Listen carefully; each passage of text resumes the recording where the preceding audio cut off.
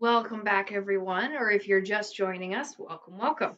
We're having a great time here, enjoying history and reaping the benefits of many long hours put in by many people whose passion it is to share that history with you.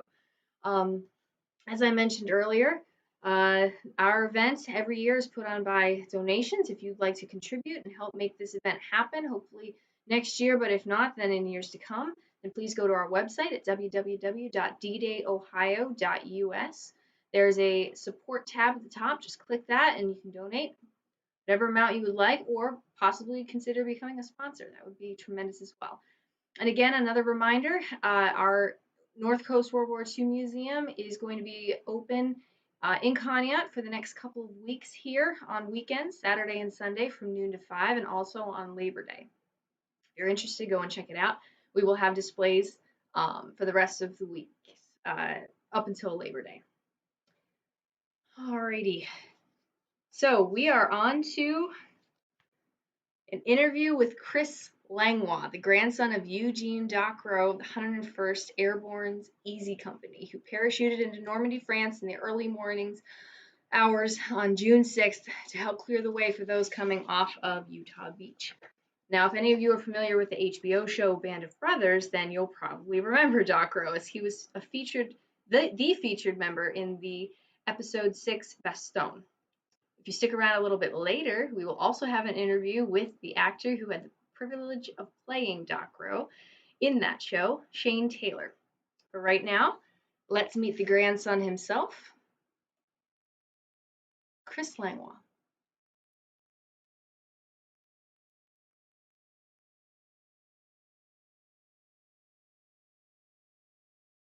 I have Chris Langlois with me, who is the grandson of Eugene Docquereau, who was an NCO with Easy Company, 2nd Battalion, 506th Parachute Infantry Regiment in the 101st Airborne Division in World War II. Did I get all that correct?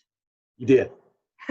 Fantastic. Well, thank you so much for speaking with me today. I know things have been pretty crazy, but I'm very excited to not only see you again, but have more time to spend with you, because we barely had any time last we met.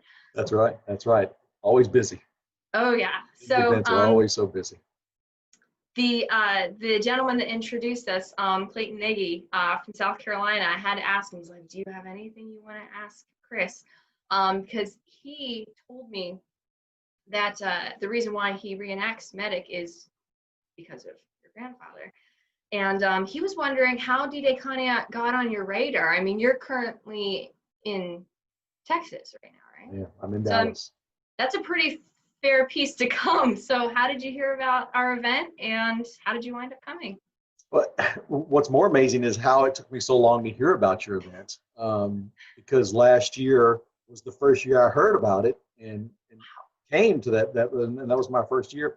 I'm sure I saw it on a Facebook group. I mean, the videos of the reenactment and all that stuff. I was blown away by the enormity and the realism.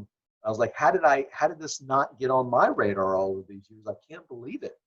And so that's really what got me interested. And like I said, the first year that I found about it, I was up there. And so you were there with doing signings of your book, correct? That's right. Yeah, lucky enough to be a part of some other great authors, and we had a prime seat right there near the front, and You so I did. got to watch and see and hear everything, and very fortunate enough to be able to share my book with you. I know I couldn't get one the weekend of, but you were very kind in sending me a copy of your book. Thank you so much. How Easy Company Became a Band of Brothers. If you're interested, look it up. It's a fantastic read. So the Band of Brothers episode that features Docquereau, it happens to be one of my favorites. Actually, no, it is my favorite episode. From what you know of your grandfather's time during the Battle of the Bulge, the time that episode was centered on, so how accurate was the HBO episode? Like, did he actually meet, was it Renee Lemaire, the Belgian nurse? Did he actually meet anyone like that? So Renee was a real person, as most everyone knows. Hollywood moved her a little bit down the road because technically she was at the 10th Armored Aid Station. If you ever get to Bastogne, it's the 101st was at the seminary down the street a mile or two. So Hollywood kind of moved her down and put her in the 101st, even though she was killed and worked in the 10th Armored Division, 8th Station. So it's possible that they met. They were definitely there at the same place at the same time. It's not probable since they were in two different places, and Roe obviously spent most of his time in the field. Would only come back to drop off wounded and go with those guys. But I think they wanted to add. I know they wanted to bring Renee into the story because her story is fascinating in and of itself. You know, she basically volunteered. Her parents lived. Their house was right there in the town square. And it's also tragic because then she dies volunteering to help the Americans. So, you know, Hollywood being what it is, wanted to bring that in and kind of created a little bit of that. Maybe there's a romantic side of it, maybe there's not. I mean, the hint of it is kind of the joy and the fun of it. But I think it brings her story to life and it brings some humanity. And I think that was the big thing that they used Roe for, was to bring some humanity. It wasn't all battles and gunfire and tanks and bazookas and things like that. And Roe was able to show the humanity side of it and the impact that it made on the guys. And I've said it before, but I think it was a genius move. That actually brought me to one of my other questions. So I know medics, you know, they would treat the wounded on both sides, right? Was your grandfather ever able to treat any of the Germans that they encountered? Roe did not tell us anything bad about his wartime experiences. The few things that he mentioned were the good times or the good friends. I know if you remember in episode 10, when they're driving, when Sink says each battalion or each company gets a load of liquor out of the Eagle's Nest, I know that he drove one of those trucks and drove it to deliver to one of the other companies. So that's the kind of stuff he talked about. We had no idea. We watched each episode on Sunday like everybody else and learned a lot about what Roe did and what they encountered, just like everybody else in the world. So I wish I knew. That would be a wonderful question, and I could add that to the millions that I'll never get to ask. Grandfather unfortunately passed before the series started, right? About 3 years, I believe. Yeah, he passed in December of '98. Okay. How do you think he would have felt watching Shane Taylor's portrayal of him? It's a good question. I don't know that I can't recall anybody ever asking me that. I think he would be like a lot of the guys. He would be very humbled and humble. I don't doubt that he would have said I was doing my job. I think he would have been very proud to be recognized. But I think he would have been, I was part of it and I did the best I could. But there was a lot of other guys who did more than me. I think that's the sentiment that he would have, especially talking to some of the other guys. When you talk to Malarkey, he never talks about himself. Talk to Garnier, he never talks about himself. He always talks about the guys around him. And I think he would have been the same way. I think he'd have said, I think he'd have talked about Spina and what Spina did to help him out. I think that's what you would have gotten about him. You would have gotten a lot about it, what he did himself. So something you just said about the fun times and remembering like the funnier aspects of what had happened. So I've heard a lot of stories about other military units that there's usually always one like prankster or kidder or a joker in the group. Was there someone like that in Easy Company that he remembers as the guy that was just always kidding or pranking other people? Not that a story that I remember him telling, and I never got to ask those questions because when the book came out in '92, I was a sophomore, junior in college, and your grandfather's World War II stories aren't of much interest when you're in college, and then not knowing the length of time. Really, he was the only medic in Easy that made it from D-Day to Hitler's Eagle's Nest. And then I had no idea until the series came out that was how big of a role he played, and he was there the entire time. So I never got to ask those questions. I bet he would say Luz, like everybody else. Luz was the prankster and the jokester, and kept the guys in line. I'm sure he was around for plenty of Luz's escapades, shenanigans. My maternal grandfather, he was a Marine on Okinawa in World War II. He unfortunately passed when I was 1, so I don't remember anything about him, but my 3 older brothers do. And they always said that he always talked, when he would talk about it, it was always the lighter hearted moments, like what you're mentioning. And times when he got into trouble with the brass for pulling something stupid was generally what he would talk about, and then tell them to never do. So you said your grandfather did have funny stories. What are some of the ones that he would talk about? You know, that big one was the one that always stuck out for me because, you know, when he drove the trucks, because then that is portrayed, you know, talked about it in the series and the book. So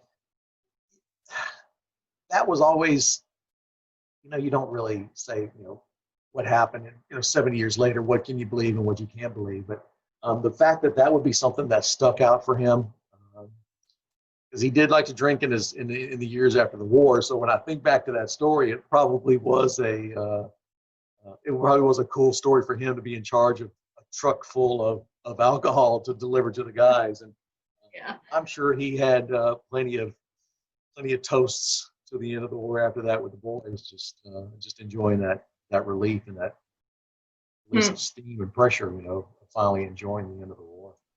In lead-in with what you had just said about after the war, how did he adjust to civilian life after his time in the service?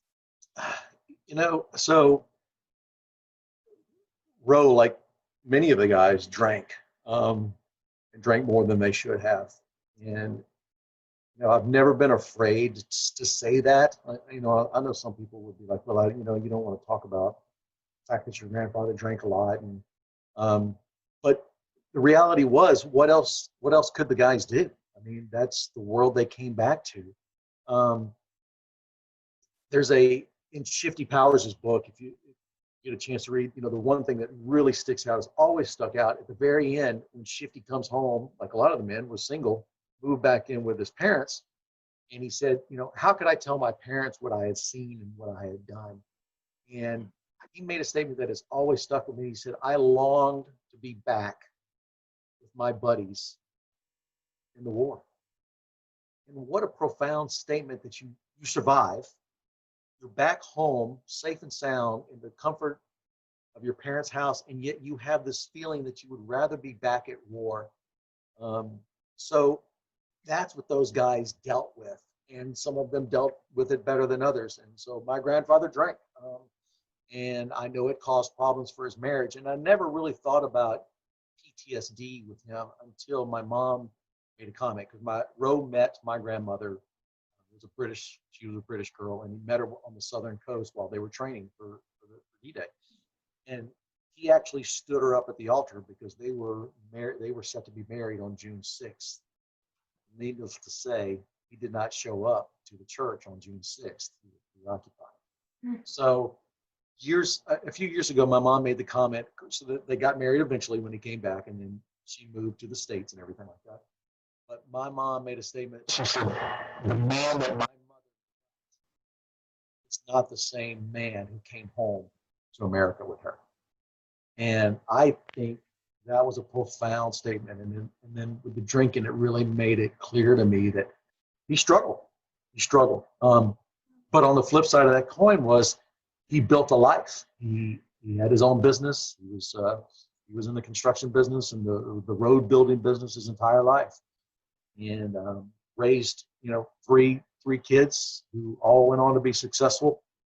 And so, you know, the measure of a man is not when he falls down, it's when he gets up. And so I think my grandfather struggled with the war, especially being a medic who was there the entire time. So he saw all the guys that got hurt, all of them, from D-Day on.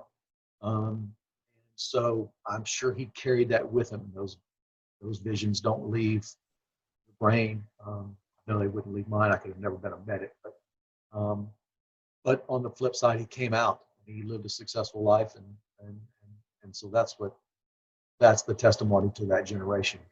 They pick themselves up and come back and still build a life, even though they struggle. Some of them struggle more than others, but struggle with the realities of living with war every day. This is kind of a whimsical question. So I would assume the airborne is probably the branch that you're most familiar with, but let's just say, had you lived back then and had you served, would you be in the airborne, or which branch would you have liked to have been in? That's a good question. Um, in high school, I thought I would join the Air Force because I wanted to fly Okay. jet plane. So, but then I chickened out because I thought if I don't get that, then I don't want to be doing something else. Mm. And so, because my dad was in the Air Force, but that's a good question. I'd like to think that I would want to be. Is it my job now? I've always been in a specialized unit with police, so that part appeals to me, and the airborne fits into that role. It's a specialized unit. It's a small percentage of the overall force. I would like to think that I would want to have been part of that. And Dick Winter said something years ago. He said, if I'm going to war, I want to be with the best. I want the guys on both sides of me to be motivated, and that's how I feel at work. I want to be on a specialized unit because I want people to volunteer to be in a position where they're motivated and go-getters. So I'd like to imagine that. I haven't yet to jump out of a plane. I haven't fulfilled that obligation in my mind. I will. That was But I'd one of like to my, think that one that was day. another question of mine. Like, have you ever? I want to. I want to. It's on my to-do list. It's on my bucket list. Yeah, I mean, and what a scary thing, because I mean, think about how long air travel in general had been around, like a matter of decades. And now they're not only so advanced that they're, using them to that capacity, but now people are jumping out of them. That's right. Must have seemed crazy at first when someone thought that that was a good idea. I'm sure. I'm sure. I know you were in Normandy for the 75th last year, correct? You were going around. Was that your first year going to the anniversaries in Normandy, or No, I was actually the first time I went was for the 70th anniversary. 70th? Okay. Yeah, so I was lucky enough to go then, and but it's it's one of those places where if I went every year, it would never decrease its specialness. There's it's in Bastogne. I mean, all those places for me and for people like you, you could go there twice a year, and it would always be special. And there's always something new to learn. So many places to see, and so much history to learn, and stories to hear. So I've been lucky enough to go 3 times, Bastogne 2 or 3 times, and I'll go back every chance I can get away. That was me when I was there. Like, man, couldn't we have made the whole trip just this? Because Yes. I did not want to leave. It was way too short a time. Did Roe ever go back to Normandy or Europe in general? He never went. And he only went to a few of the reunions. He was just one of those guys that, life, or again, another question I don't know is what was it, just life being busy, or was it a desire not to go back and some of those guys relive those moments? I know he went to one of the ones in Vegas because he went with Spina, so that was a big deal. Because we've got some pictures from that reunion where they were together, so that had to be special to be back with Spina. Hmm. But he didn't go to a lot of them like some of the guys. Looking back, kind of piggybacking on what you just said with like, was it just not enough time, or did he not want to go back to those places? So I have a question from Brandon Piplo, who's both of his grandfathers were in World War II, but they never saw action. So as someone who did see all the action that he did and had all those stories, I guess I was wondering, how did he convey them years later? I know you said he kept with the lighter hearted ones, but was it something that he was proud of that they accomplished, or was it always more of a sad time, like a necessary evil?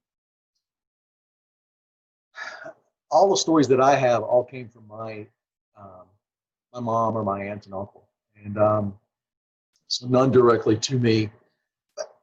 I don't doubt in the least bit that he was proud, not in the least bit. But I also feel that he was like so many of the other guys who saw combat, would not want to put that burden of those stories. Um, he did, and I say that with it because I remember my aunt recently told me that he told a story about one of the guys who got like half his head shot off, and it could have been any of them, but I mean it could be Grant. who got shot toward the end of the war in the head by one of our own. But um, you know, just those guys, and most of us wouldn't. You know, if you see that stuff, you wouldn't want to put that burden on your family. Um, and so That's true. I think that was part of the reason, the majority of the reason, especially being the medic. You know, when he was working, it's because things had gone bad for somebody. And so that's why I think to a large degree the stories that he told were only the happy ones. He wouldn't put that burden. Probably didn't want to think about it either. So that's why the funny stories and the he had a scar on his calf, and we think that that was one of his Purple Hearts from the market garden jump, or soon after that, trying to climb over the fences and stuff like that. But there's no harm and pain in telling those kind of stories about the war. It doesn't make you relive those, and it doesn't make your family hear the atrocities, Mm. the horrible things that you see, especially as a medic. Did your grandfather have experience in the medical field? Like, how did he become a medic? I know a lot of them are just like, hey, congratulations, you are now Yeah, so a corpsman. I talked to Spina, and Spina said when he got there, they just said, "You're a medic." And he's like, "Okay."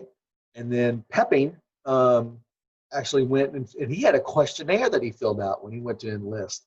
And one of them was, "Do you think you could kill another man?" And he said no. So that's how he got to be a medic. So I wish I knew which road Roe took, or the Army took for him. But no, on his discharge papers, his occupation was listed as a shrimp fisherman. So definitely, and I think he had an eighth grade education at that time. So he definitely did not come from a medical school or a medical background. So we talked about this a little bit before. Do you personally have any memorabilia or keepsakes? I do. A lot of his stuff is spread out among the family. My mom has a portrait. We have some of his medals and ribbons. So if you remember, when they reach Purchase Garden, Eagle's Nest, the looting begins, as any good soldier would. And I'll try to capture that screen grab, but you can see the silverware. One of them has an ivory handle. So the story is that the guys gave Roe 10 forks and 10 knives from Purchase Garden Eagle's Nest as a wedding present. And so I do have. Oh. You have. Oh, wow. Direct from the Eagle's Nest. Somewhere around there, either Purchase Garden Eagle's Nest. This is where this came from. So there's a set at That's the incredible. USS Kidd in Baton Rouge at their museum. And then I've managed to keep a set around here, and I bring it to some of the events and things like that. But it's obviously very special. Yes. So that's a very cool piece. My grandmother had like 10 siblings, and so he brought the brothers back a bunch of rifles. So we don't have those, but the one thing I do wish he had was he brought back a pistol. I don't know if it was a Luger or a P-38 or something, but he brought it all the way back home, and his mother found it, and of course it had the swastika on it. She says, "I will not have anything Nazi in my house," and she threw that in the bayou. So, What? yes. I mean, I can understand the sentiment, but what? Yes. Oh, no. So that just gut wrenching to think that that's Ow. buried in a sentiment somewhere. But that's the only loot that we have is really those 10 forks and knives, other than his ribbons and medals and things. But that's it's pretty cool. That's pretty special. For sure. What a story those things would tell if they could, like Exactly. you use them. Just Yeah. We touched them. What were they doing? Yeah, absolutely. So as I mentioned earlier, and I showed your book, so Rose Service must have had a profound impact on you. Like, what age did you start getting really interested in that aspect and the history of World War II? The premiere of Band of Brothers. It was 2001. It was when it all really started for me. So the when the book came out in '92, like I said, my mom. I'll try to figure, this is the only one I have. So right there is his autograph. Um, so when the book came out in '92, of course, I flipped to the back, and on the original book in '92, Roe is mentioned on 3 pages. So I remember getting the book, looking at it, reading those 3 pages, and I remember. It's funny how you remember things, but I remember that sound of the book closing. And I handed it back to my mom, and I said, "Well, obviously, he didn't do anything in the war." Because if he'd have done something, he'd have been on more than 3 pages, right? It's hard to be in World War II and only make it on 3 pages of the book. So I correlated 3 pages of the book with the fact that he didn't do anything in the war. And so for me, it was over. That was it. 1992, there's the book. Good job. And it was over in 5 minutes for me. So we knew that they were working on the film, but of course we had no idea the scope. And again, why would I care? Because he only was on 3 pages of the book, so he didn't do anything. And so when we got to Normandy, we found out about the premiere in Normandy late, and so we had to pay for our own way, which is fine. The family's all, HBO treated everybody. It was awesome. And the hotel was already booked up, so we had to get a separate hotel. We walked in the door to check in, and there was like 12 of us from the family. I mean, almost all of us went. And we said, we're here with the Rowe family to check in. And I remember the girl going, "Oh, you're going to love episode 6. It's all about your grandfather." And I was like, why would it be about my grandfather? He's on 3 pages. What do you? So, but then that was the chance to meet the actors. And of course, a lot of the actors were unknown guys. I mean, nobody knew who they were. And so, but I would meet an actor and I say, "Oh, hey, I'm Chris. I'm a grandson of Doc Rowe." And then, people shake your hand, but they shake. It's hard to. They shake your hand instead of just shaking hands. They shake your hand. I was like, they're like, "Oh my gosh, your grandfather was a hero, and your grandfather was an angel." And I was like, "He's on 3 pages of the book. What are y'all talking about?" But they had already done the research, and they had talked to the veterans, and they had heard Garnier talk and heard Don Malarkey talk. And so they knew more about my grandfather than I did. And so the fact that they called him an angel was something that the men had said. Men had said he was an angel.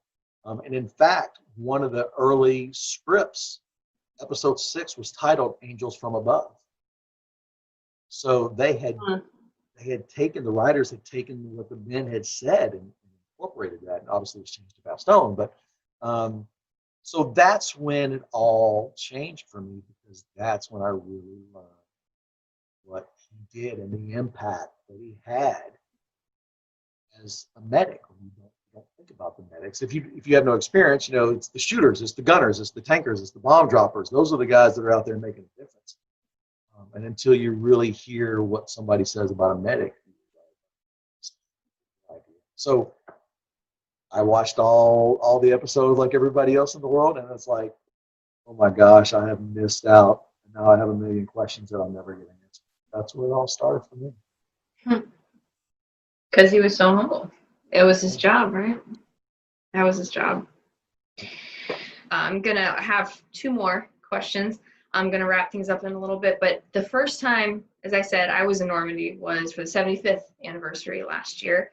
An amazing, amazing privilege to be able to go and experience that, especially over an anniversary. Like, it'd be amazing to go at any time, but to be there when everyone else is there, and it was unbelievable. But it must give you an amazing sense of pride for what Roe did when the general populace of the entire Normandy area shows so much love and gratitude and appreciation for what those Americans did over 7 decades ago, and how much they're still grateful to us for just being Americans. I mean, how much it must have meant to them. What a living hell they must have been in for all of those years. And then, because I was thinking about this just recently, the majority of people that lived back then, they're no longer alive. So they must have impressed upon their children and their children's children for them to feel the same exact way. And that's incredible to me, because I mean, it seemed like it was happened 5 years ago, that's how much it was still touching people. But yeah, he must be he must be really proud to know that he was one of the ones that helped bring that about, you know? Absolutely, absolutely. And like you say, of course, it's always different for them because they live in the history, right? There's still the ruins of some of these buildings. There's still pot marks in the concrete in the sides of these people's houses where the Yeah. bullets hit. Um, they passed by the signs and the memorials and everything, and they were occupied. That's the other big thing. They were occupied. We have not been occupied, since 1775 when with the British, and so we don't see it the same way they do, and it's very personal when you've been occupied. But you're right; they do a fantastic job of imparting to the next generations the importance of it. And sometimes, and we've been over there, and you've seen it. Sometimes they're more American than we are, um, Yeah. which is fantastic because they remember the sacrifices that were done on their behalf. And many of my friends that had been over there before, they told me that that's how it was going to be, but until you experience it, it was every single person, everyone was like that. I think that's what shocked me the most, every one of them that I met. Because when I was over there, I was in uniform, right? And so 90% of the people who are reenactors over there, they're all French. Right. That's right. So when a person realized that I was an American, in an American uniform, they just went crazy, and it blew my mind. It's very surreal to go to another country and have them portray Americans. And Yes. they're not portraying their own country's uniforms and flags. That's our flag. That's our uniform that they're wearing. Yes, Powerful, very exactly. And powerful. even in a different part of the country is not like that. But oh, for sure it is right there. Then you won't forget it either. That's right. So lastly, was there anything uh, about Roe or about what you knew of him that the show didn't quite cover that you would want people to know? Man, that's a good question. The short answer is no. Um, but I'll tell you a story that's kind of related. So the first time I watched, and it's either six or seven, um, they're getting shelled, and Rose in a foxhole, and they're screaming for the medic, and um, he's sitting there, and he's kind of shocked, kind of shell shocked, I guess, and they're screaming and screaming, and I think it's Lipton who finally comes to his foxhole. It's like, Doc, we need you. And he hesitates a half a second later, and then he gets up and goes. And when I saw that, I thought, they just portrayed him as a coward. So they were calling and calling, and he didn't move. And I was really upset. It really was. Now, this is back, you might not even remember. This is back in 2001. There was bulletin boards. The internet was not really the internet like it is now. There were bulletin boards where you'd post a message and it would show like in a thread, but it wasn't as interactive as it was now. And so I jumped on the internet, and I went to this bulletin board, and everybody was just raving. It must have been six. Everyone was just raving about episode six. And I'm scrolling. I'm like, am I the only one who saw this? And I went back and watched it again. And then I realized, again, the genius, because it showed that these guys were human and war takes its toll. And even the strongest will eventually break down in some way, shape, or form. And courage is not the absence of fear.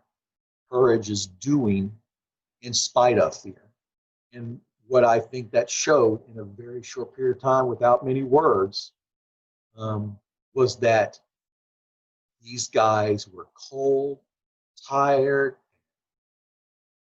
tired of being shelled, and tired of getting their buddies wounded, tired of no sleep, and yet got up and did their job. And so then I went from being upset to on the complete opposite end of that, being so proud because what did it show? My grandfather being courageous and being self-sacrificing and doing his job at his sacrificing his life, the potential thereof, by getting up out of a hole. Because during a battle, everybody wants to be in a hole. And what does the medic have to do? The medic has to get out of his hole. He has to do the antithesis of what is common sense and self-preservation. And he has to risk his life to go save somebody else. And so I didn't answer your question, but I think what I'm most proud of is that it showed him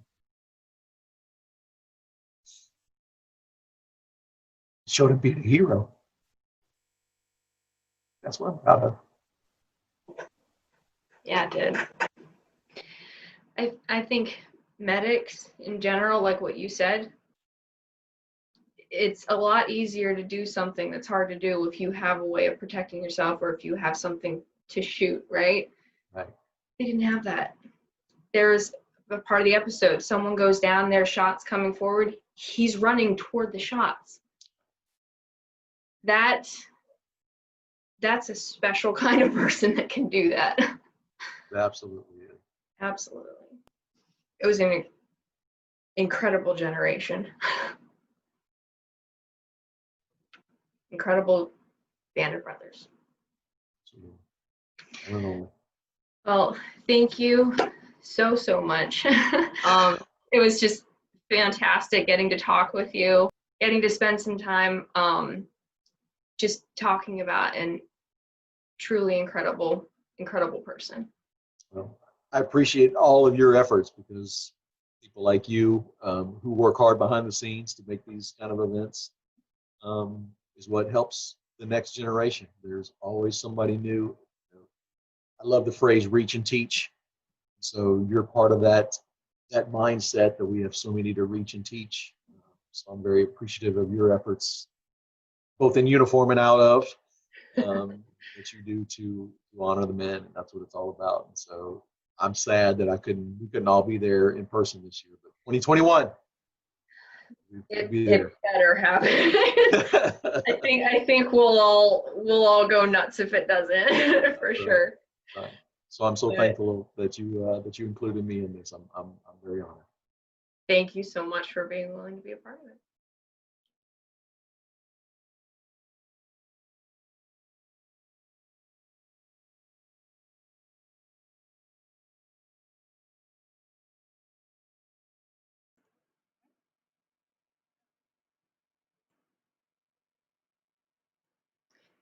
Chris is such a great guy, and it was an absolute privilege getting to talk with him about his grandfather.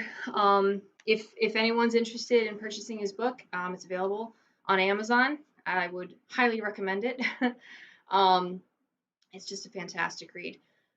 All right, so at this time we're gonna keep right on going, and we're gonna go back to our French correspondent JP for one last live presentation. This time from some of the locations where Docro and his band of brothers actually were in Normandy, France. So live from the 101st Airborne Sector, we are going to go back to JP. Okay, are we together? Yes? Yes. Okay, super. We ride about 5 miles from Utah Beach where we were an hour ago. And well, I have so many things to tell you about that place. Yes, we are now on the 101st Airborne Sector.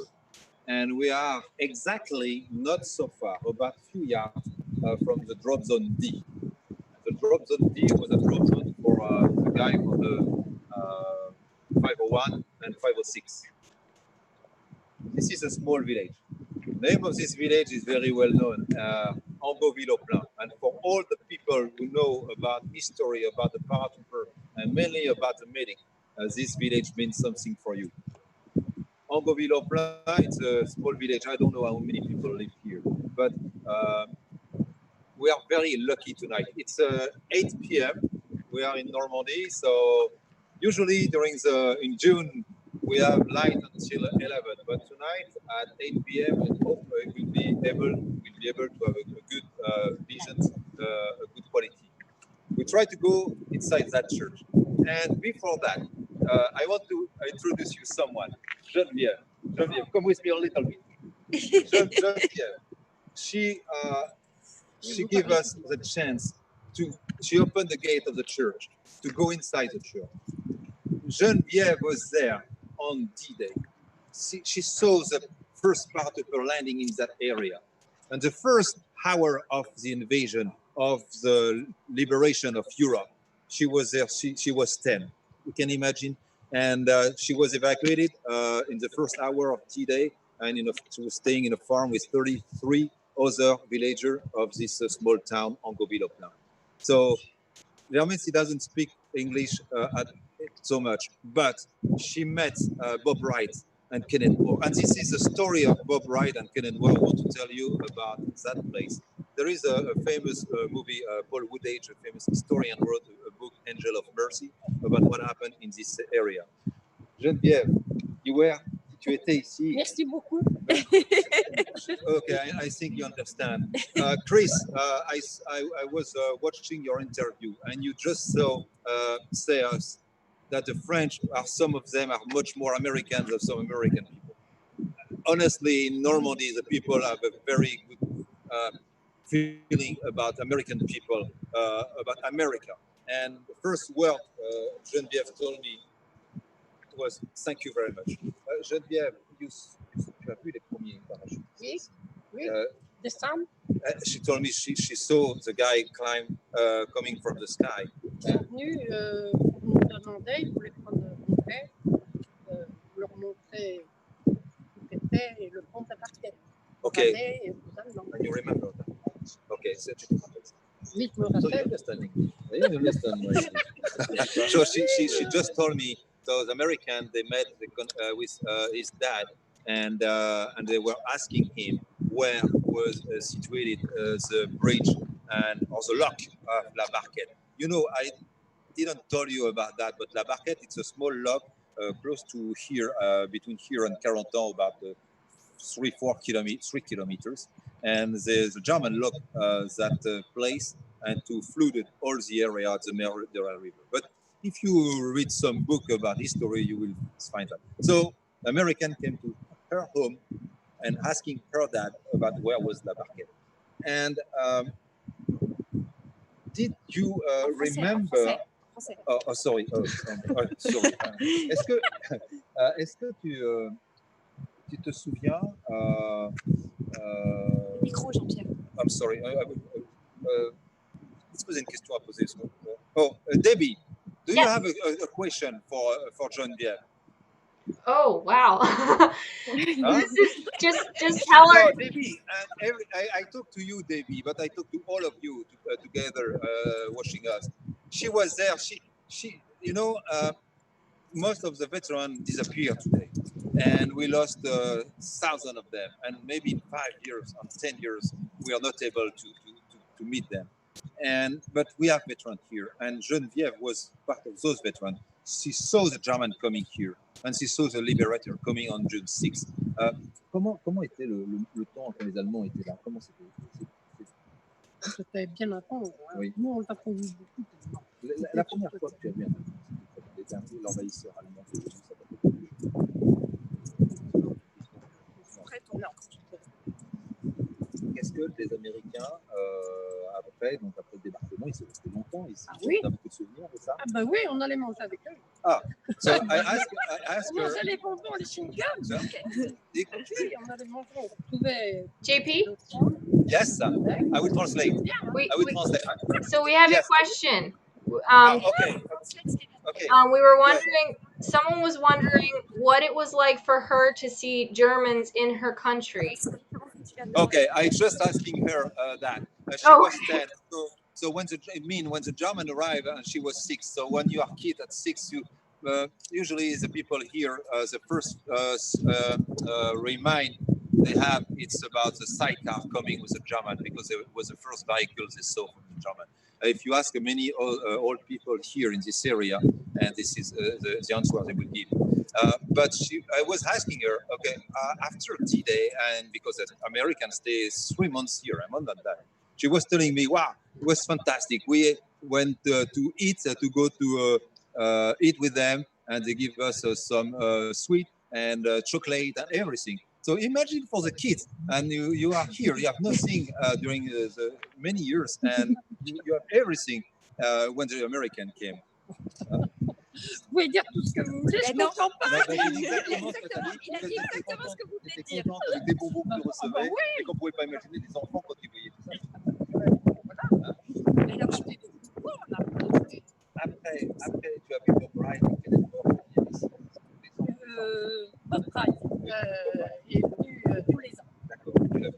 Ah oui, on l'a vu tous les ans. So she's telling me Bob Wright Ah oui. was here, and I will tell you the story about those two medics of the 501 PIR.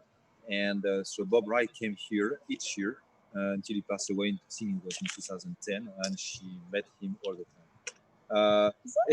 Geneviève opened the gate. She has a key of the church, and she opened us the gate of the church. I will go inside the church. But before that, thank you very much, Geneviève. Stay with us. And so before that, I just want to give you. Yeah, I think you understand my yeah, but I have special English, you know. I have a French English. So we are here in Angoville, and we told you about the two medics, a story about two medics, especially here of the 501 PR. But before that, why there is medic in the paratrooper unit? You know, the paratrooper were the organized the plan to drop two division of airborne, 13 300 something thousand paratrooper on D-Day. They expect heavy loss, around something 60-70% loss, something like that, because they jump by night, because they jump in enemy territory, because they jump in some flooded area. And so Eisenhower and the commander, they expect so many lost.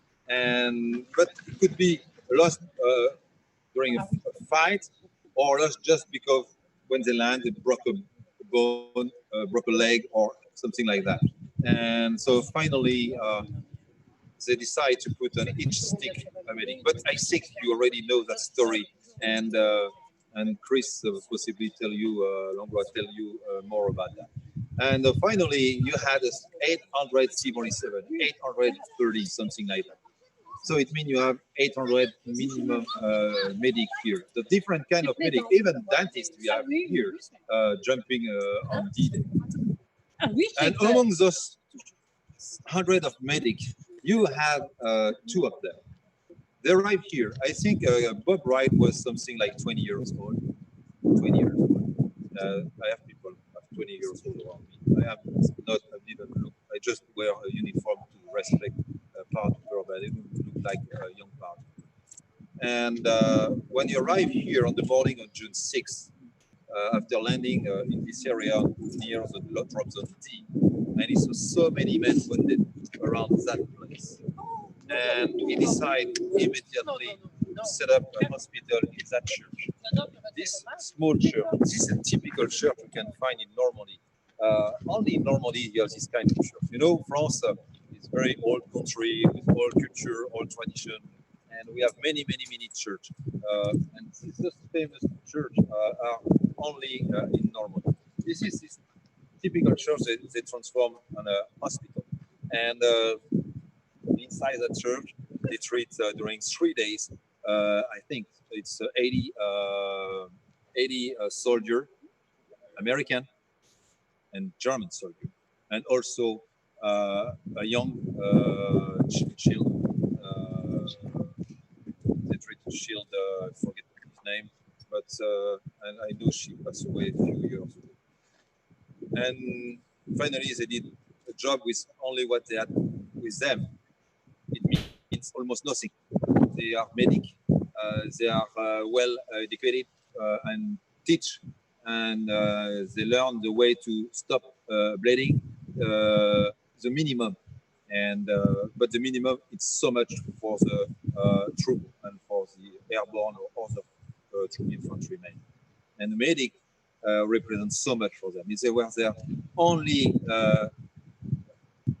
help they can have on territory on the battlefield. So this church was rehab, and with an association, and John Hill was part of this association with many people, and they decided to organize a kind of fundraiser, and everything was paid by America, and the stained glass inside the church was paid by America. So let's go now to that church, and when we will go back, I will tell you something more about this area. I don't show you the building just behind the camera, but it's something very interesting as well. So let's follow me. And so we came here with our jeep from Utah Beach, and we use a very nice place road just behind the Sainte-Marie-du-Mont, because Sainte-Marie-du-Mont is just about 3 kilometers in that direction. So we are. This is a real battlefield here, and the German was not totally here during D-Day. They were just after Saint-Côme-du-Mont, a city about 4 kilometers, 5 kilometers that direction, even south of Carentan and the 6th Forschungsjäger, but they came here very quickly, and there is a very tough, hard combat here in that area. Now,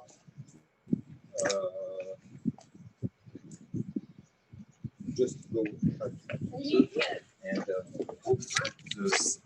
baby, I hope you can hear me well. Yes, and, very well. Okay, so we adjust the camera just to see if there is a kind of echo here. And so we are in the church of Saint-André-Villorplain. The first thing I want to show you, this is this stained glass right here. Are you able to see it well? Okay. Yes. Okay. And this is the place. Can you imagine? Nothing changed. It's the same. It's the same. They redo the window, but even the bench are here, and even you can see the blood stain here on the bench right here, where they treat the soldiers, the American soldier and German soldier. Wow. Yes, this is something. A small church. You can imagine how many people are coming in that church every year. So Bob Wright, Kenmore was here, and if you read this book, I told you, The Angel of Mercy, you have heard the story of this medic. There is an anecdote here. I think Kenneth Moore was from California. Bob Wright was from Florida, where I live. I live in Boca Raton. I live in Clearwater, or north of Clearwater, I think.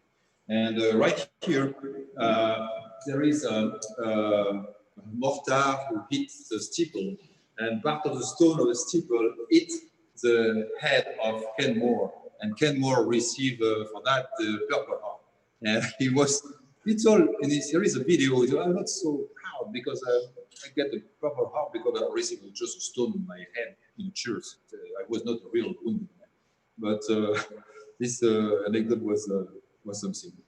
The small door here, believe me or not, but at the end of the 3 days and after combat, during all the time they treat the soldier here in that church, there is at least two snipers in the steep. And 3 days after, they came here and they surrendered, coming that door. So, Debbie, are you here? Yes.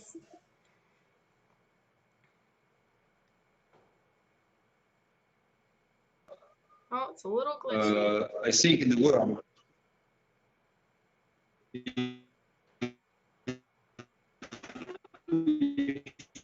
We have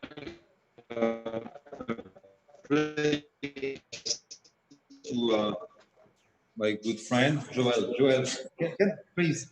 Yes. Because we are. It's funny because we do talk from Normandy, but at the same time, Normandy, Bastogne, Battle of the Bulge, we find the same unit there, the same men, and I think Joël has some anecdote as well about medic. Yes. So, being the Bastogne guy in Normandy, we talked about Bastogne, and the anecdote who came to my mind was particularly about Band of Brothers. I missed the interview of the grandson of Eugene Rowe because we were on the road between Utah Beach and here, driving our jeeps.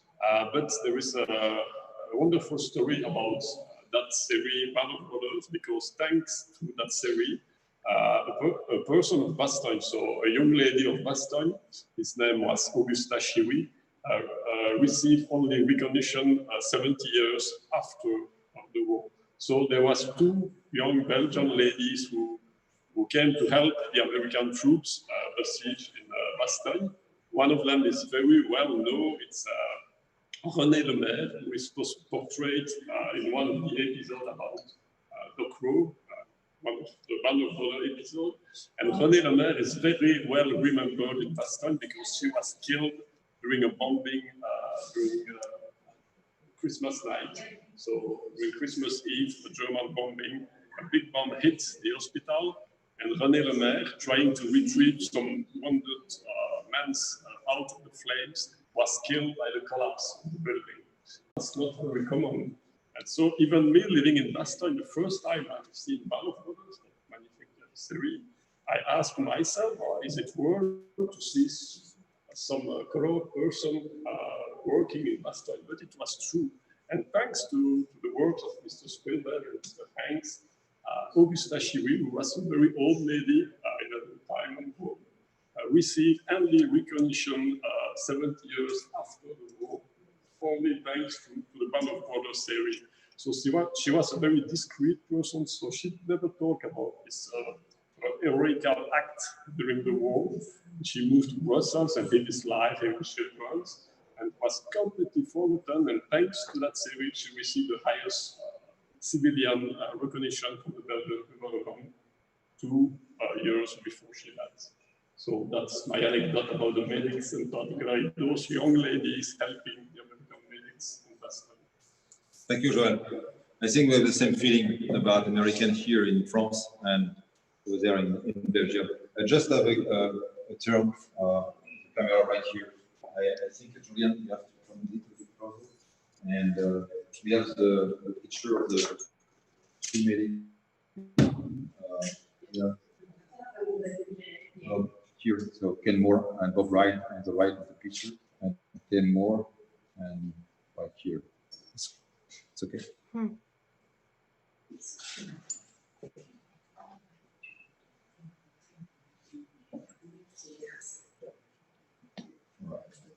Arm brass. I learned something interesting. People asking me why is the Red Cross and Red Cross. I need some help. Ferdinand, who's the man? Henri Dunant was a Switzerland. And I didn't know that. But the Red Cross, it's the opposite of the Switzerland flag. So this is that. So now, I want to show you something again outside the church. And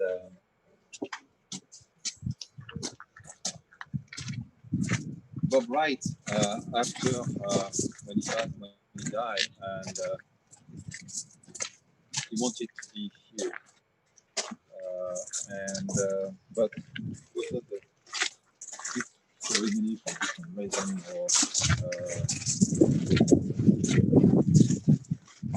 or but the partner is right here. So now many people know that. I have the initial Robert one right here, and again you can find easily a lot of information why he's here and why he wanted to come here, to come back here. Follow me now. We go outside the church, and I told you there is a thing behind the camera, and that one. Merci beaucoup, Geneviève. Merci beaucoup. Thank you very much. I think everybody appreciates Thank that you so Geneviève. much. You know, thank you so much. Merci beaucoup. Oh. And so of course, this year there is not so much ceremony or commemoration. There is some of them, and I think some place on YouTube you were able to see them, but it was not like here in June. We have on this small place about 2,000 people, veteran here. So just there is something I wanted to show you. It's just behind the concrete wall right here, and the camera we can see it. There is a famous photo. We have time. What time? Okay, we have 10 minutes, David. It's correct? Yes, we're good. Okay. Okay, so I don't want to go outside up to the wall. It's okay with the camera? Yes.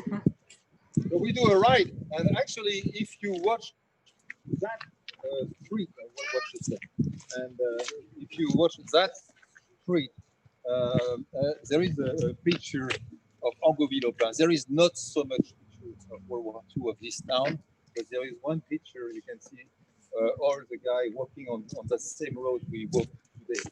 Everything is the same thing, except this house.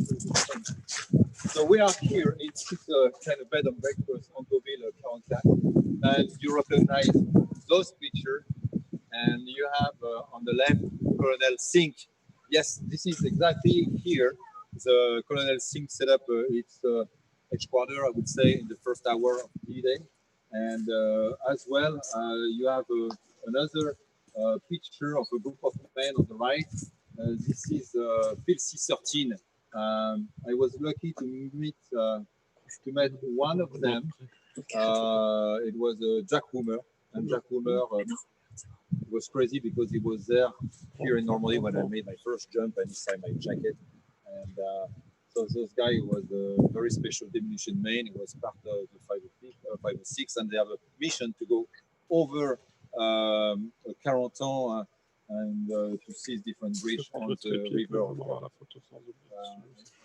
Let's see if we can. And bonjour.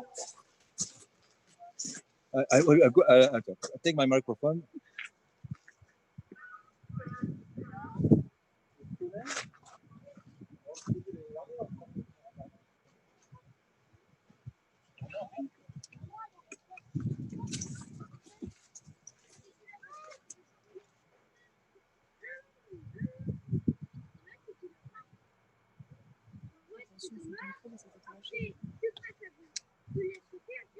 Je vais faire une petite phrase orientée, ça fatigue.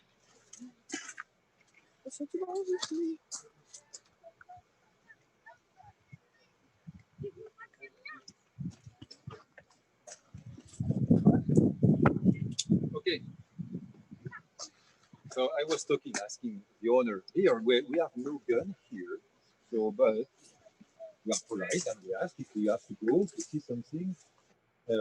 This is the backyard of someone. So look at that picture. Then and now, we call those pictures like that.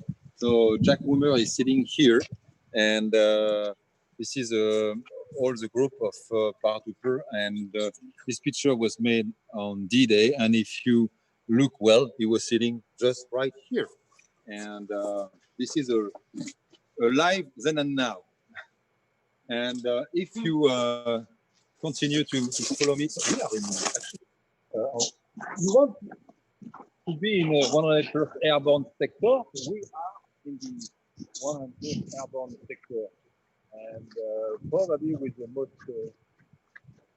famous or most well-known units. There is so many parties, but because of Easy Company, we have a better view about what happened as a paratrooper in all the different units. We have here Colonel Sink. So it was. I stopped smoking a long time ago. So it was something like I don't do well. I'm sorry. Very So, but this is the authentic place.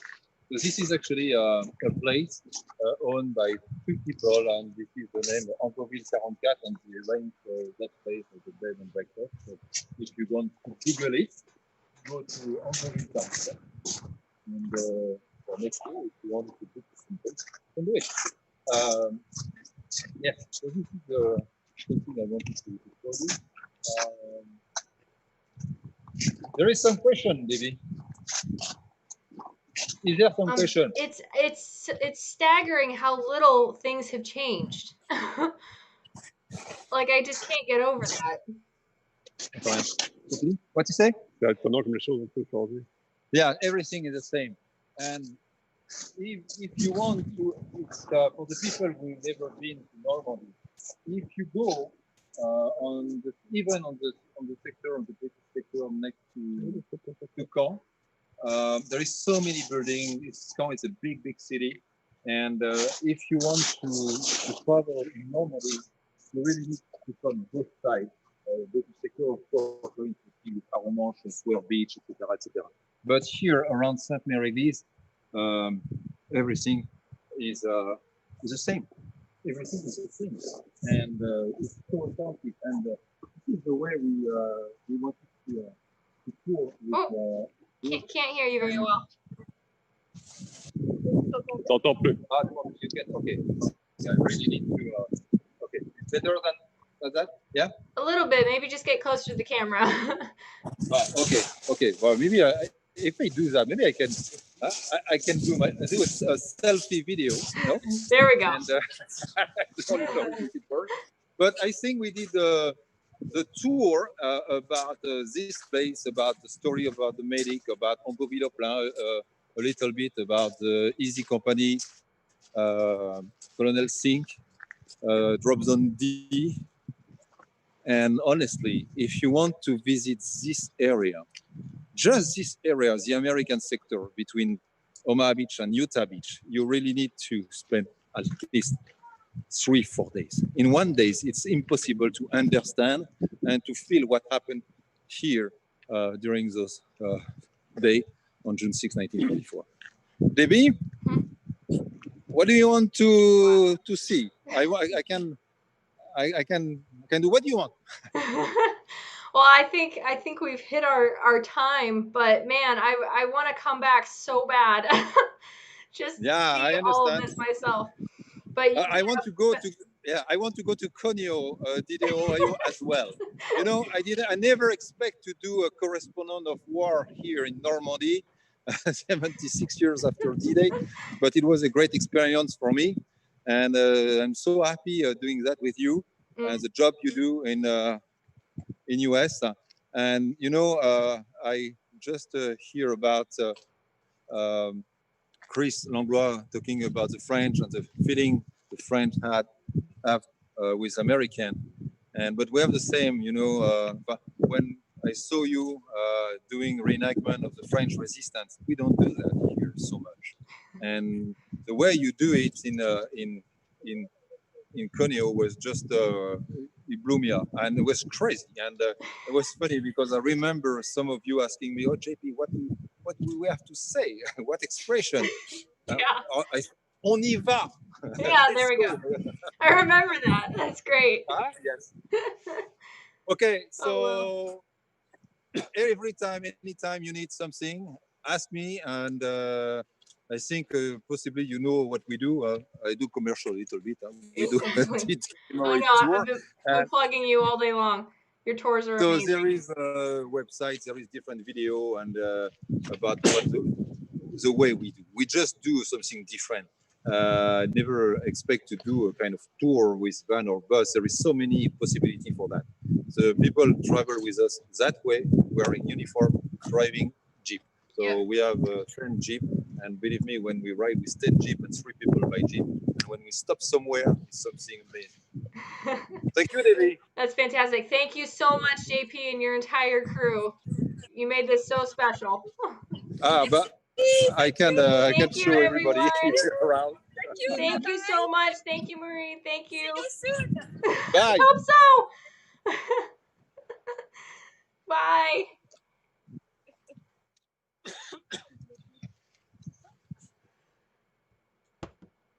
Whew.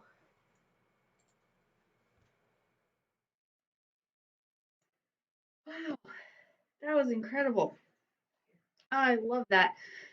Alrighty, well, yeah, that was fantastic. When I was there, I saw I saw Omaha at the American Cemetery, and we saw places.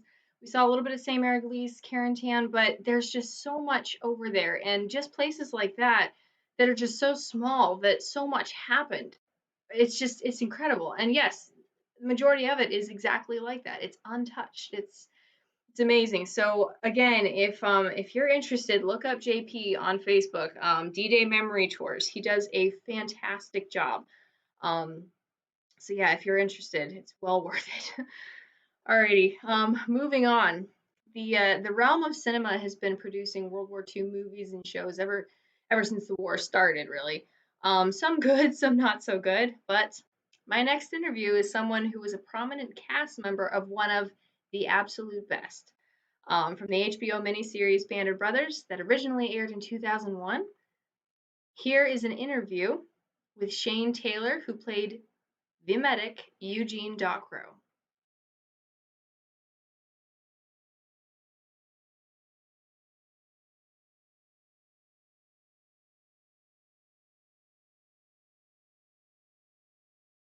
I have Shane Taylor here with me virtually, of course, actor of the hit award-winning miniseries Band of Brothers, in which he portrays NCO medic Eugene Docrow. So hello, Shane, and welcome. Thank you so much for taking the time out today to do this interview. Hello, Debbie. Hi, thanks for having me. You very graciously invited me to be part of this great event, and so very happy to partake and be here with you. Oh, I'm the honored one. I'm so happy we finally got this able to happen. Before we go to the show, though, I kind of wanted to talk about you a little bit. So, I mean, what got you into acting, and how early did you realize that's what you wanted to do? Well, I was named after the cowboy film, Alan Ladd Shane, and my dad was into westerns and in a big way, and movies in general. A lot of war films too. I was a pretty shy kid, and that's not unusual either. I mean, people have that misconception that we're all exhibitionists out in real life and just showing off. It's really not the case. I mean, I was involved in plays when at school, I suppose in prep school and stuff like that, and I was super shy. I couldn't even get out of line, when it was my go, and but I wanted to. I mean, there was always that in me that wanted to, and I used to mimic people, and I used to like doing that. Impressionists were my big heroes, I suppose, early on. Three people: Jimi Hendrix, Bruce Lee, and a soccer player called Kenny Dalglish, who's a Scottish Liverpool player. So I sort of sat. I was like a satellite around those three. But the whole idea of getting into acting seriously, I was just from an area that wasn't, geared towards the arts, so to speak. I grew up on the coast. It was, London was a dream, and geographically not that far, but it seemed like that as a kid, and it just seemed to be the place that you needed to go to do that. After sort of finally coming out of my shell and getting involved in plays at school, it was just like a hobby. It was a social group. If you had an interest in it, then it was more or less outside of school hours, and knock yourself out and perform whatever you want, but don't, it's not part of what we do. It's not the veins, not part of the sort of like, the skeletal curriculum. And so which was fine for and served its purpose. But when I really got serious is when I went to college, and I was studying to be a journalist. I was into journalism and gonzo journalism, really. I was a bit of a Hunter S. Thompson fan, and there was an English lecturer, and she had an outside theatre group, and she said, you know, because I was hanging out. I had all these subjects. I was having these communication subjects, these English subjects, and that was all great. But I kept finding myself hanging out with the theatre groups, you know, Okay. the wrong crowd. Debbie is what they said. But it was what may have been the wrong crowd or labeled the wrong crowd, but it was sort of like my crowd without being my crowd. I mean, I kind of knew where they were coming from, and I started to talk to them about it, and then swap subjects. But even that, although that was part of the college curriculum, there was a lot of theory, and you know, that kind of trajectory would take you off to a different kind of degree in theatre management and stagecraft and all this kind of stuff. And you know, I was just a practical layman. I just wanted to go and read a play and perform a play, you know. So my outside of college, my English lecturer had a youth theatre, and she said, you know, you need to come and do this thing. So I went there and I read and I kind of auditioned for things, but you had to kind of earn your stripes, I guess. And which, you know, I did, and I that was the first time I felt like, well, this is something that I'd really like to pursue, but I don't know how you. Again, coming back to Jimi Hendrix here, but you know, there's that song, I think it's Manic Depression, where he says something about, I know what I want, but I just don't know how to go about getting it.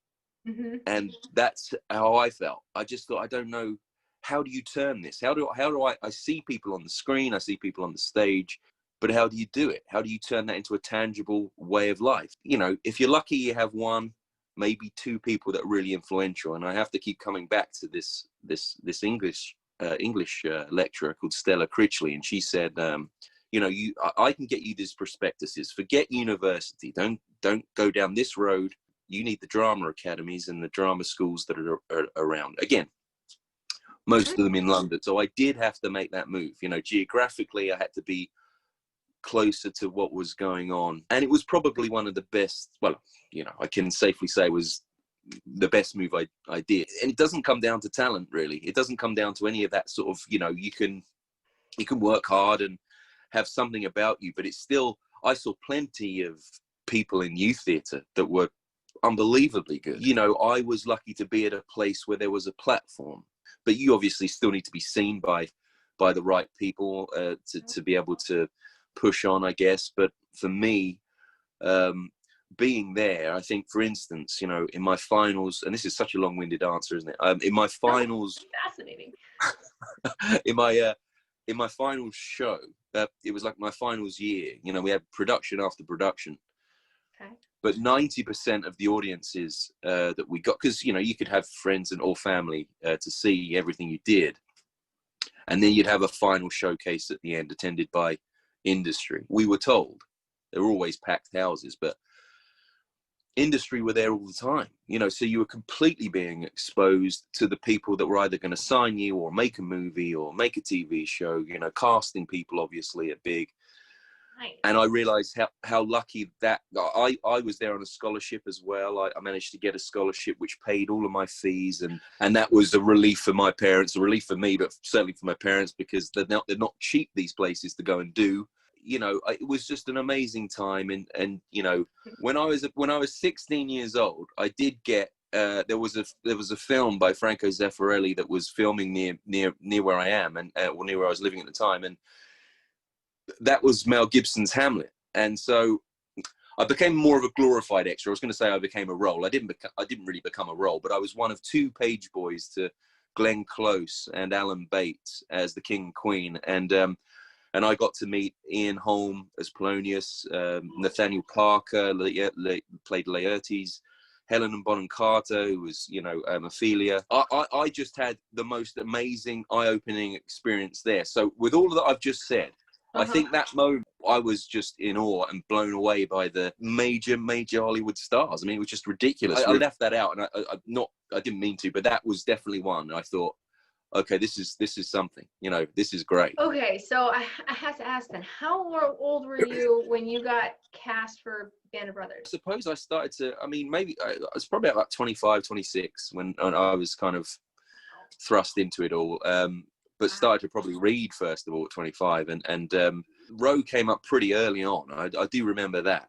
I just like the idea of this man trying to save lives in a theater of war. You know, for me, it was just, that was something to really focus as heavily on a medic's story in a very sort of dramatic sense of that particular job.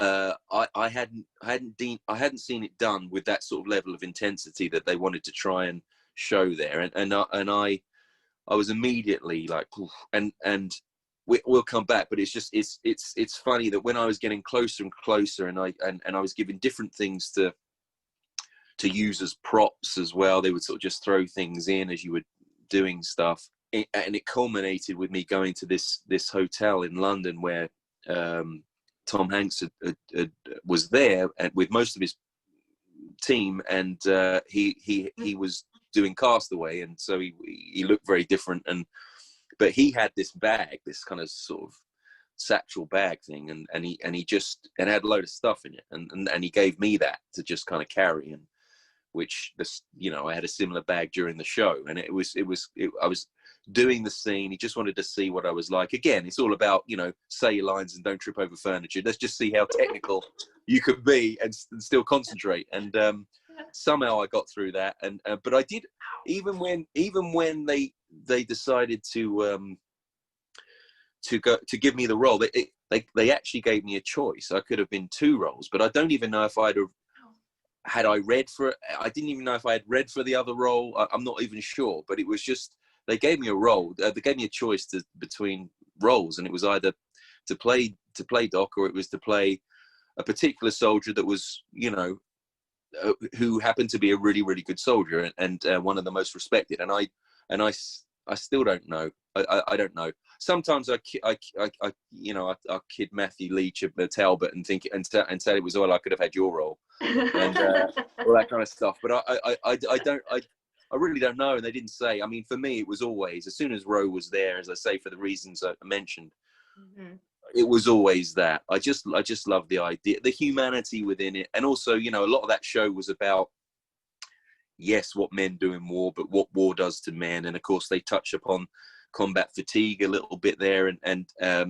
just the toil and the struggle of one man trying to perform his duty, and of course that's the same for everybody. But I just really I was really attracted to the idea of that in the medics realm. We had cadre at boot camp, of course, and on set, and people that had served and been involved in Vietnam, and even some that had gone from there and then become paramedics in real life.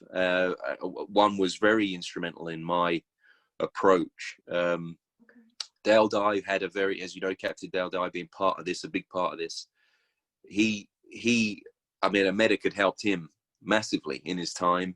And I think he definitely had a paternal instinct towards me. I mean, the fellas have a very different experience, the ones that went to boot camp anyway, than I did. I mean, I loved it. I mean, I absolutely loved it. I mean, I was fit enough to be able to do the exercise. That wasn't a problem. Some struggled with that. But then just the demands of all sorts of stuff. Because of what I did, I mean, I was just treated differently. And I think, and by the cadre, I mean, because of what the cadre went through and their own relationship in service to how they perceived the medic and what the medic meant to their companies, my treatment was just a different thing. And so I didn't get, yes, I mean, early on, everybody's a turd. Everybody's got a number. You're a numbered, you're a numbered third. So that's all part of it. I mean, that didn't bother me, but there was something that I was just aware of very early on, and I could be in a classroom with Dale Dye, and we'd be talking and whatever, and I could be looking out into the torrential rain where they're just on the parade ground doing marching drills, and we're sipping tea. That's why you wanted to be Dagro. It's like, the perks were incredible, but I mean, how important they were. And I think when obviously actors were doing their research and doing their, for instance, Bill Garnier, Frank John Hughes, a good friend of mine, he had a great relationship with the real Bill Garnier. Yeah. And often because of, you know, as Chris has probably mentioned, you know, I didn't have I wasn't lucky enough to be able to speak to Doc before we shot. Yeah. Although Ralph Spina was really, really instrumental in, he sent me a load of stuff, newspaper clippings, pictures. I spoke to him on the phone, you know, so he was around him a lot. So, I mean, that was invaluable. But also Frank would turn up, you know, randomly turn up and come over to me on set or whatever and just say, you know, I spoke to Bill last night and you gotta listen to this story, or you've got to hear what he had to say about your man, you know, and that type of stuff was great as well, because then you're starting to build, and you're starting to have, for an actor it's important, you never really see it on screen, but you know, just filling in a bit of the backstory is always good. And the other guy called Mike Edmondson, who Sergeant E we used to call him, he was in service, but then he went to become a paramedic in Florida, and there was something about him. This was a happy accident as far as I'm concerned, but he became more hands-on as my character, as you know, it's a slow burner, and then all of a sudden we're at Bastogne, and then it's, hello, they've gone on to this guy that we've hardly seen. But I mean, but by that time, you know, I'd been able to soak in a bit of what the sort of tone of the thing was, and all the while I'm trying to build up my own character and the way I was going to try and, you know, execute this episode. And but within that, you know, Sarge E was very kind of, I was just looking at him and I was thinking, he was quite an intimidating guy, and he actually does make an appearance. Most of them do have cameos in the show, but he's an intimidating guy, really. There's a side of him you don't want to mess with.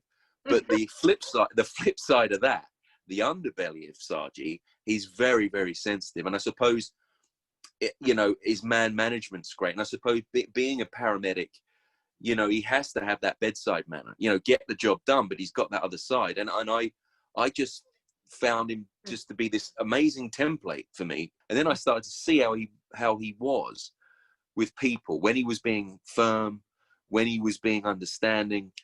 And I just thought, that'll do for me. Even before Bastogne, was it the episode before when it was Winners, two officers, you basically just dressed down because they didn't pay attention to how many meds they were given this wounded guy, and you're just like had it with both of them. And I was like, that's awesome, because I mean, who cares rank? You were the medical officer, you could, or not even officer, you were just the medic, and you could say that to anyone you wanted if they weren't behaving the way you felt they should. Exactly. You know, in a sense, I could pull rank in that way. You know, it's like because that was me in my field. You know, and so as you can imagine, it was a glorious night for me. You know, and I'm sure. I really enjoyed that. Yeah, I really enjoyed it. The boot camp you were talking about, like, so how long had you been around, and were you like inundated with like 40s stuff and meeting the veterans and everything? So like, how long a period was that before you actually started shooting? The boot camp thing was, you know, it was almost 2 weeks. I think it was like 10 or 12 days maybe, and and that was core, you know, cast members, but we had special ability extras. The cadre were obviously there, and so there was a whole group of Germans which were in German uniform. You know, there were quite a lot of them. Were actually on the same site. We just never saw them. They were actually being trained separately. And the only time, it was quite amazing. And the only time we would see them is if there was a particular operation that involved, you know, a particular battle and what we needed to capture or to defend or whatever it was, you know, that we'd suddenly see them, you know, all over the place. And we hadn't seen them before. I'm sorry. Could you define cadre? Oh, sorry. Yeah, the cadre. They were just the kind of the people in charge of us that were the training us. All had military backgrounds. They were all soldiers themselves, and that was what they were just known as. And that was and there were about maybe half a dozen of those, the core cadre that were behind most of the things that we did as a company. So you know, whether we're kind of searching for stuff and trying to work out grid magnetic north in the dark and with little torches, and we're doing this stuff, or me just knowing how to tell the difference between venous bleeding, capillary bleeding, arterial bleeding, and then being able to dress accordingly. You know, the cadre were in charge of all of this kind of stuff. And Okay. yeah, Were there also like actual like World War II veterans on set as well to say like we wouldn't have done that in the 40s, or that wasn't how we held our weapon, or something like that? That was more when we were doing it. I think, you know, during the you know, the whole sort of process of filming it, there were still quite a few around and fit and able to travel, so they could be on set. And so you could do just that. You know, you could say, is this script, you know, what this is the whole thing, and they'd recognize what that was about and where it was and all this kind of stuff, because we had a tremendous backlot and studio set, you know, and so that was a real eye-opener for them. But then it was really fun to sort of like say, well, you know, yeah, that's good, you know, we'd say that, or, you know, this is a cracker, you know, and so they'd rewrite the thing, you know, and actually it really bred confidence in what we were doing, man. You know, you got to you got to step up to the plate anyway, but I mean, as an actor, do your job, but at the same time, having that, you just having that knowledge, you know, and there is often a divide, historical accuracy and entertainment. Yeah. And so there's a little gap that normally always exists. But the trick is that you keep it as fine as possible, you know, especially in something like this, you know. Yeah. So those little artistic license tweaks here and there. But you know, the trick is to keep that line very fine and to not allow that, you know, which you often get in many films. And so, but if you can get it to this level and keep a continuity like that, then you're doing pretty good in a film or a TV show. And I think on the whole, I think the families were pretty happy, you know. Oh yeah. Yes. I'm gonna do a little trivia game with you. Oh gosh. What do the actors who played these Easy Company members all have in common? Okay, so I'm gonna name the Easy Company member, and you have to figure out what the actors who played them all have in common.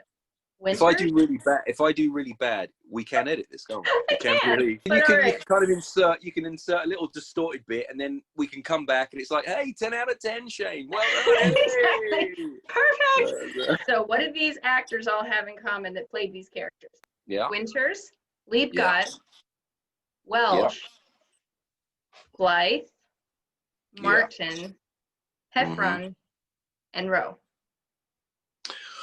Well, I guess we're born here. We're outside the state.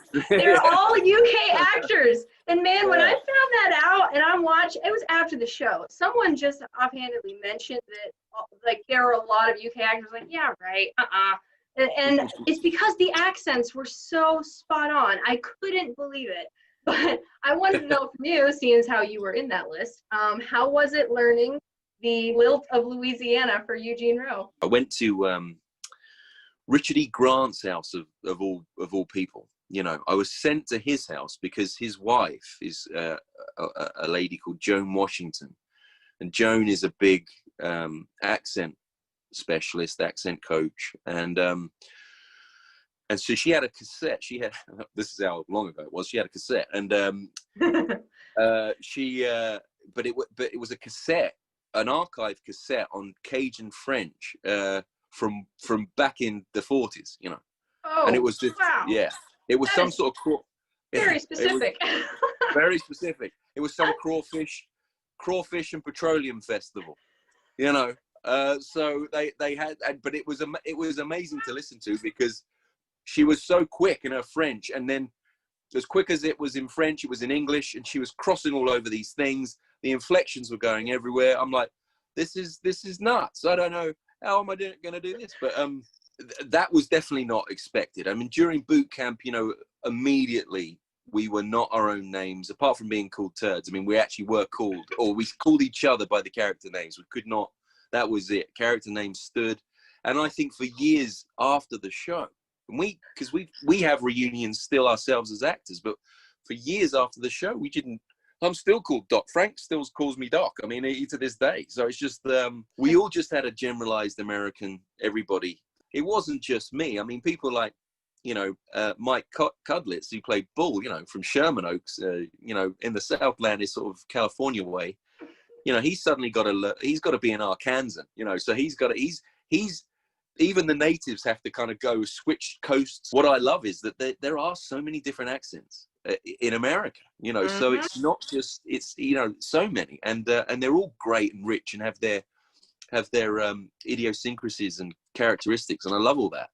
But yeah, it was a little different because, I mean, apart from Cajun music, I hadn't really heard of, you know, what the sound was, and especially of that period, because it's a sort of you know, it's a sort of a, you could say, like most things, it's a sort of dying out kind of thing, you know, where, you know, back then, you know, especially the cassette I had that I was mentioning earlier, I mean, she was so robust and energetic and quick and really it was really heavy, you know. So I thought, fine, but I just thought, I don't know if this is going to be the approach. I think this might be a little jarring. I mean, the best one I've heard is Delacroix on the Green Mile, the actor there.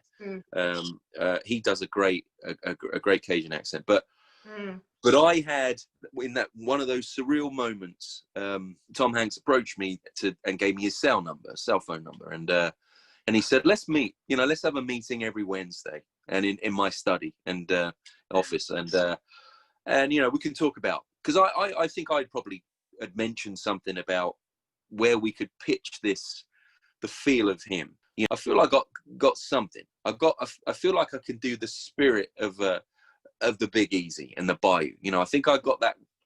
I just feel I can do that. I just want to set a level, because this thing on this cassette is not what. If this comes out, and like it goes back to my, you know, love for impressionism and all that sort of stuff and mimicry, I just feel like this is going to sound really weird going for this, because everybody kept saying, I mean, I was just doing standard American like most people that were not American, you know, and everybody kept coming up to me going, can't wait to hear the Cajun. When are you going to do, you know, when are you gonna, and I was working on it. I was, you know, we're at boot camp. We're even going through episode 1, and I'm still working on it. I'm still thinking, you know, what am I going to actually do with it? And but then what was one of the best things that happened because of this Cajun French angle, when Lucy Jean, who plays Renee Lemaire, the nurse, but there was a scene, and there was a scene in the church, and maybe a couple where it was all in English, and I just felt like, this is a great moment to go and switch and be French, you know, and have this thing, you know, that I'd heard on the cassette with the very fast lady, you know, didn't need to be quick, but let's just have a little moment where we're connecting on a, not just a, you know, a human level, a medic nurse level. Let's have this kind of cultural connection. And so Lucy, very kindly, I said, look, what about transposing this? Because my pidgin French is not going to work. Can you do this? Can you actually make this French? And then we could just say a few lines and just give it that little something else, you know, and so she kindly did that. And I think that really helps as we first meet really properly and introduce ourselves and stuff like that. You know, you just wanted to make it natural and just to kind of, yeah, I suppose, highlight another connection. What was one of the most challenging, but also one of the most rewarding aspects of filming? Well, any take that they were checking the gate, which means, you know, they were happy. They just needed to make sure it was clean, and we could move on. Was a happy moment. You know, it was like, oh, okay, that worked. You know, but yeah. I think what I did love about and only because, you know, it's you know, I was involved a lot, but during Bastogne, you know, we in that huge aircraft hangar, because it was, majority of it was shot inside. When you fired a weapon, you could hear the echo, and that was about the only, that would be the only giveaway, because as far as the eye can see, you're just seeing trees and snow, and it's foggy, and yeah, it was a panoramic that was really immersed you in the into it. And but I really liked, or it was challenging, but I really liked that some of the runs that I had to do, some of the choreographed runs that I had to do between foxholes and get to certain people, and I couldn't see them from my starting point because the way it was all smoky and foggy and all this kind of other stuff. Then you had exploding trees and everything, and that was always a moment, you know, when things were just kind of, everything went quiet. You know, the cameras were set up in such a way where it was always about, don't worry about the camera, really, you know. And as an actor, you know, you're kind of worried about the camera a lot of the time, and it's kind of like, well, you know, where am I in this? And but he said, no, we'll follow you. You know, just go with what just go with the action, and we'll get it. And you know, action was called. Obviously, the rounds were going off here, there, and everywhere. The trees and the art department was just incredible. You know, I've been to the Beaujolais, I've been to the Ardennes, I've seen Bastogne, I've seen what they created. I've stood in foxholes over there, and as you have, you know, and it's just one of those, you know, it was deja vu when I did that, because I felt like I'd been there. That was how good the art department were, you know. Yeah. And they just had these trees made of all sorts of compounds that could just explode. You could put them back together again, but they would explode here, there, and everywhere. And it was so loud, and it was so hectic, it was so intense. You know, you're scared. I mean, your adrenaline is pumping, and you're just getting to it, and all you can hear is some actor screaming, and you know, it's you know, I wouldn't be as crass and as vulgar and have the audacity to say it was like the real thing, but as an acting exercise to get you as close to a sort of feeling of it. You know, it couldn't do any more. You know, if you can't get into it when you're doing it with those kind of conditions, you're never going to get into it. You know, so so those were always great moments when you could pull off one of those things, and it all come good. That's cool. And then have them say, "Yep, that's good." That must have been like. Yeah, you can go to lunch. I did. I can't eat now. I can't eat now. It's just. Well, you know the story. I don't know if Chris mentioned, but there was the story of that is that there were, as you know, it was in an aircraft hangar for the majority of it, and they were supposed to have some sort of temperature control unit. I suppose like some kind of glorified AC that they could really put into a kind of position where at least you could maybe see your breath. So it's customized to be able to see breath, perhaps, and that kind of just, well, I never saw the unit, but somebody said it had broken down or something. So we essentially were in there with these lights and woolen, you know, uniforms and all wrapped up because of the snow. And it was, I had a team of makeup specialists between, as you know, there's a lot of running around, and between every take, I was the kind of the industrial fans just came rolling in because the sweat was just pouring off. I mean, I lost I don't know how many pounds, and you know, and the biggest note from the director was, you know, just keep the cold, just remember it's cold, and you're just sweating like this, going, this is the hottest place I've ever been. I mean, it's just, you know, so that was one of the. So you talk about the challenge. Actually, that would be it. I think the tough challenge is that sweating at Bastogne. Sweating in Bastogne. Yeah. Trying to make it the coldest place on earth when it felt like the hottest. Yeah, definitely. The bulge. Great. I'll never be able to watch that episode the same way. They just do my little red. They put their little red nose. They did. I went, well, that's not going to do it. I'm hot. You know. So I'll sweat that off. Oh man, that's funny. I know that you said you were never able to meet the actual Eugene Rowe, but were you able to talk like with his family or other members of Easy Company? I think you said Garnier talked to you about Rowe particularly. So were you able to get a lot of what you used to base his character on from, you know, interaction with the other veterans and Rowe's family? HBO had a big production team, like they would, I guess, and so we were given quite a lot to go on. Some leads, some numbers. I don't know how they do that, but there you go. I mean, they just had numbers. And my first thing that I did was put in a call to Myrtle Rowe, and this was Eugene's first wife. So I'm thinking, well, that's a great place to start. You know, let's get a sense of the man behind the uniform. She thought I was a hoax. I mean, she thought I was just some chancer, somebody that was going to try, and I was out to kind of do her wrong. And so it was a very awkward call. I mean, I did manage to talk around to say, no, there is a production going. It was a non-starter. You know, it was just, it wasn't going to go where I needed it to go. Like, you know, like I was saying earlier, I think the main one was Spina, and I spoke to him on the phone, Ralph Spina, and I really, you know, I really got more than I expected, because that's the other thing.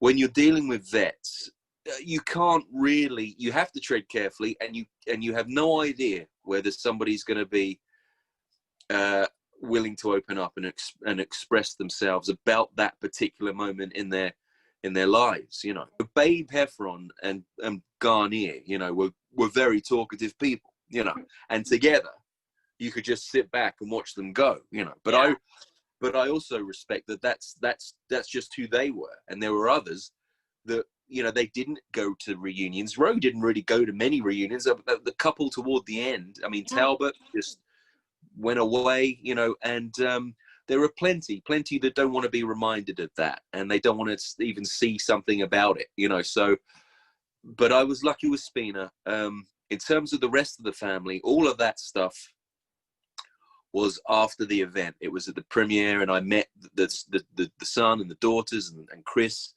the grandson, who's become, you know, very close. I've been out to Louisiana and I've shared king cake with the family, and you know, it's been a growing relationship ever since for me. I mean, I was very lucky with the family also, not just about the man I played, but the greater family unit were so warm, so embracing of me.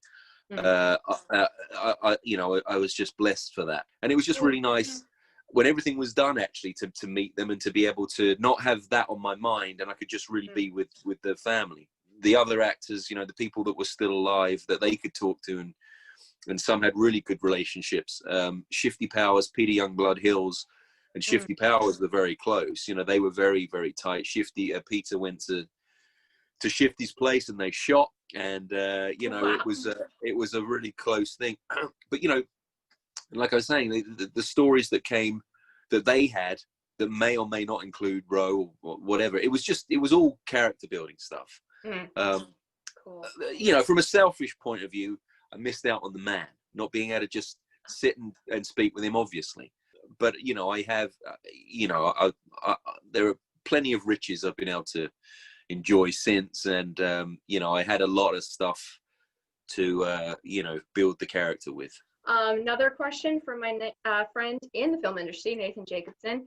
He asks, what thoughts or advice would you like to share with people who are World War II reenactors, filmmakers, just anyone who would like to carry on the legacy of heroic military service? Now say that again. Yes, it was a little glitchy thing happening. Oh, sorry. So okay. he asks, what thoughts or advice would you like to share with people, either they're World War II reenactors, filmmakers, or just anyone who want to work to carry on the legacy of heroic military service? What advice would you share with people? Well, I mean, if you're in those positions anyway, you just got to keep on keeping on, haven't you? I mean, that's all any of us can do. You know, I think it's important to, you know, I don't want to be one of these people throwing out sort of cod philosophies or anything, but I just, you know, you've got to always think about the freedoms, especially everybody involved in that period, you know, male and female, doing what they did for the greater good, you know, respecting the freedom that they won for us. You know, I think that's the one that I always feel like that there's not a continuity there. You know, there's lots going on, and occasionally that gets lost over time. So many things happen, and I'm going far too deeper than I should. No, too please. deep here. But I just feel like that's the thing. You've always got to try and remember that, you know. And when I see these vets at certain events, you know, that's always in the back of my mind. What can I do to respect the freedom that they gave me, and conduct a life that is respectful and appreciative and honorary of that, and to, again, from you know, attending these events and getting the invitations to do even stuff like this, you know, this is great. I mean, you know, to be able to bring up moments of the show. You know, we're all doing our little bit, as you are doing your bit with your reenactments, the singing, the events. You know, the real work starts now, because, as we know, the time is an enemy, and so the further it goes, like you were saying, with in terms of actually moments of history being well, not being taught. You know, it's Yeah. we're in a battle. This is a battle, and it's a good battle to fight. But I mean, Mm-hmm. there are the good news is there are plenty of us willing to sort of do whatever it takes. And those people that you mentioned doing the things that they're doing, just keep doing that. You know, just keep Yeah. doing that, because it's repetition. It has to be, and but we all enjoy doing it. It's a service, and that we all feel comfortable, happy, and interested in and about. And so it's, you know, far from mature. I mean, it's amazing to be able to talk to people about this, and you can bet your bottom dollar there's a family connection that they could just trace back, and you know, everybody's involved in this, you know, at some level, you know. Oh, So yeah. there are all these connections anyway, Mm-hmm. to real life and to real history, and so that immediacy to that. So that I just thought of this one then. So I mean, what was your connection to World War II before the show? Like, did you have a grandpa or, you know, grandmother that did war work or was in the service? Yeah, my grandfather is he was a Scottish, and he was a prisoner of war for 5 years, German prisoner of war, and yeah, he had it tough. And my other grandfather was kind of he was needed at home because he had a fleet of trawlers, and he would go out as well as kind of the fishing side of things. He would for extra money go and get mines and dive down and catch mines in nets and weird, you know, stuff which is, you know. And he had a motorcycle actually, and he was riding home one day, and the Luftwaffe came across on a raid or something, and they shot at him on a country road, and the bullets machine gun fire rattled the handlebars and snapped them, and he went flying into a cornfield, disappeared, and they just flew, I guess, back home. But so he had a, you know, close shave. But my other grandfather, who did serve and he was in the forces, you know, he came back a changed figure, and that's what I'm saying. I mean, he you know, he was quite a hard man, but he didn't want to talk about that for understandable reasons. And you know, he died pretty young as a result of the fallout from all of that, I think. And but my grandmother was just a, you know, land girl. I mean, it was funny because she remembers the 40s as being like a, you know, just a glorious time. You know, once they did the land and did what they had to do, I mean, they would often just go out and watch all the battles going on in the night time, and just watch bombs, you know, and it was an exciting thing, as well as the dances and obviously American GIs. I mean, my great aunts, they married American GI, so they took the family line, sort of California, Santa Barbara, somewhere, something like that. And so you know, but that was happening a lot during the back in the day. So off they went. But I mean, it was yeah, my own, I was really into history at school. I mean, I had a really good history teacher, and World War II in particular was something that I was really into. I didn't really know Easy Company. That would be a lie to say I did. But you know, we got into the Third Reich in a big way, and we were studying that, and so that was always one of my favorite subjects, and one I took. But that's the great thing. The other thing about the war is that, you know, just when you think there are not any more stories you can tell, there's a story you can tell. You know? And they're just never ending. I'm thinking, you've got to be making this up. Surely they. And there's something comes along, and somebody writes a book, or a historian tells you this thing. You know, even within the Easy Company and stuff like that, and there's another story that comes out, and you think, oh my goodness, and that should have been in the show. You know, it's one of those. You know, one of those. But, it's one of those. Great. Last question. So many men who served with Eugene Rowe referred to him as an angel, right? Because after glimpsing the hell that they went through and knowing that he was going to do all he could to provide comfort to them, it's very easy to see why they viewed him in that way. So being the actor who had the privilege to portray that man and learning all that you did about him, what was one of the things that most impressed you about Doc Rowe? You know, I do think that sort of selflessness of purpose. I I mean, that short paragraph in the book, I mean, you've probably read this, but actually in the Ambrose book, I think it's Lieutenant Foley who's kind of saying, who recommended him, you know, for a particular decoration, Silver Cross maybe or something. And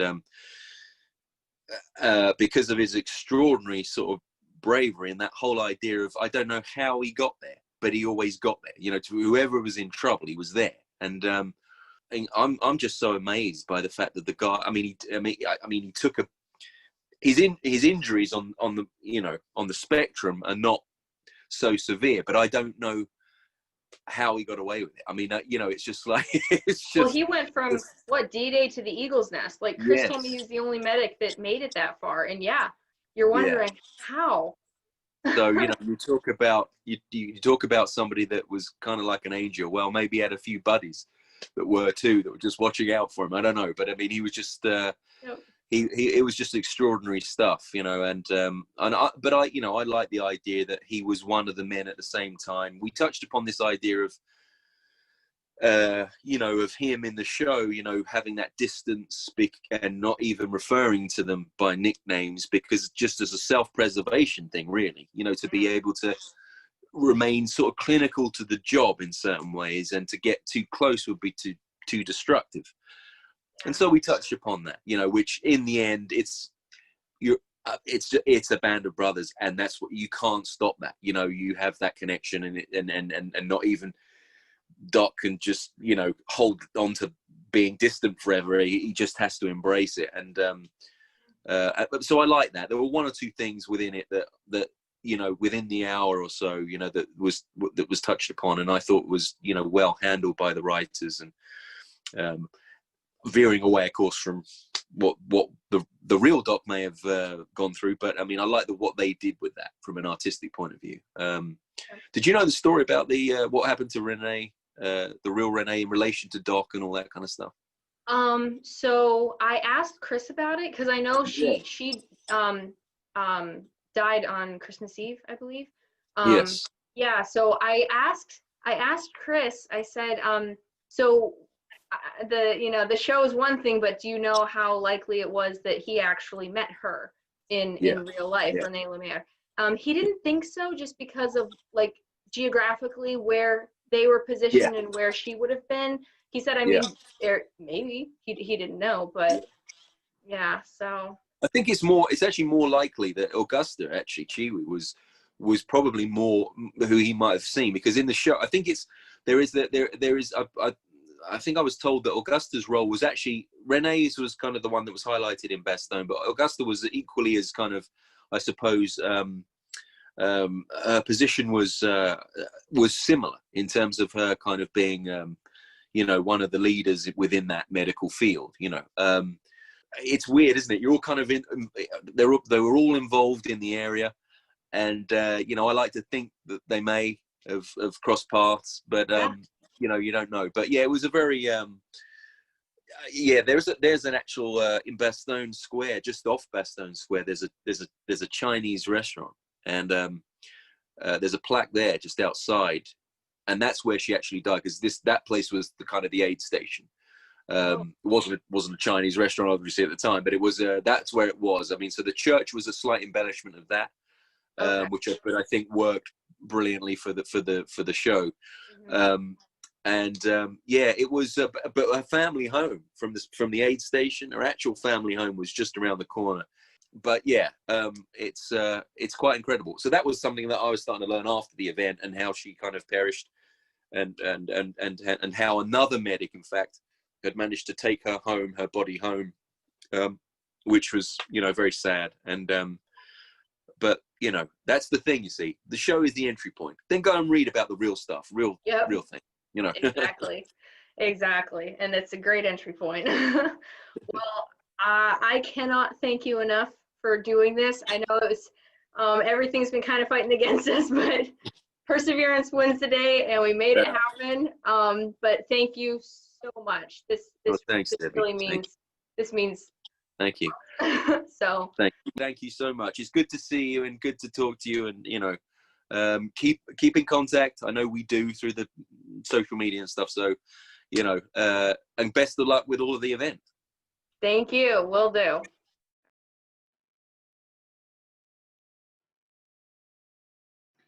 Shane was so much fun to talk to. The entire interview went well over about twice that long. So unfortunately, due to time constraints, I had to pare it down quite a bit. But be on the lookout for a fuller version to appear on our YouTube channel somewhere down the road. All right. So one of the many units who answered the call to help with our presentations today was the 502nd PIR Baker Company of the 101st Airborne. Several of their members helped put together presentations, 2 on the paratroopers kit before and after their jump, and 1 on the Willys Jeep. So let's take a look.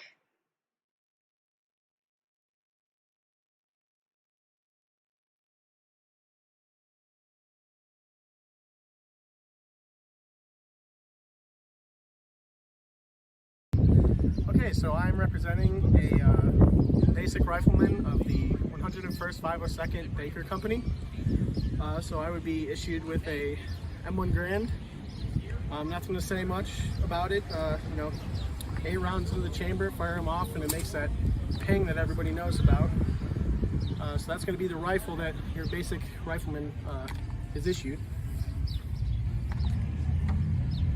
As for gear, the basic setup is going to be, you know, you have your cartridge belt, although with the paratroopers, they always like to do it their special way. So you'd have your rigger pouches, which can either fit carbine ammo or M1 ammo. You would have your entrenching tool, you know, for digging positions. You'd have your canteen, because they would be thirsty. And then I have my first aid kit right here. Obviously, when they hit the ground, they had to carry everything they needed, so anywhere they could fit spare ammo, they'd put it. You know, I have 2 bandoliers here, hold 6 clips each. As for my musette bag, I would be carrying rations,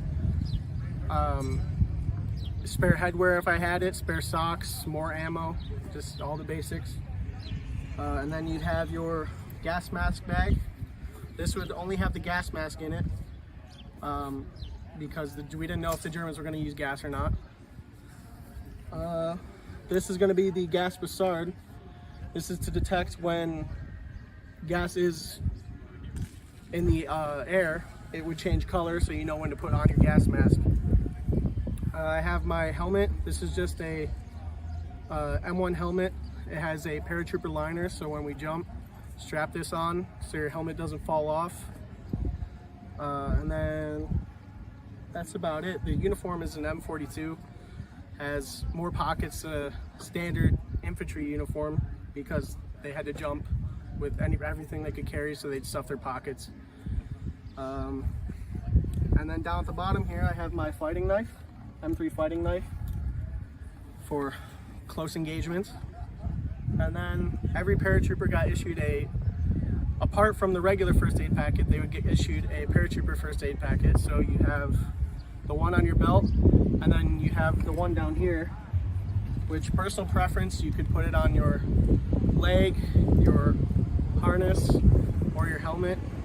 That was up to your personal decision. And that's basically that's a basic rifleman kit for a 101st paratrooper on D-Day. Hi, I'm Joe Stavrzenski, a Marine actor with Baker Company 502 101st Airborne Division. Today I'm going to talk to you a little bit about the Willys MBG used in World War II by the United States military. So first, we'll go through a little bit of backstory. The Willys MB, well, coming up through the late 1930s, the United States was seeing throughout the world that a lot of stuff was starting to come on, things were going around over across there. So we realized we needed a small vehicle that we could mass produce to use for our military. So Uncle Sam put out a contract, seeing anybody turn in some designs or anything they could use, to try to get something similar to this going. Small company in Butler, PA, called Bantam Motor Works. They sent in the design that we now see as the Willys MBG. Now, Bantam's a small company. They were nowhere near being able to produce as many as they needed for our military. So our government took that design. They gave it to Ford and GM, and they created as many as they possibly could. So we'll go through real quick some of the fun aspects of it. Cool thing here, we'll start up front. Up inside, something that not a lot of people get to see. With the headlights, a lot of times at night, not a lot of guys had a lot of flashlights. You had to keep your light and noise discipline down as much as possible. You didn't want to be seen. So when working on your vehicle, your whole headlight here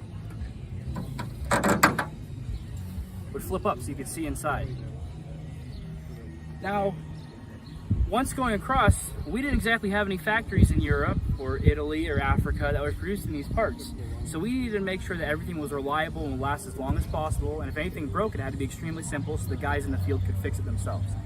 So going over, you'll see it is minimalistic as minimalistic. You have an engine, a transmission, 4 wheels, and a steering wheel, and that's about it. So other than that, going along even less aspects, you go back into the cab. Now, in the actual Jeep itself, there was very many variations, a lot of things that happened. In here you see we have a machine gun pedestal with 30 caliber machine gun. They weren't extremely common during the war, but of course they happened. Inside, up front here. Now you had reverse, first, second, third. You also have your 4-wheel drive, your high and your low knobs here. Right here, this little lever is your parking brake. Your starter is actually this tiny little button down on the floor here, commonly mistaken as a high beam switch. And then, other than that, it was extremely simple. You had your small horn in the front, large wheel, not much space in here nowadays, but back then they were real small. And then, basic, your headlights, your choke, your gas.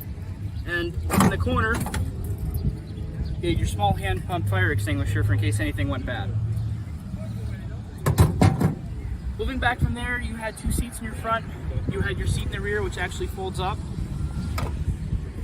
And on your 2 sides, you have 2 sole spike compartments. You can keep whatever you needed to inside of there. Now also in the back here, you can see all rolled up is the roof. This goes up riding on the bars here. You can fold that up, hook it up to your front windshield. Keeps you dry when it gets cold or rainy. A lot of things you also see too, with this roof, the sides are obviously going to be wide open. Actually in the field, you see a lot of guys taking wood or anything they found, they make their own side panels and doors to try to keep themselves enclosed. Coming onto the back, remember you had to keep yourself self-sufficient, so you always carried a spare wheel with you. You also carried some small plugs and repair tools if you needed to. You keep a gas can with you, and here a lot of guys carry just a small water basin, so you could fill it up with water for any washing or anything else you needed to do. Now, other than that, it was a very small and simplistic vehicle. If you got into a crash, there's a very small survivability rate on that, unless you could dive out the sides. Now, other than that, really, that's really it for the Willys MB Jeep throughout the war. So. Hello, D-Day Conneaut. I'm Private Peter Kent. I'm Private First Class Patrick Kent. We represent Baker Company, 502nd, 101st Airborne, PIR. And today we're going to be doing a small little demonstration to you about the Rigger Depot and its uses in the field, as well as we have a small little setup here, and unfortunately we can't do it in person this year, so this is the next best substitute. We hope you enjoy. Alright, so the first thing we're going to do is we're going to dive right into the Rigger Depot here that you see set up. First thing we're going to talk about is the weaponry that you see laid out on the tables. All these weapons that are here are what a paratrooper would have jumped into Normandy with. So we're just going to go ahead and get started with this piece right here. This, as most of you will probably recognize, is the M1 Garand, developed by John C. Garand in the mid to late 1920s, adopted by the U.S. military in the mid-30s. What set this apart from what the military was already using, which was the bolt-action Springfield, was that this was not a bolt-action. This was gas-operated, semi-auto, move the bolt back, and rack the next round through. All without you having to pull on the bolt. So that was what set it apart from what was already being used. Now the Marines on Guadalcanal still use the Springfields. They didn't get the Garand until I believe 1942. So yeah, they were a little late to the game on that one. Now one of the other weapons that we'll touch on briefly here, this is also another very recognizable piece. Most of you may remember this from 1930s films and 40s films where you had gangsters running around with what they call Tommy guns. Thank you, James Cagney. Thank you, James Cagney, indeed. Now, the difference between this and a regular Tommy gun, first of all, let me empty the mag. So this is the 1928A1 military version. It has a straight mag that feeds right in, as opposed to earlier versions which had the drum mag and a forward grip. That was a little bit different. Another thing that made this one a little bit different, the Thompson a little bit different, was that the military version, the 1928A1, was a lot easier to take apart and work with in the field, as opposed to the earlier version, the 1921, which everyone hated. That being said, most American servicemen did not like working with this one in the field because it was so hard to clean. Easy to strip apart, hard to clean, hard to maintain. So they preferred something like that, which is very easy to take apart in the field, even in the middle of a battle, and still function with it. True and story. Be online within a few moments. With mostly NCOs, like sergeants and up, would have carried this. But being D-Day, everything was messed from the get-go. Night drop, low altitude, high speed. Everyone fell all over the place. Drop zones were missed everywhere. Equipment fell off troopers at all times. So it's very possible someone picked up one of these. In fact, it's very well documented that they just picked up any weapon they could find, whether it be a Thompson or a Mauser. That's exactly right. Said, at that point, it was every man for himself in the dark, and you're all alone. You tried to grab whatever was quick and convenient, and that was the big deal with the Thompson and the carbine, which we'll get to in a minute, is that they were trying to give smaller weapons to the paratroopers, and it was a lot easier for them to jump out of a plane with rather than the long M1 Garand, which they had to break apart. Now, the interesting thing about the Thompson is that he mentioned the earlier version with the drum mag and the forward grip. That actually was still used by the British, and they actually liked it because it gave them more ammunition with the drum mag. The problem with that, though, is that, as everyone knows, to reload the drum mag, you have to take it apart and rewind the coil, which was a real pain. That's why the military went with the stick mag, which was a lot more user-friendly. All right, next up, we're going to talk about the M1 carbine, which was asked for by the War Department as an intermediary between the pistol and the M1 Garand, because the M1 Garand was too heavy and a little too long, especially for second line troops, cooks, jeep drivers, artillerymen, radio operators. They need something smaller and more compact, easier to carry instead of all the extra weight that they had to lug around. So they came up with the M1 carbine. It took a magazine, held 15 rounds, just loaded into the bottom, and you were good to go. And at the end, you just drop the mag, loaded another one. Now they made several different versions of this.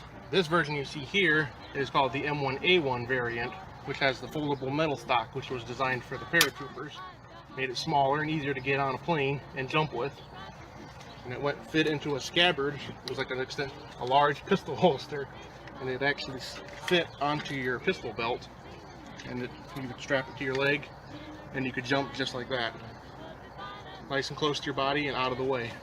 All right, moving on to some of the hand weapons. All right. We will talk about this. You're up. All right, so this is what the US 1918 trench knife.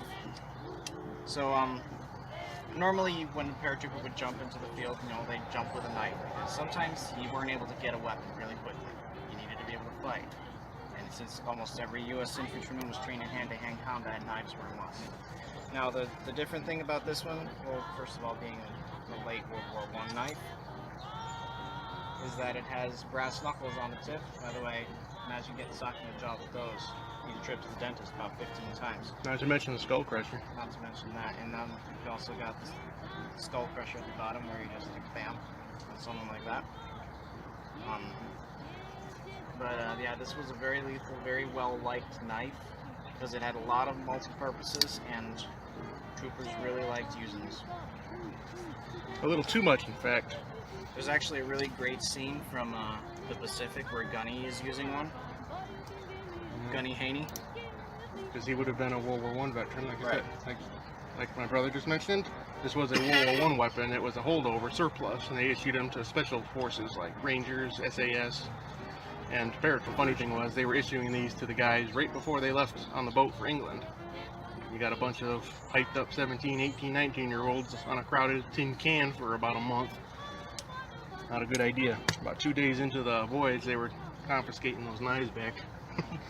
Another knife that was issued to the paratroopers is a switchblade. It's called an M2 paratrooper knife. And you notice I have it on a lanyard. secured to my person, and it fits in a little pocket here at your throat. That was designed mainly for cutting yourself out of a parachute. But if you got tangled up, you landed in a bog or a tree, you needed something to cut through your risers really quickly, and that was right there and handy. Another knife they had was the standard M3 fighting knife, which was basically a commando blade. It has a point and one side. It has one sharpened fighting edge, so it was made for thrusting hand to hand, close quarters. That was standard issue until later in the war when they came up with the carbine bayonet, which also substituted as a hand knife. Alright folks, we're here for the main event, the part you all wanted to see, the parachute loadout. Now as you can see, I'm wearing the standard web gear for a paratrooper on D-Day. I have my M2 helmet with the leather chin strap for extra protection. I'm wearing the musette bag instead of the M1920 haversack, which was standard, and we'll get to that in a few minutes. Other than that, it's pretty basic. I have a canteen, a trenching tool, gas mask. So, we're going to start off with the life vest. Army and Navy regulations stated that anyone flying in an airplane over bodied water was required to wear these, so these were issued to the paratroopers before crossing the English Channel. Now, the reason we wear the musette bag instead of the haversack is because the haversack attaches to the cartridge belt in 3 or 4 different areas depending on the model, which kind of made it immovable and, you know, was attached to you rather well. Now the trick with the musette bag is that to wear your parachute, you got to free up your back. So the answer was the musette bag, which is simply flipped over your head.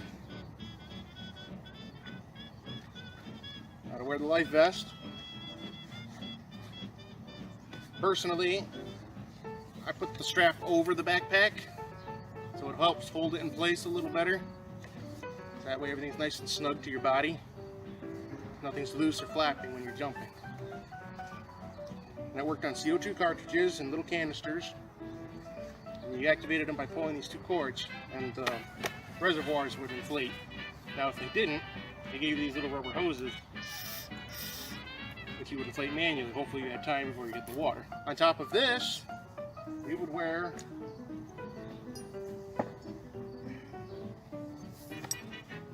the T5 parachute pack.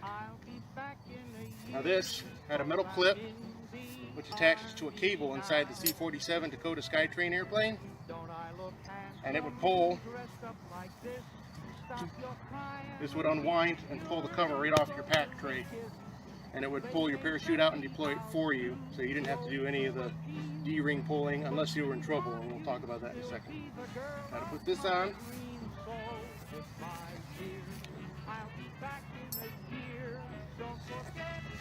and yes, there would always be somebody helping you because these things were heavy. The normal loadout for a paratrooper was about, on average, about 120 pounds. Alright, so my brother just finished helping me into this harness. You have a clip here.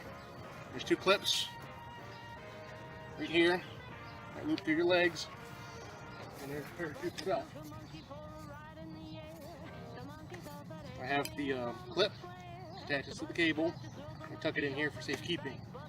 Now, if you were ever in trouble and your chute didn't deploy, the Army had an answer for that too. They gave you some more gear.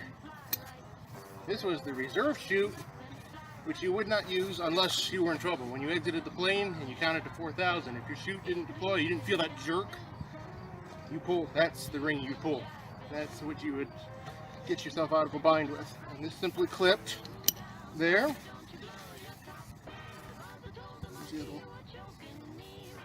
I can't see. Here. Thank you. We talked about the M1918 trench knife earlier, and that was issued to a lot of the guys. I tucked mine into the reserve chute belly band. Hopefully I didn't lose it if I had to use it, because it would fly away and be gone. But it's there, handy if I need it. Now when you had 2 options to jump with on D-Day, you had the M1 carbine or the M1 Garand. Most guys would jump with the M1 Garand, and this was one of the Army solutions to jump with this safely, was the padded Griswold bag. Now to use this, obviously you can see, it doesn't fit. You had to take the Garand apart. You take the trigger assembly out, and the Garand would simply break into two parts. Now to put it in the bag, pull the metal rod out. You can see it's padded, it's got a flap inside for protection. The rifle would fit in upside down, the first part. Cover it with the flap.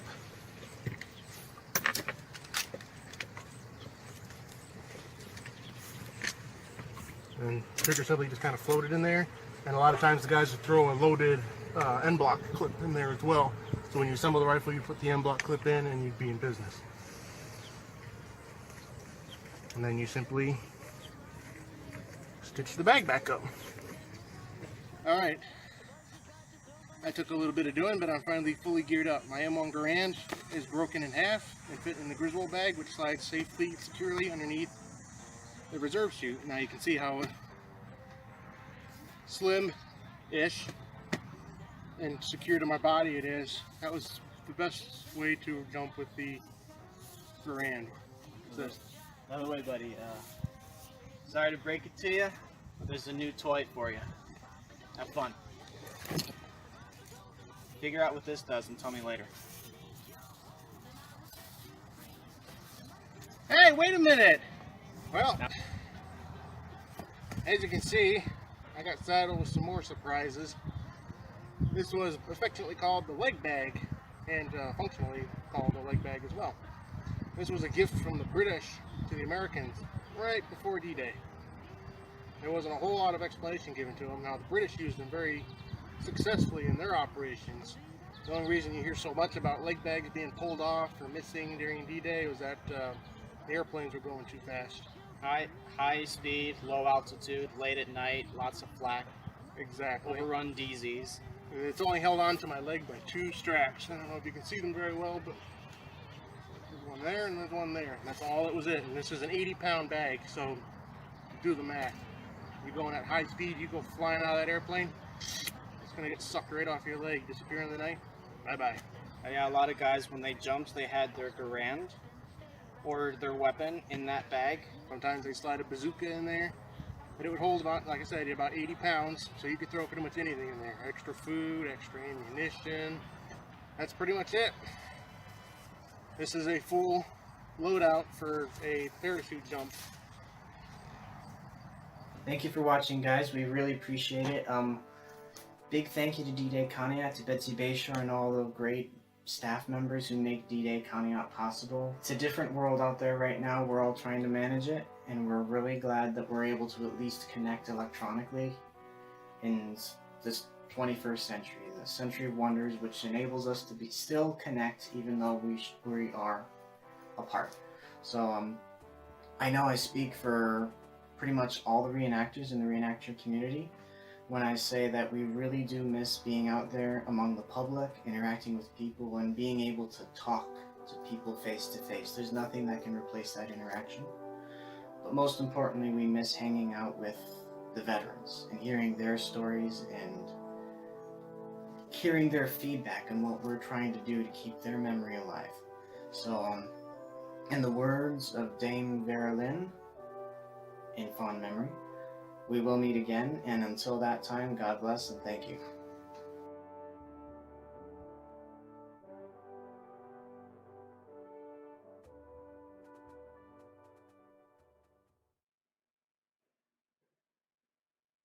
And thank you, Baker Company. That was fantastic. Thank you in particular to Peter and Patrick Kent, Brandon Bacon, Joseph Albrzezinski, and Donnie Shands. So when I first started reenacting in 2012, it seemed like women reenactors were kind of few and far between. A lot's changed since then, and D-Day Conneaut prides itself on having a plethora of ladies' impressions that span from civilian to military, from American to Commonwealth. Here's a brief look into just 4 of the many roles that women played in World War II.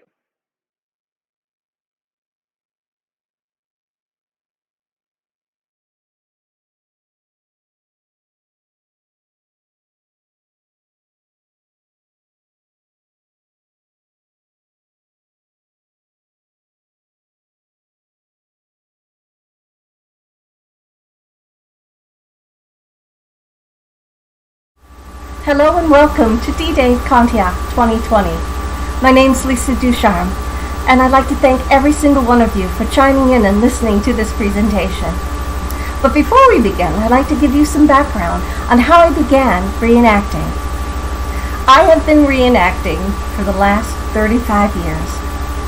Thanks to the passion of history from both my father and some social studies teachers in high school and college, I have literally been running up and down the timeline ever since. Some of the other historical impressions that I have been doing are the Golden Age of Piracy and Americans' Old or Wild West. Now, I got involved in doing World War II approximately, I would say, 2009. A friend of mine and fellow reenactor, Mike Blazejack, convinced me that I should be doing a female military persona. Well, with that said, I started doing some research, and it became personal because I realized that my father's family was very involved in World War II, both here in the States and in the UK. And with that, I discovered that doing the persona of a woman's auxiliary Air Force officer was a perfect fit. By 1938, the Royal Air Force companies had existed within the Auxiliary Territorial Service, that are known as the ATS. Now, this female force was equivalent to the Territorial Army. By May of '39, the British government decided that a separate women's air service was necessary.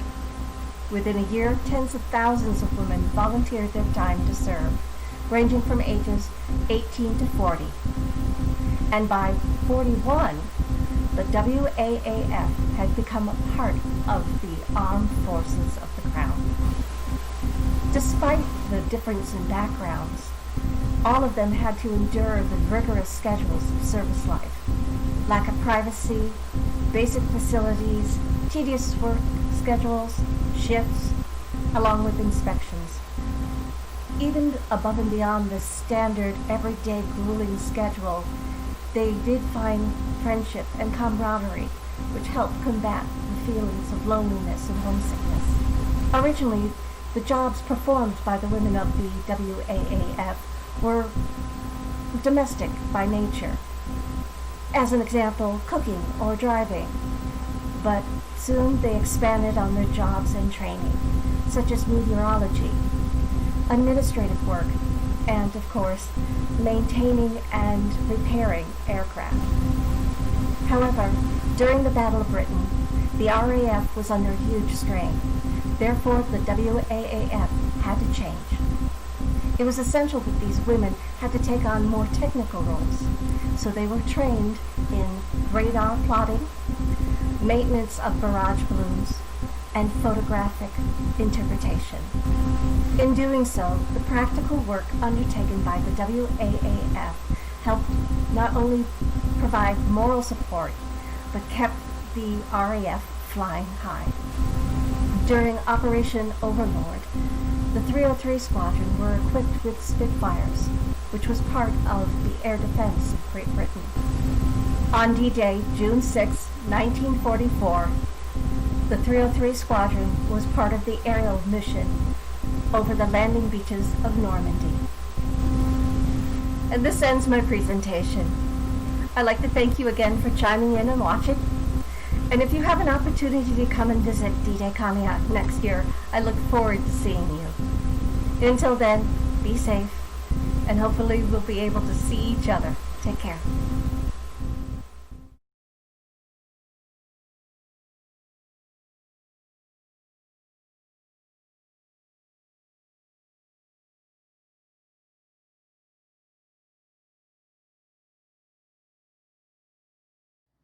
Hi, my name is Marie. I am a living historian, and I am also the manager for the Warfront in Seattle, which is a military store that specializes in military antiques and collectibles from the Civil War all the way up to the Vietnam War era.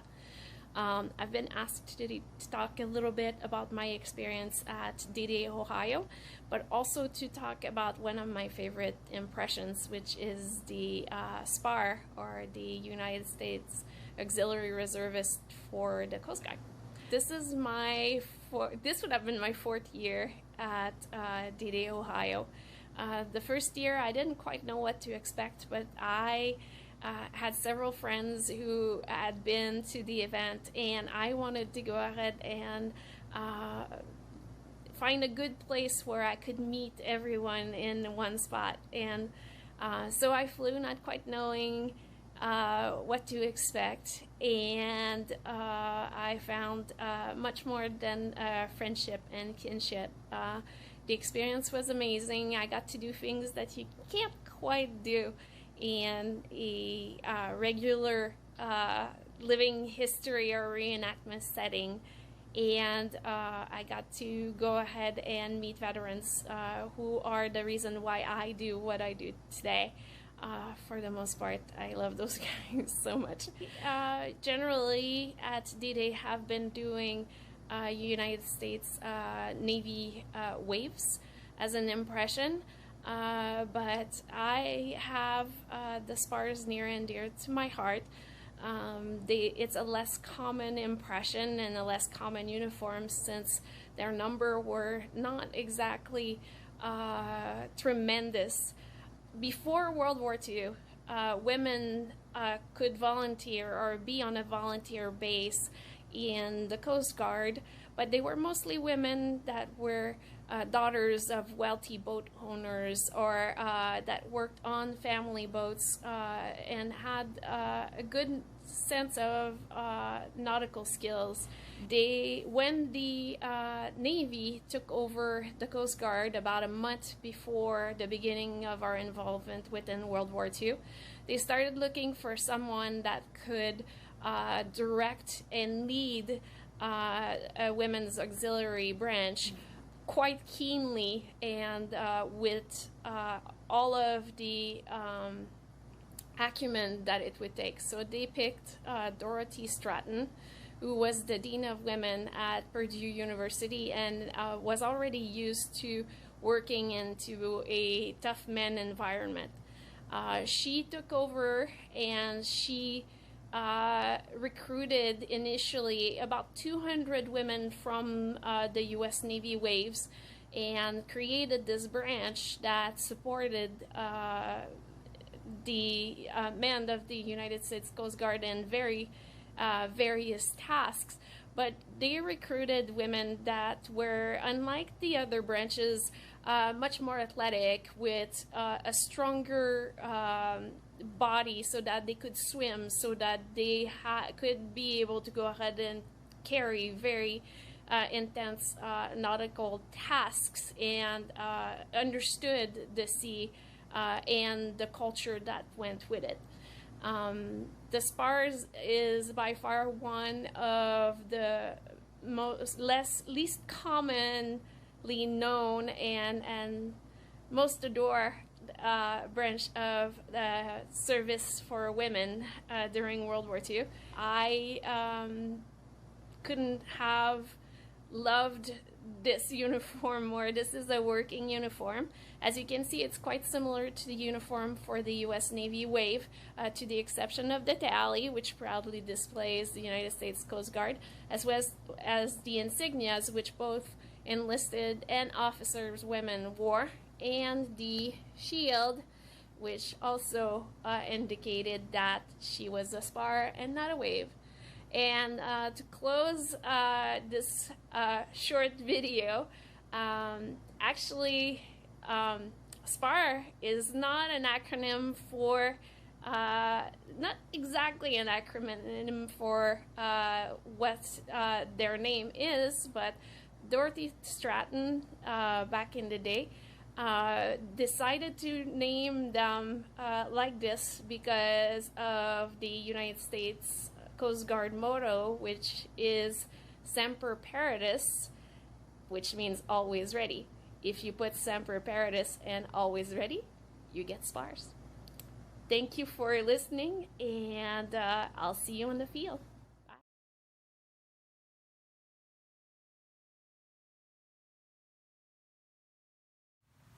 Hello, my name is Hannah, and I'm going to share with you today one of my most favorite impressions that I do, one of my favorite impressions that I have done at D-Day, Ohio.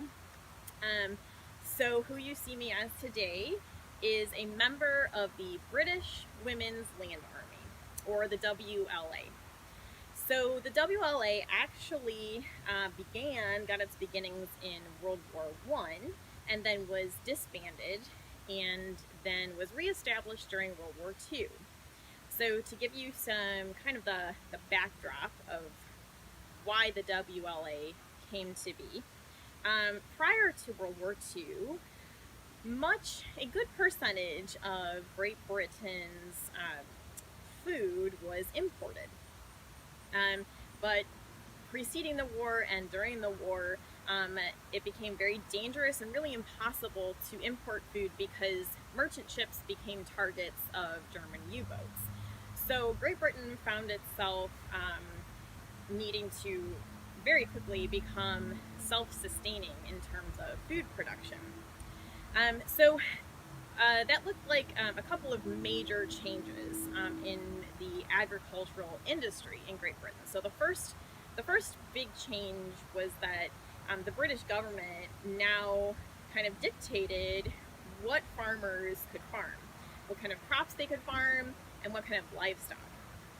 So an example would be livestock that's raised for meat production. Meat will only go so far, will only feed so many mouths. But when you have a dairy farm, your dairy cows are going to be producing food, and they're going to keep producing it and keep producing and keep producing. So that's more bang for your buck, so to speak. So that was one major change that happened in the agricultural scene in England during the Second World War. But the other major change is that up to that point, traditionally, farm laborers had been men.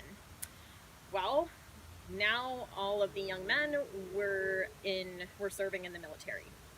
So the Women's Land Army came about to recruit young women to work the farms and basically keep Great Britain fed during the war.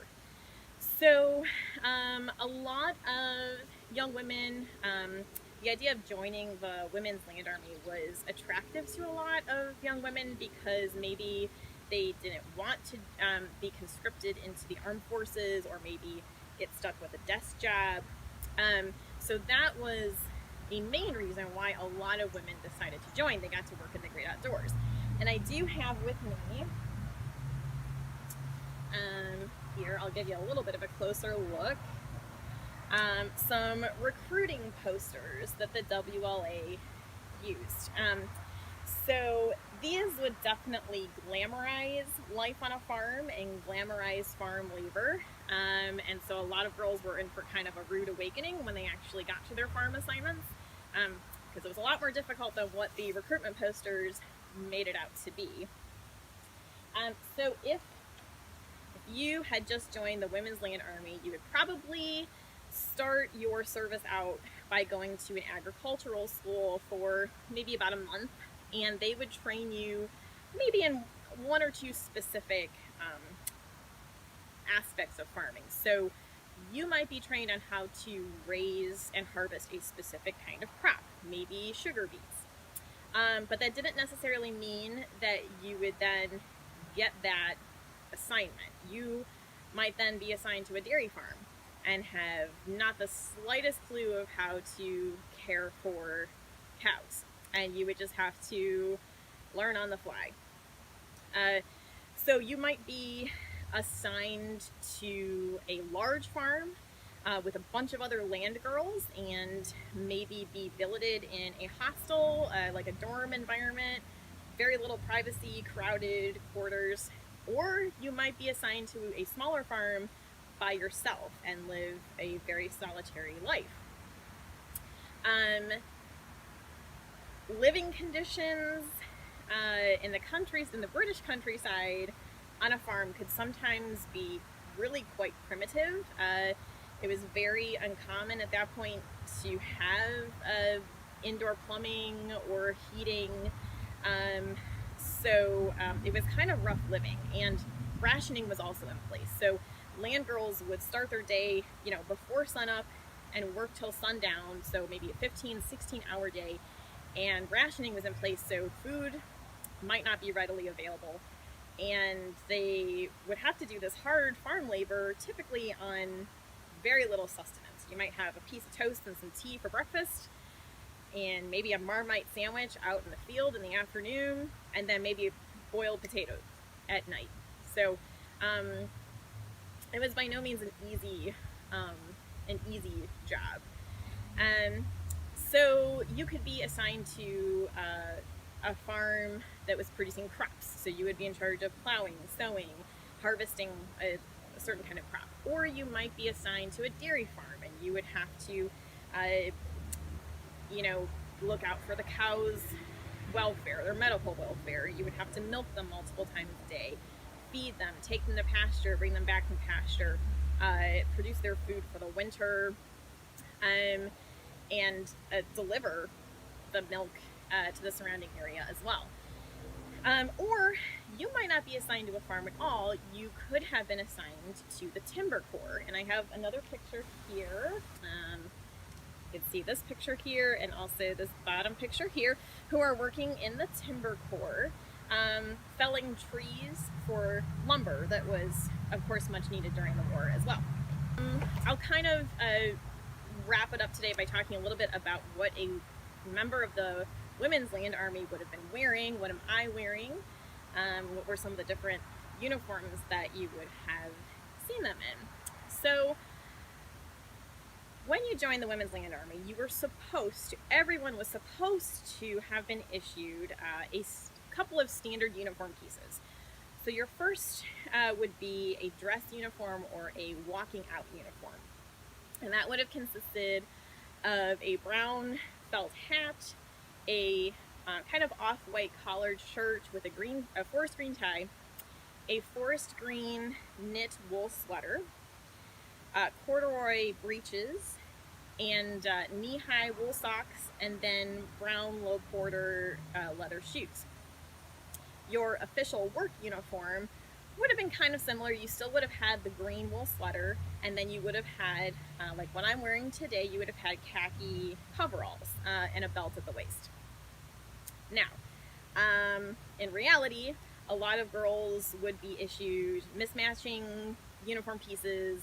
Maybe you wouldn't get all of the uniform pieces you were supposed to, maybe ill-fitting garment pieces, and some were never issued their uniforms at all and kind of had to make do with what they had.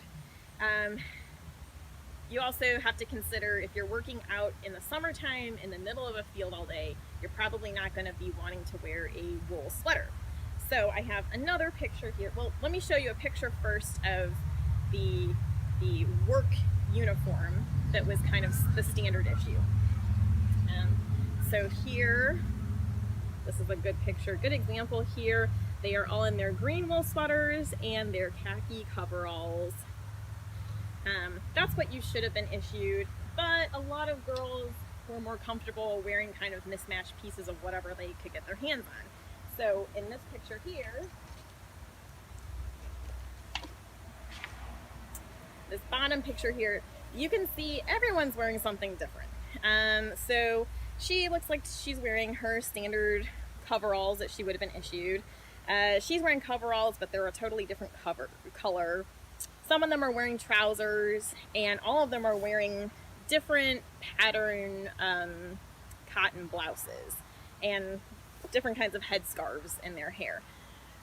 So ultimately, a lot of them would kind of just wear whatever was most practical for their assignment on the farm. So that's what I'm wearing today, just kind of a basic what I'd be wearing in the field. I have my issued khaki coveralls and belt, but then a personal purchase cotton blouse to keep cooler while doing work out in the field.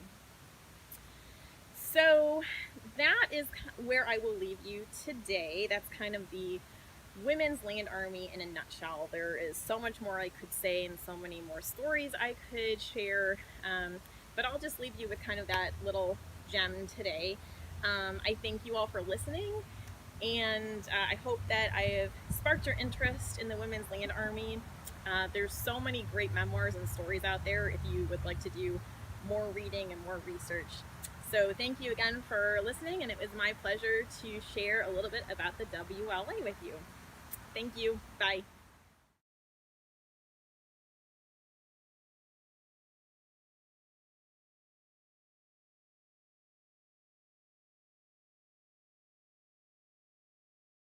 My name's Kathy.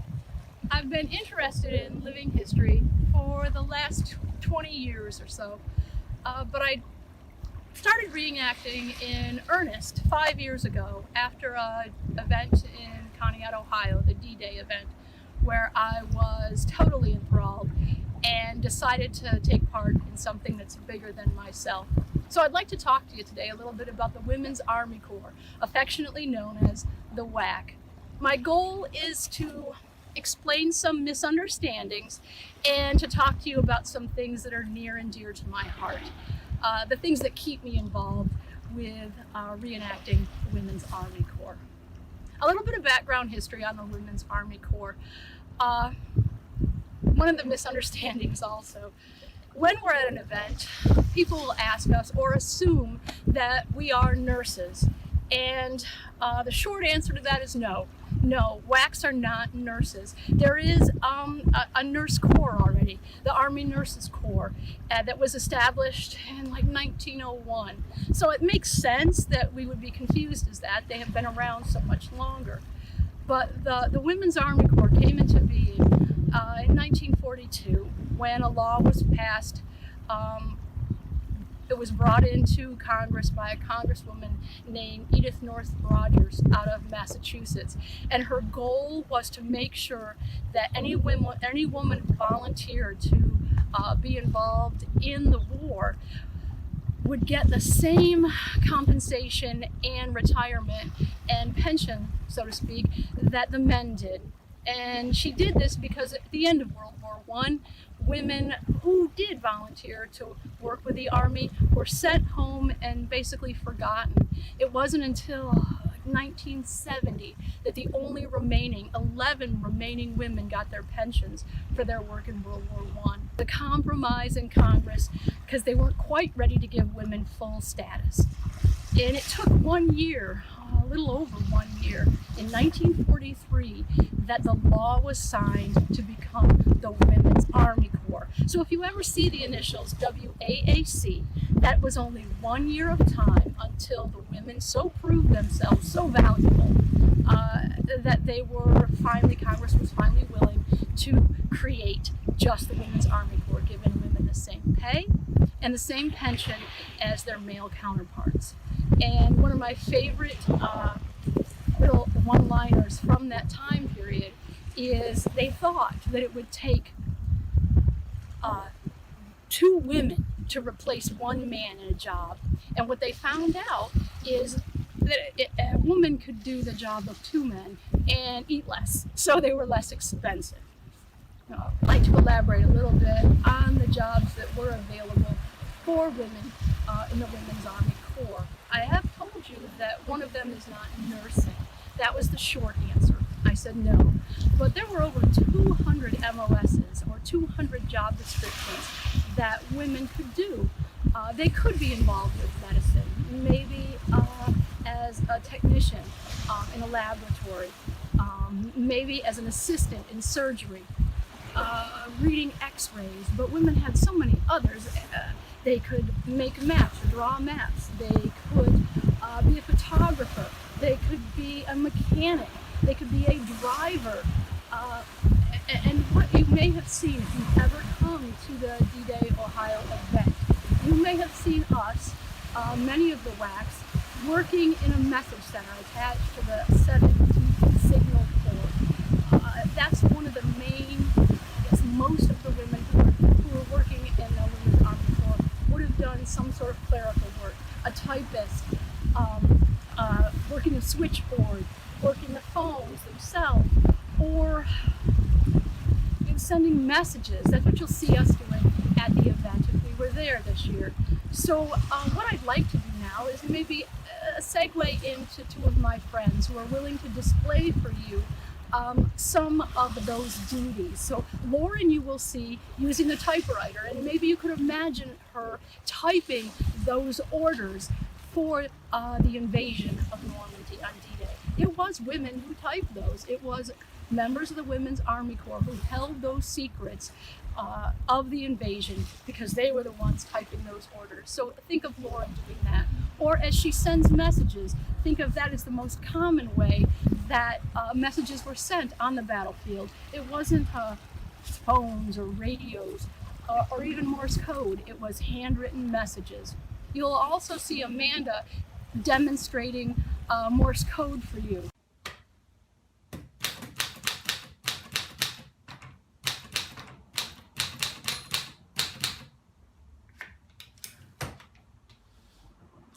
As Kathy mentioned, typewriters were commonly used in World War II for clerical and administrative purposes, as well as sending messages. Messages arrive at the message center a lot of different ways, whether it be by telegraph, teletype, radio, dispatch, and that's just naming a few. The type and urgency of the message, as well as the ability or the technology of the recipient, will help determine how that message gets sent. So, for example, if you have a message marked urgent, you're more likely going to be sending that by radio as opposed to waiting for the scheduled messenger to go out on their route for the day. For the majority of messages, you're going to be writing them out into a message book, which copies them in triplicate and ensures for comprehensive record keeping. When filling out the message book, there was a uniform style that had to be learned.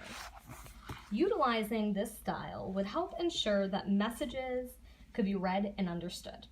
I think we all know somebody with sloppy handwriting that's hard to decipher. It would also differentiate between commonalities. For example, I was just a vertical line, but 1 has a horizontal line at the base. O is just a circle, but 0 has a line through it. As you can imagine, there's also a very specific method to filling out the message book as well. This is actually an example from the War Department's Basic Field Manual for Signal Communications. As you can see by the top row, this has not been processed through the message center yet. If you notice some wax scurrying around D-Day Conneaut last year with a clipboard, most likely they were dispatching messages on their delivery route regarding the temperature, tactical changes, and other important updates. I now would like to pass you on to Amanda, who's going to teach you a little bit about the use of Morse in World War II. The WACs who worked with and supported the Signal Corps performed many different jobs. These included working as high-speed radio operators, teletype operators, switchboard operators, cryptographic code clerks, crypto analysts, and route clerks. The WACs selected for these jobs were often recruited because they had appropriate post-secondary education, work experience, or language skills such as German. The WACs had to complete difficult training and were expected to quickly master the skills and technology necessary to perform their jobs. For instance, the ladies were expected to learn Morse code with total proficiency in only a few weeks. Morse code is a method for encoding text into standardized sequences of 2 different signal lengths called dots and dashes, or dits and dahs, that can be sent by means of sound, light, electrical current, or radio waves. They can be decoded by a skilled listener without special equipment. The system is named after the American artist Samuel Morse, who co-developed an electrical telegraph system at the beginning of 1836. The dots and dashes of Morse code, often referred to as CW or continuous wave, are sent by turning on and off an electrical current, or in the case of radio, a radio wave. For instance, the letter R is 1 short dit, 1 long dash, and another short dit. It sounds like this. Even though by World War II, voice could be sent over the radio and telephone lines was a common form of communication, Morse was still in frequent use by both the Allied and Axis forces. This is because with both radio and wired transmissions, Morse requires very little energy to transmit over long distances. Also, as the technology is so simple, it can be received even with a weak signal or distortion where a human voice would be intelligible. An extremely important job that the WACs did was to intercept coded enemy messages. These messages were being received in encrypted Morse code, which meant that the intercepting WAC would have to listen for hours on end to random strings of numbers and letters in Morse code. Often the radio transmissions were weak or contained interference, which would require even more concentration. Once copied, these messages were then sent to SIS headquarters, where other WACs, soldiers, and civilians would work to decode them. This meant that the messages had to be recorded with the utmost accuracy, as any mistake in the copying could hinder the code-breaking efforts. And another misconception, or the last misconception, one of my goals that I said I had, was to straighten some things out. We have been asked or inferred at D-Day, Ohio, why women aren't there. Women did not storm the beach at Normandy, and that's true. We weren't storming the beach at Normandy. So now you may be asking or wondering, why am I in a field uniform? So those are the things I'm going to explain to you. Yes or no, we were not storming the beach, but women were involved in the D-Day invasion. As I mentioned earlier, typing those orders about the invasion, but they were stationed in London. Women's Army Corps members didn't arrive on Normandy, but they did arrive on Normandy 38 days after the landing. They arrived basically in the uniform I'm wearing right now, except they would have carried all their gear with them. There were 49 enlisted women and 5 officers, and as they came on the beach at Normandy, they set up tents, pyramid tents, pump tents, and they lived in an apple orchard right alongside the men. They lived in the rain, exact same conditions as the men, and they followed the army. After that, around Europe, through France and into Germany. One of the stories I like to tell from that is when they were running short of water, the women would actually use their helmet, one helmet full of water, and they would share it to brush teeth, wash their hair, and even wash their clothes. So again, my job or my goal today, again, was to clear up a couple of misunderstandings. No, we weren't on Normandy, but we did come. The Women's Army Corps did come just later, wearing the uniform you see me in. And the other one that I wanted to clear up is that when you see a reenactor portraying Women's Army Corps, remember the Army Nurse Corps is a different unit. We had other jobs. So I hope I've maybe piqued your interest just a little bit, and if you ever can come to the D-Day Ohio event, look us up to see us in the Message Center. Thank you.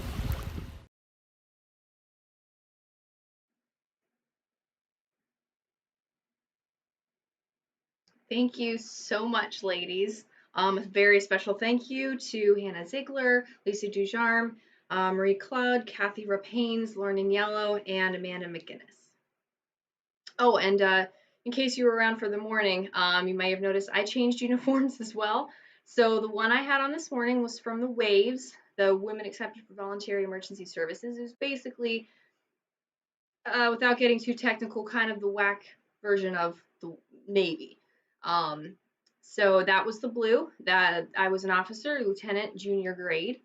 The one I'm wearing now is Army Nurse Corps, and kind of like what Kathy was mentioning, she says they always get mistaken for nurses. I always get mistaken for WAC. I don't know what it is about it, but one really easy way of telling the difference between the two, a lot of the uniforms do look very similar, but anytime you see caduceus, it's most likely going to be that they are an Army Nurse Corps, with the Army Nurse Corps, and not the WACs.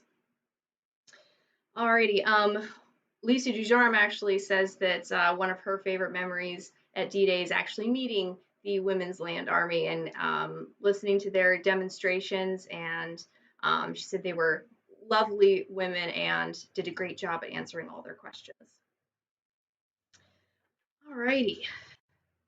Moving on, a last minute but very welcome addition is from David Miller and Sheila Gladfelter in Winchester, Virginia. They're going to be talking about the German cavalry.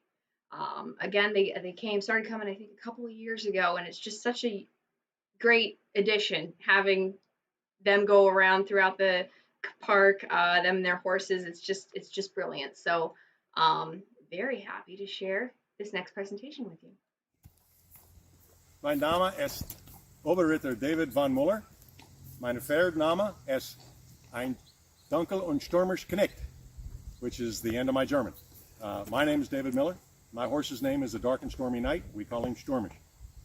I represent the World War II German Army Cavalry, particularly the 13th Regiment, No. 2 Company.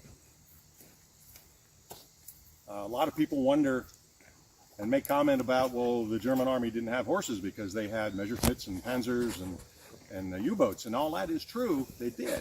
But they did not have enough resources to be able to fully outfit themselves with everything that the American Army could do. And one of the places, or several of the places that they sacrificed, was in transportation vehicles and reconnaissance vehicles. Now, they had some of those, of course, but most of that work, or quite a bit of that work, was done with horses. They used horses to pull artillery pieces, supply wagons, and they had men in the saddle doing reconnaissance work. Some of the horse units were cavalry, per se. Others were mounted infantrymen, and the German cavalrymen routinely referred to those fellows as white riders, kind of as derisively. I guess it was all fun and games and joking, but that's how they referred to them.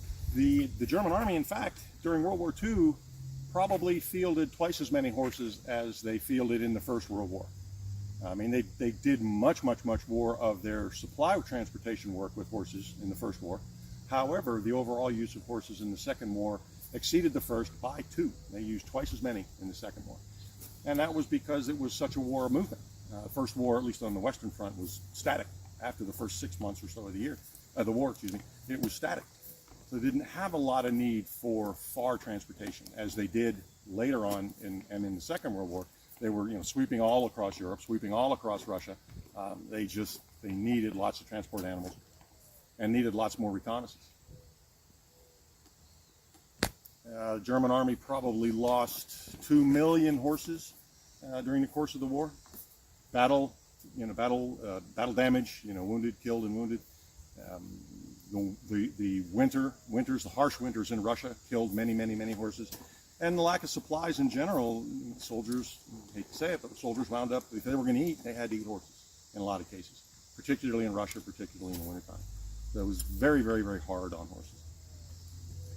In fact, as the war started, the German Army had a very high standard for their horses. And if you know anything about horses, the European warm bloods, lanky, tall, really tall, 17 hands, 16 hands, big horses.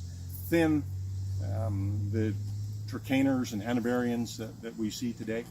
But as the war progressed, their standards had to relax a little bit, and even to the point of taking horses from other countries that they occupied.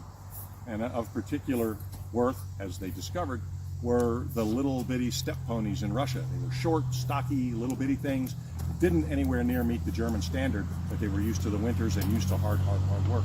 So they actually fared better than many of the German warm-blooded horses. But one of the other reasons that the German Army had so many horses and used them so well in the Second World War was that the equine tradition in Germany is equal to or exceeds that of America. In fact, I'm under the impression that the only country in the Olympics to win more of the equine medals in the Olympics than America are the Germans, still today. They have a tremendous horse culture in Germany.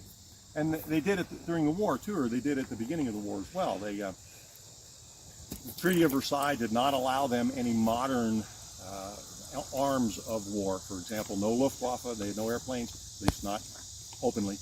No armor, no tanks, and their army was only 100,000. I think it was limited to 100,000 men. But one thing that the Treaty of Versailles did not limit was their cavalry arm. Presumably, the rest of the Western powers figured, cavalry's passé anyway, so why not let them have what they want? Well, and the Germans exploited that. And they had, even at the start of the war, they had a tremendous horse arm in their military.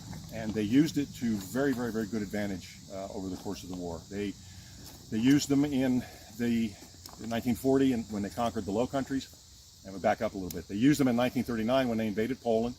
They used them to pretty good advantage in 1940 when they invaded the Low Countries, France, Belgium, Holland.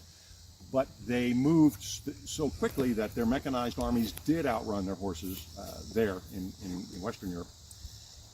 And after they had defeated all the countries in Europe and the only people left standing was England, they kind of relaxed their cavalry arm or their horse arm. Then in 1941, in June, when they invaded Russia, they very, very quickly realized that was a mistake. And they brought their horse arm back with a vengeance.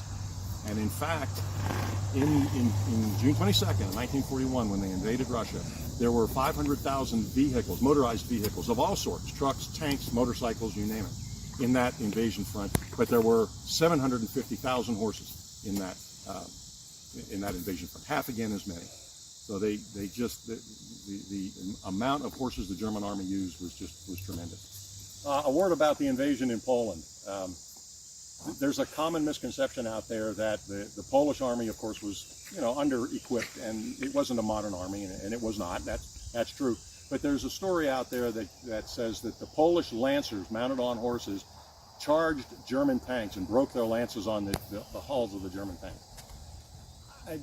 That is not true. I, in fact, met the son of a veteran from that battle. And off the top of my head right now, I forget where that battle was. But the Poles were proud and brave, but they weren't stupid. That charge took place against an infantry unit that was well dug in. But the Polish Lancers managed to overrun them, ran them out, took a lot of prisoners.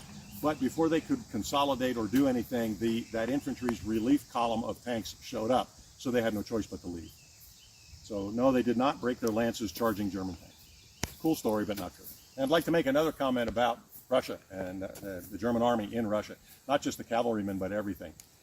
In the early days of the war, 1939, 1940, in Western Europe, it was regulations that the German army wore their hat all the time, that their shirts, their coat sleeves were pulled down, their tunics were buttoned all the way up, including snapping the collar.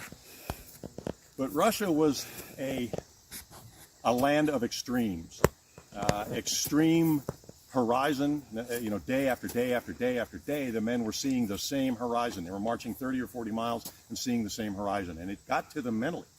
The other thing, of course, Russia is a land of extreme weather, as we all know.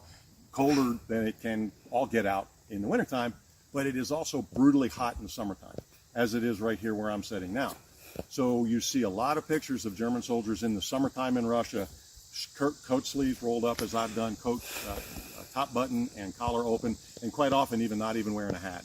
They can't. It's too hot. This heavy wool uniform would be just too hot in this bad weather. So I just wanted to make that comment. And of course, those extremes of weather also took its toll on horses. I think I mentioned that. And with that, hopefully next season, the event will be live, and we'll be live, and we hope to see you there. And until then, auf Wiedersehen. Hi, I'm Sheila, and this is my horse Dancer, scratching down there. Dancer, say hi to everybody. I represent the female horse trainers, which is the Bayreiterin. In 1943, Germany was starting to run out of men at the front, so they took the men that were training the horses, sent them to the front, and recruited approximately 300 women from the local horse training schools and horse riding schools, actually, and sent them to the 12 training centers across Germany to train the horses for the army. They trained for pretty much everybody but the cavalry. Cavalry thought they knew how to do it better, but, yeah, they didn't. But anyhow, they were issued hat and jacket. Everything else was private purchase. Some areas may have had a couple different things available to them, but that was basically what they got. They were considered civilians, although they did have a contract with the Army. But like I said, they were still considered civilians. Okay, so the jacket and the hat that I had on previously, like I said, were issued to the women. They would have been used probably in the winter time, fall, spring, winter, and for propaganda uses, a little more dressed up. During the summer, they would have turned to the short sleeves to be more comfortable in the heat. But as far as I know, they always had something over top. A vest, or they had what they called stable jackets, which was a long sleeve white stable jacket that they would wear there to keep, kind of like a oversized apron to keep clean. So the hats, this type of brimmed hat would have helped keep the sun out of the eyes.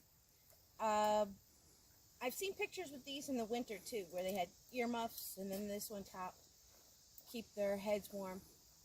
These would have been scrounged around. I don't know if they would have been given to the women. They might have had to steal, borrow from male friends, relatives, brothers, fathers, husbands, boyfriends. Also, do know that there were overcoats, the wool overcoats. The women would try and get them from the men too. Okay, the women were afforded the respect of even though they were not in the military, of a second lieutenant. Men didn't salute them, but they had to treat them with respect and as if they were officers. As I said before, there were over 12 training schools across, or around 12 training schools across Germany.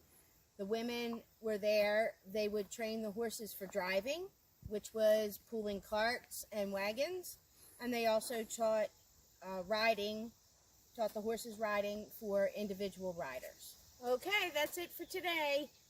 Hopefully we'll see you next year at the event. Until then, auf Wiedersehen.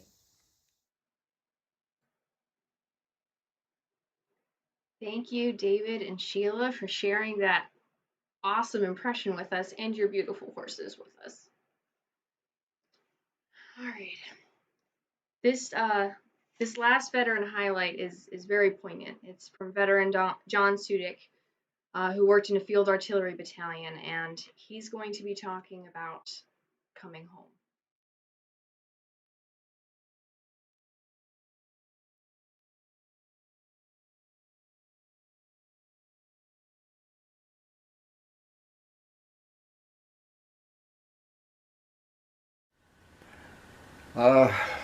Our last penetration was into the border of Czechoslovakia, and we're going down the road, and we noticed that the Skoda Works, which was the one of the biggest munitions factories in the area in that country, besides in Germany and everywhere. And originally they produced locomotives and things of that nature, but the Germans took control of Czechoslovakia and they turned it into a munitions factory, and they made tanks there and everything like that. Now, Skoda Works was in the outskirts of Pilsen, and the factory was adjacent to a string of row houses across the street, and then there was the factory. The day before we got into town, they knew the war was practically over, but our fleet of bombers come over, flying fortresses, hundreds of them, and they pinpoint bombed the Skoda Works, and they didn't touch those row of houses. That was phenomenal to me, that the accuracy of the bombing was such that they destroyed the Skoda Works and that factory. And we all got to wondering, why did they do this? We were just about ready to take pills and the war was just about over. What's the reasoning behind? Besides, they can't produce enough stuff out of this thing to change the war. The war's going to be over. Why? Then we started thinking about this, and word got around. Well, they had an agreement. I think it was Potsdam or something with Stalin and our Roosevelt and stuff. This area was supposed to be turned over to the Russians. The United States did not want the Russians to have the Skoda Works. So the last day of the war, we bombed the hell out of it. So there was our method of preventing the Russians to get all this good machinery to produce war equipment.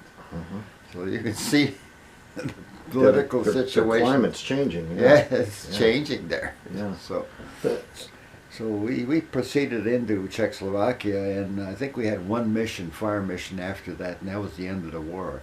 We got news in Czechoslovakia that the war was over. After the VE Day, no celebration for your unit? Not really, no. We were all just subdued. Never didn't yell or scream or have any emotional effect about it. You know, it just didn't. It's like a wait and see attitude. What's going to happen next? We became the army of occupation, you might say.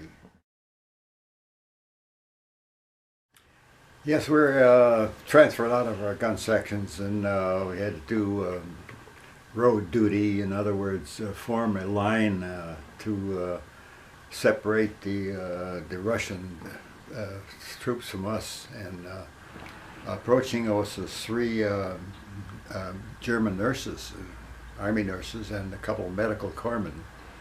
And they immediately held up their hands and said they wanted to surrender because they didn't want to be taken by the Russians. And I said, I'm sorry, but we've got orders from our officers that anybody coming towards us from the east is to be sent back in that direction because they are under the jurisdiction of the Russian nation and the Russian soldiers.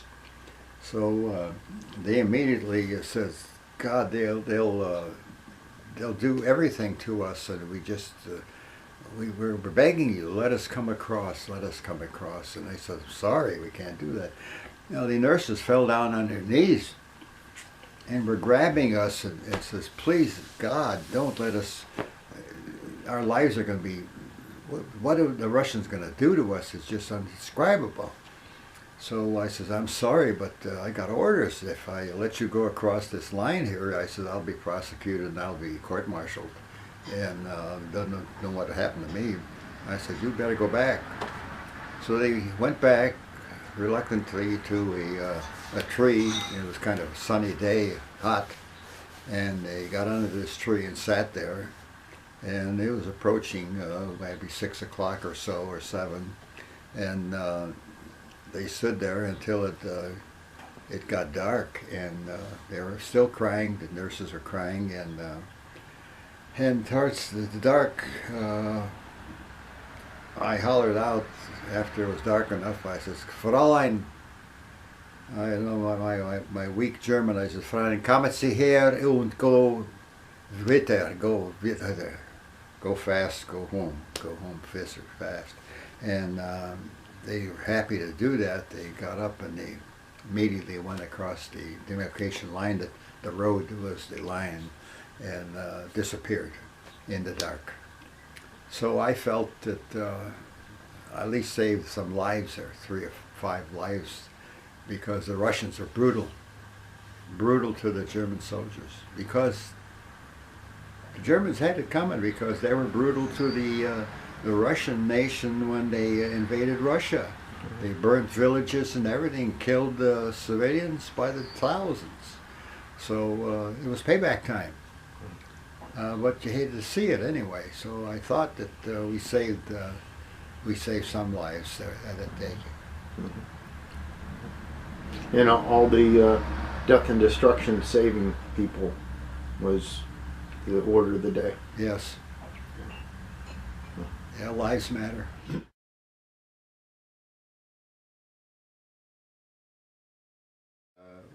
the demarcation line was skirting through the outskirts of our town, and in our town was a brewery. Well, consequently, the Russians didn't have that over there. Well, they're sneaking in our side and they're raiding the brewery and taking all the beer and going back to the Russian lines. Well, our officers didn't like that, so they wanted to have a conflab with their officers, the Russian officers, and stop this, you know, and meet with them. And what are they going to do? Well, how are we going to work this out? Well, they got a hold of me, and because I could speak a little bit of the language, and another guy, and I took a jeep, and I headed for the Russian lines. And come to one outpost that they had, and they stopped me and pointed their rifles at me, the Russians did. Where are you going, so forth, and I tried to tell them, you know, and they were kind of still arrogant about it, and so I thought, well, geez, I got to do something to get through here, you know, because I got this mission. I got to find out, bring this colonel, this guy here on the roadblock doesn't know. I had nothing about it, you know. So you know, then he looked at my wristwatch, and he says, "This is Timash Mickey Mouse." In other words, have you got a Mickey Mouse watch? How did that guy, that Russian soldier, know about Mickey Mouse watches in Russia at that time? I still can't figure that out. It must have, you know, they must have got movies of Mickey Mouse or some darn thing over there. But so I says, well, wait a minute. I reach in my wallet and I open my wallet, and I reach in, I got a dollar bill. I hand it to him. I says, Dimash, here you are. Here you got $100 bill there. $100 bill. How much is that worth in rubles? You know, I told him no. He was elated. He just struck it rich, you know. He had the one on the bill, but he didn't do the zeros, but he didn't make anything of that, you know. Yeah. So we went to another roadblock about the same thing. And then finally they sent us on another 10 miles or so, and finally come into this town that was full of Russians. They looked at me, and finally, after, it must have been a half hour, here is a big black, you ever see these hearses that they had years ago for funerals, big black ones, look like a big convertible, yeah, and they piled flowers into these things. Yeah. Well, here shows up this vehicle, and they had about 2 rows of high-ranking officers. I think they're probably generals or colonels or whatever show up, plus the driver and everything, so stout and, you know, so important, you know. And they pull up to me and in the Jeep, and they look at me and the other guy and enlisted men, and where the hell's the generals? Where's the American generals? Oh.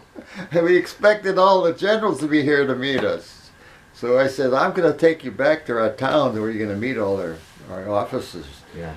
So I said, you follow me. And so we went back some 20, 30 miles and back to our area. And they came into the town, and they wanted to speak to the troops and to our officers, and I took them in a theater. And our colonel and stuff got a lot of our troops to fill the theater so they'd have an audience to speak to. Well, the Russians got on a stage with our officers, and they start talking in Russian. And he's talking to our troops, "Ya povedajte, ruska люди dobre, amerikanski dobre." And all of a sudden, boy, these GIs, they're going to give it to them. They're going to, you know, they're going to have fun. Yeah, the audience just erupt with, you know, clapping and everything, and they don't know what the hell this guy is saying, you know. Then he goes on with another tirade, you know, and the GIs, yeah. This went on for a half hour, you know. Talk about humor. The American GI is so humorous, you know. Oh, God. And the Russians taking it all in, they thought every guy in the audience knew the Russian language.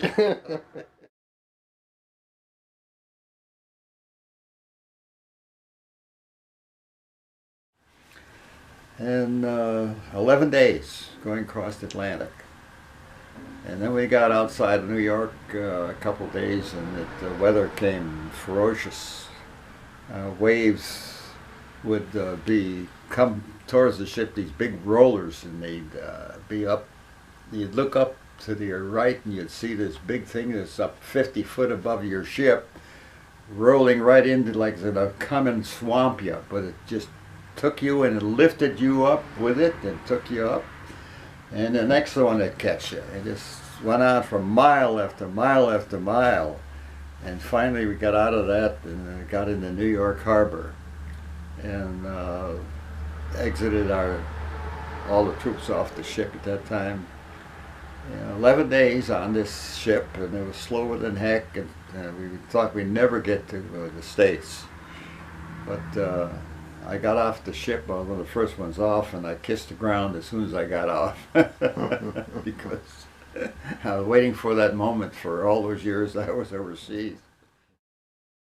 Of course, we know each other because of the D-Day event in Conneaut, Ohio, and I just want to get your reflections on the event and what that might mean to you.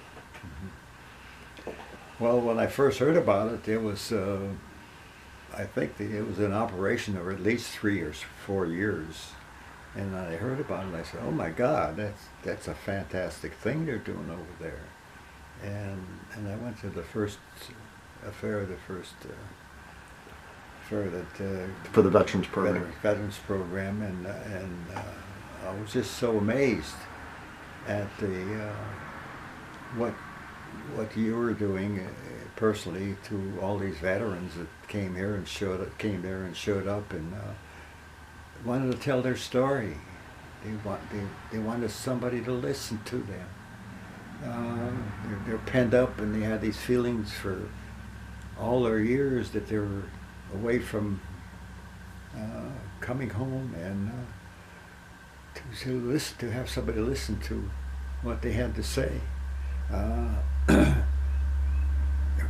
Before that, nobody would see an old codger walking down the street with a hat on that's the U.S. Army or something.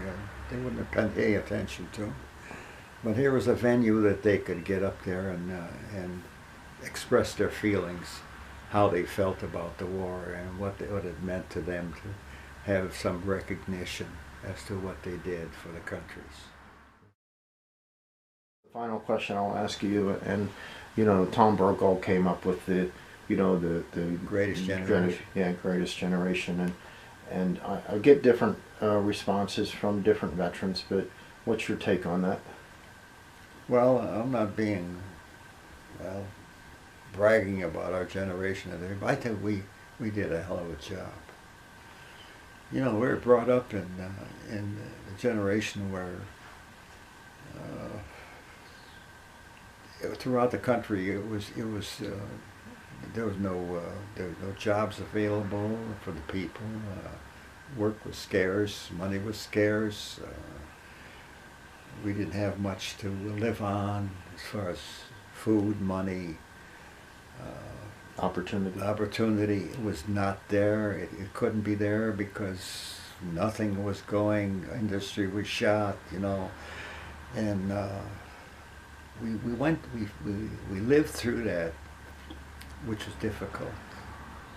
And then the war started, and Uncle Sam says, you're trying to make a life for yourself now. I'm sorry, but you've got to come along with me.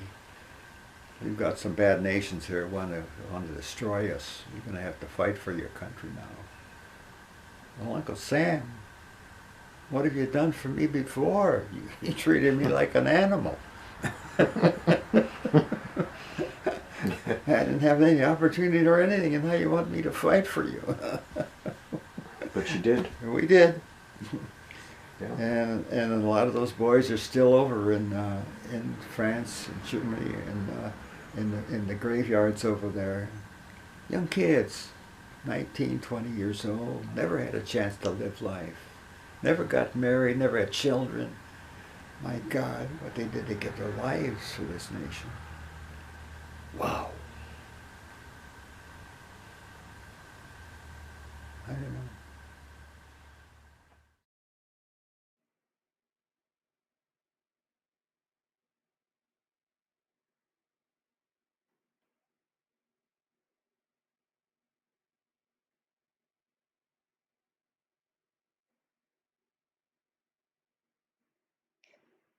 So I really can't state it enough. We do what we do for our country, but also to honor the veterans and remember all of those who lost their lives giving us the freedoms we so richly enjoy today. I think we take it for granted far too often, the freedoms that we do enjoy in this country. But you know, a place that hasn't forgotten it and people that haven't forgotten it is little Genevieve in Normandy, because for several years they did lose their freedoms, and it touched them so much that 80 years later, the men and boys that fought on those beaches, their cemeteries are pristine. They remember them, they're thankful for them, and they will never forget them. And don't think it can't happen here, because it will if we forget. The best part of D-Day Conneaut, and the most precious for sure, are our veterans, because we don't know how much longer we're going to have them. So anytime you see an old codger, as John put it, with a hat on, you should go over and say, thank you for your service. Whew, all right. Something else, though, at our event that you can see are many demonstrations. So many, in fact, in all different parts of the park, you really cannot see them all. I've tried, I can't. So this next presentation is one such demonstration at the event, and it's of a German machine gun unit. So without further ado, enjoy.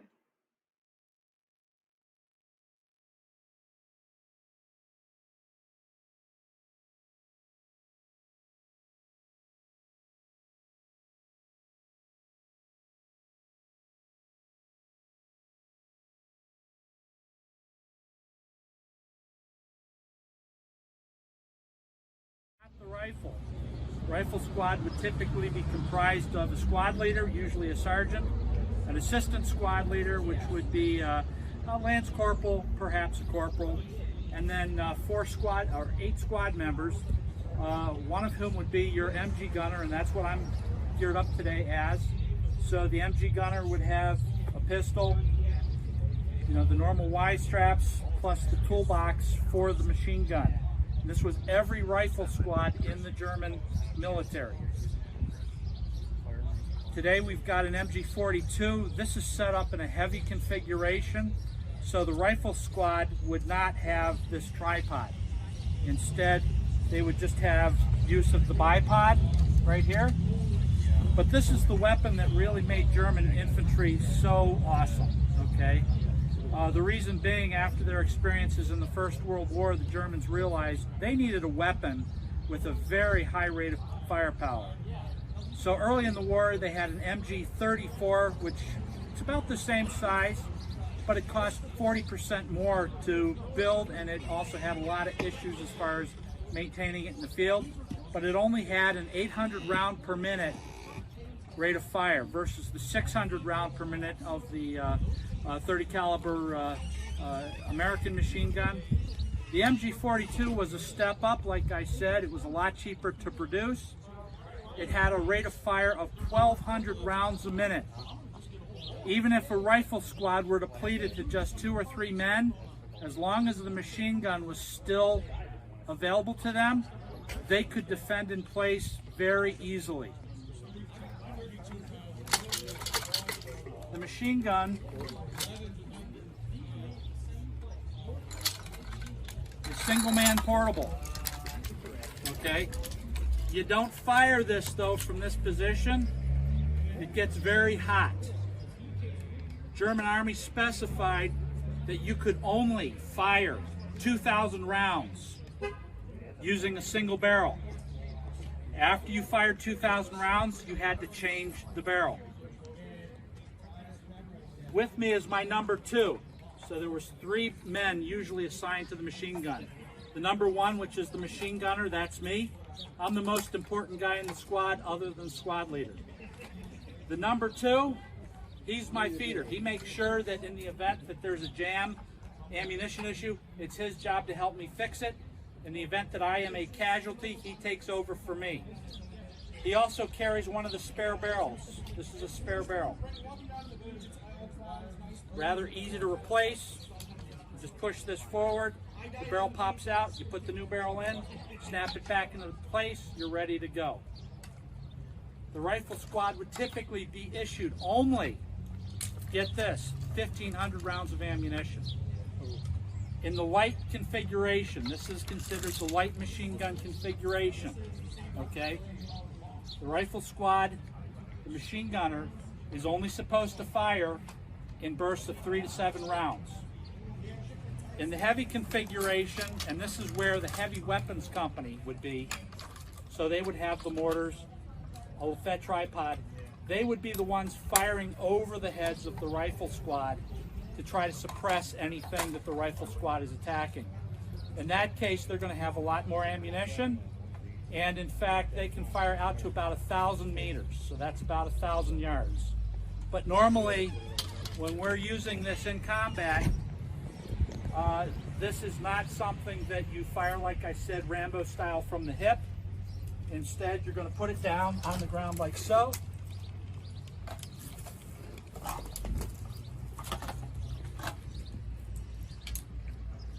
And this is how you're going to fire it. Like I said, 3 to 7 round bursts. The other interesting thing about this is that even though they'd only be issued 1,500 rounds, they'd only be issued 5 belts. Penalty of death if you burned out a barrel. So after 2,000 rounds, the barrel heats up enough where you can melt it. So the rifle squad would actually carry 2 spare barrels with them. When you deplete your ammunition, the number 3 gunner, he's the guy that goes back and gets more ammunition. In the event that we're actually on the assault, we have a carry strap, and right now it's misbehaving, but because the barrel shroud, this is the barrel shroud, is going to get hot, this is how they're going to advance in combat. And this might be what it looks like. My number 2, where that's full, he's always going to be right here. Number 3 is going to be trailing us. But this is how you go into combat.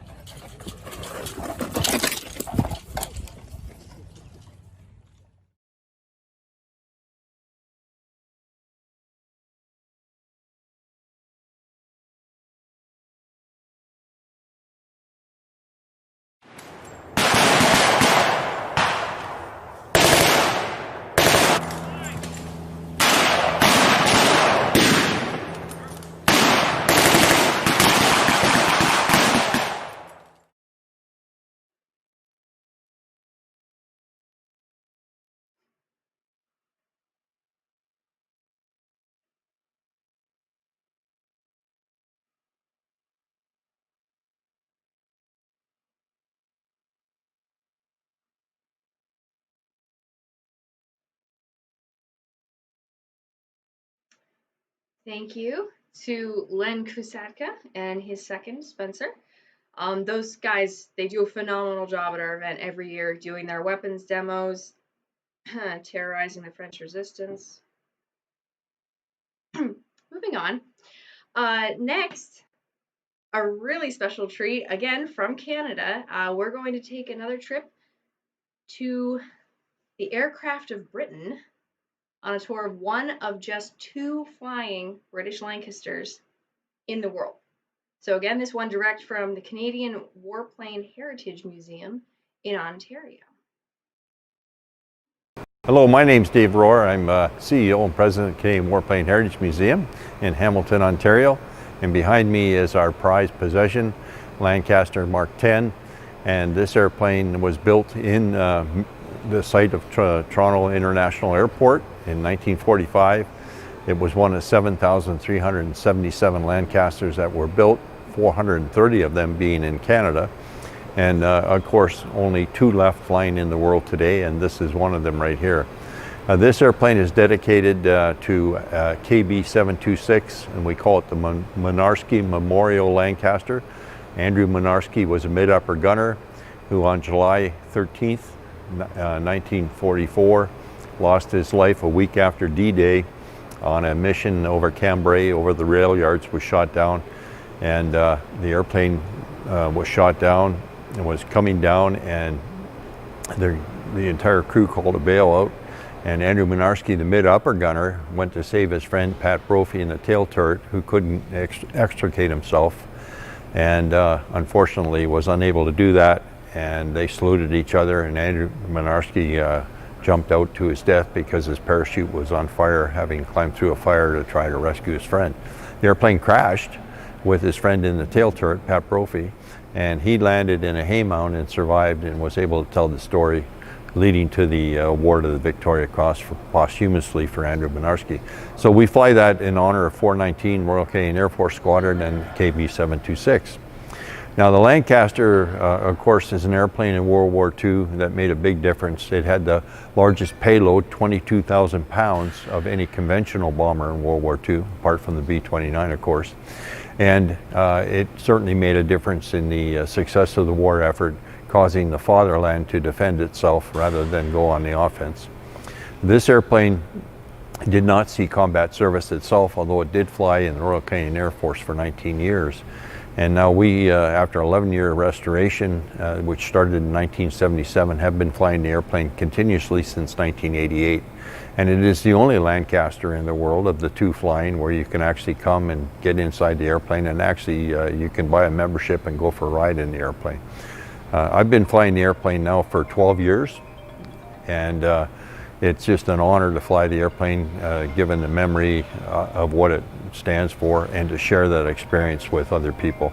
So what we have here is a Mark 10 Lancaster, and the engines are a little different. They're Packard Merlin engines built in Detroit, Michigan by the Packard Motor Company, and we have a 50 caliber mid-turret with 50 caliber guns, which was different than the Mark III Lancasters. It's quite an honor for us to have this airplane. We've been, of all the Lancasters built in Canada, this was one of the ones that was retired fairly early, and it's kind of ironic now that it's the only last Canadian built flying Lancaster. I'll take you inside in a minute to show you the inside of the airplane. It's not like it would have been for combat, but the cockpit and the panel, instrument panel and controls are all the same, and I'll spend some time explaining those to you and telling you what it's like to fly the airplane. Now we're inside the Lancaster. We call her Vera for VRA, which was the name that we picked up when we were in England in 2014. We flew the airplane over to England in August of 2014. Basically 50 years, it had been 50 years since 2 Lancasters had flown in formation, and we met up with the Battle of Britain Memorial Flight in RAF Conisbee and flew 7 weeks around the UK, British Isles with the other Lancaster, the last 2 in the world flying. And she picked up the name VRA, she picked up the nickname Vera by all the people who saw her, and there were millions who came out to see the 2 Lancs because, as I said, it had been 50 years since the last formation of Lancasters had occurred, which was in Canada in 1964. So it was really a great honor and a salute to our veterans. The Lancaster was the biggest airplane flown by Bomber Command. Bomber Command had a very difficult job. They flew night bombing missions into enemy territory, and of the 120,000 that served in Bomber Command, the cost and the sacrifice was so high. 55,573 did not survive their tour, and a tour was 30 missions. And the best odds of surviving your tour that you might get as a young airman was about 40%. So the costs were enormous. And in Canada, we were the only country within Bomber Command to have our own bomber group, number 6 Royal Canadian Air Force Bomber Group, commanded by Canadians, manned by Canadians, flying Canadian-built Lancasters. And Canada was the only country that had that duty and responsibility in the war effort in Bomber Command. And we lost 10,695 young Canadians in the service in number 6 Bomber Group, and also flying with some of the Royal Air Force bomber squadrons. So there was a very high cost paid by all those who served in Bomber Command, and in the 8th Army Air Force also flying B-17s had a tremendous loss rate. But it did change the outcome of the war, and it did force the enemy to defend themselves as opposed to going on the offense against the Allied forces. So to fly the Lank, of course, with 4 Merlin engines, and the Merlin engine is historic for its impact on fighter aircraft. The Mustang was an airplane built by North American Aircraft, and it really hadn't performed very well until they mated it with a Merlin engine, and then they had a real fighter. And they had a fighter with 8 hours of fuel that could escort the day B-17 bombing trips in and out of enemy territory for the first time. So the Merlin V12, great engine, and the Lancaster was equipped with 4 of them. And as I said, ours were built by Packard Motor Company in Detroit, Michigan, and they have about 1,600 horsepower per side. And when you take off the payload on the Lancaster during wartime, you could take off with as much as 67,000 pounds, and of course 22,000 of that could be armament. And so you needed a very strong performing aircraft to be able to take off out of grass strips with that kind of weight, and the 4 Merlins certainly delivered. And so when we have the Merlin engines, the 4 engines, we have our controls here. These are the throttles, and we basically go 1 on the left, 2, 3, 4 to the right. So this is 1, 2, 3, and 4. These are our throttle controls. These are our pitch controls, 1, 2, 3, and 4 for the pitch of the blades on the engine. And then we have our fuel, and again, 1, 2, 3, 4 for fuel. And for starting, we have our mags, number 1 engine, magnetos, 2, 3, and 4. And then our ICOs, our idle cutoff switches, and our start buttons, which are labeled here as well. And then, of course, all our gauges, we have to have gauges for each engine. So we have our boost, which is same as manifold pressure for our engines. And we have, if you look at the throttle quadrants, we have these little plates called here, and they're called gates. And during wartime, you would take off, you would push your throttle up to the gate, and it would catch on the gate. If you needed emergency power, you could actually go through the gate and get up to 17 pounds of boost if you really needed it. And most of the time they would take off at 14 pounds of boost. Today, to preserve the engines, we only use reduced power takeoffs. We take off at 9 to 10 pounds of boost. And we're only flying in about the 40,000 pound to 45,000 pound takeoff weight, as opposed to the wartime loads as high as 67,000. Other than that, it's a very conventional airplane. We have generators, and of course the airplane was designed with redundancy to withstand enemy attack and damage to the airplane. So we have generators on 2 engines, number 1 and number 4, and then we have hydraulics and vacuum and air pressures on 2 and 3, and there's redundancy on each engine. So if you were to lose an engine, you would still have the same services. It's a very conventional airplane, all control tubes and pulleys for your flight controls. The airplane is a heavy bomber, classified as a heavy bomber. And when I first started flying it, I had done a lot of flying on the B-25, which is a medium bomber, very versatile fighter bomber, actually, used in the Pacific as a fighter, and a very maneuverable, fast responding airplane, a pilot's airplane. So when I went to transition to the Lancaster, I thought, well, it's going to be, kind of a heavy, non-responsive type of airplane. And I was actually very surprised to find out that the airplane is very maneuverable. And although it is a heavy bomber and it's not a B-25, it is quite maneuverable. And of course, when airplanes were under attack from enemy, they would pull a maneuver called the corkscrew, which was in effect almost like a spin to try and lose the bombers, or try and lose the fighter from the bomber. So I was actually pleasantly surprised. The airplane, we fly it, it would fly quite a bit faster in wartime, but we've limited it to 200 knots max speed. And that's because obviously the airplane's 75 years old and we want to preserve it for many years to come. And we do reduced power takeoff for the same reason. Landing speeds on approach with full flap, our landing speeds are actually pretty low. We come in at about 100, 105 knots over the runway, and we touch down in the area of about 90 knots. And so you can get in and out, you can operate in and out safely, basically 4,000 feet. We use 5,000 feet as a minimum runway. We like more because we don't want to use the brakes if we don't have to. But we can, if you had to get in and out of 4,500 feet, we could. So that was, for a large airplane, that was very good performance. And of course it had long range, which meant that we carried a lot of gas. And in Canada we use imperial gallons, and in the US, a US gallon is 4 liters. In Canada, an imperial gallon is 4.5 liters. And that's basically the difference. So we carry 2,159 imperial gallons of gas. And what that means is it's expensive to fill up.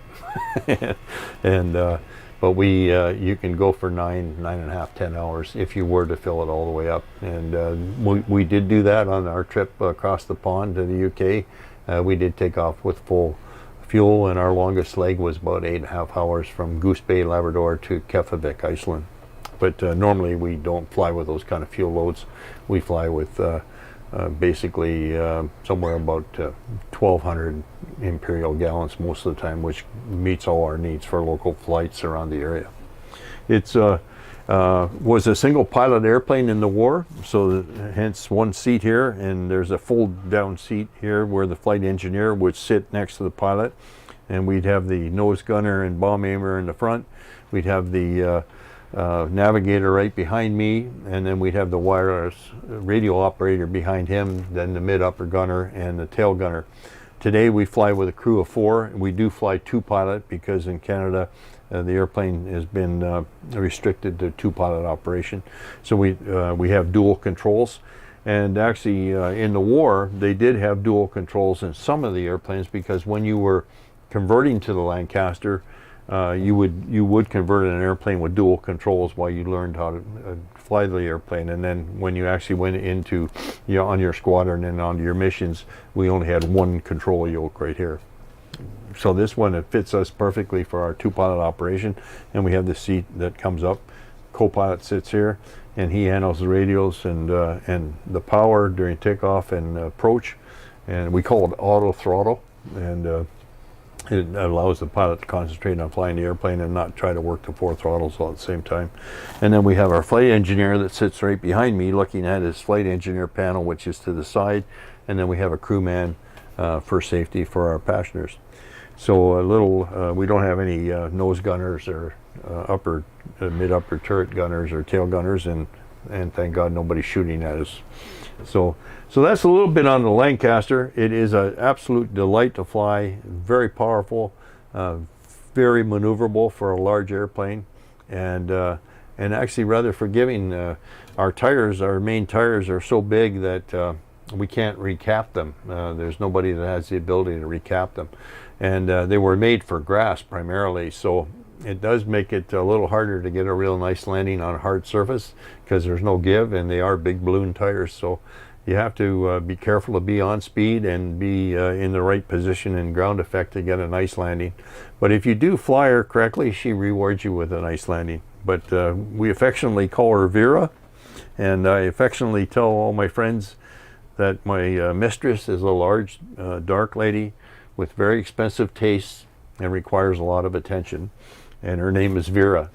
And if I had another mistress, I'd be dead. So anyways, we're glad to share this information with you about our Lancaster, and I hope you have a wonderful event, and it's been our privilege to be part of it. Thank you very much.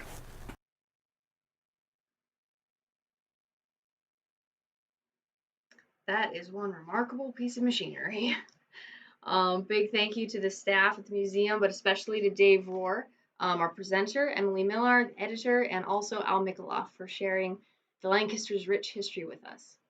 I do apologize. I was notified that that last stream was a little on the jerky side. I do want to let everyone know that these individual recordings will be posted to our YouTube channel eventually. So just know that you can view any of these again that you want. All right, continuing on. If you had the opportunity to be at our event last year, then you got to see a true avionic veteran pass overhead all weekend. I'm referring to none other than the C-47 Whiskey 7. And to share some of its service history with us, we're now going to go to Whiskey 7 pilot Chris Palhimas.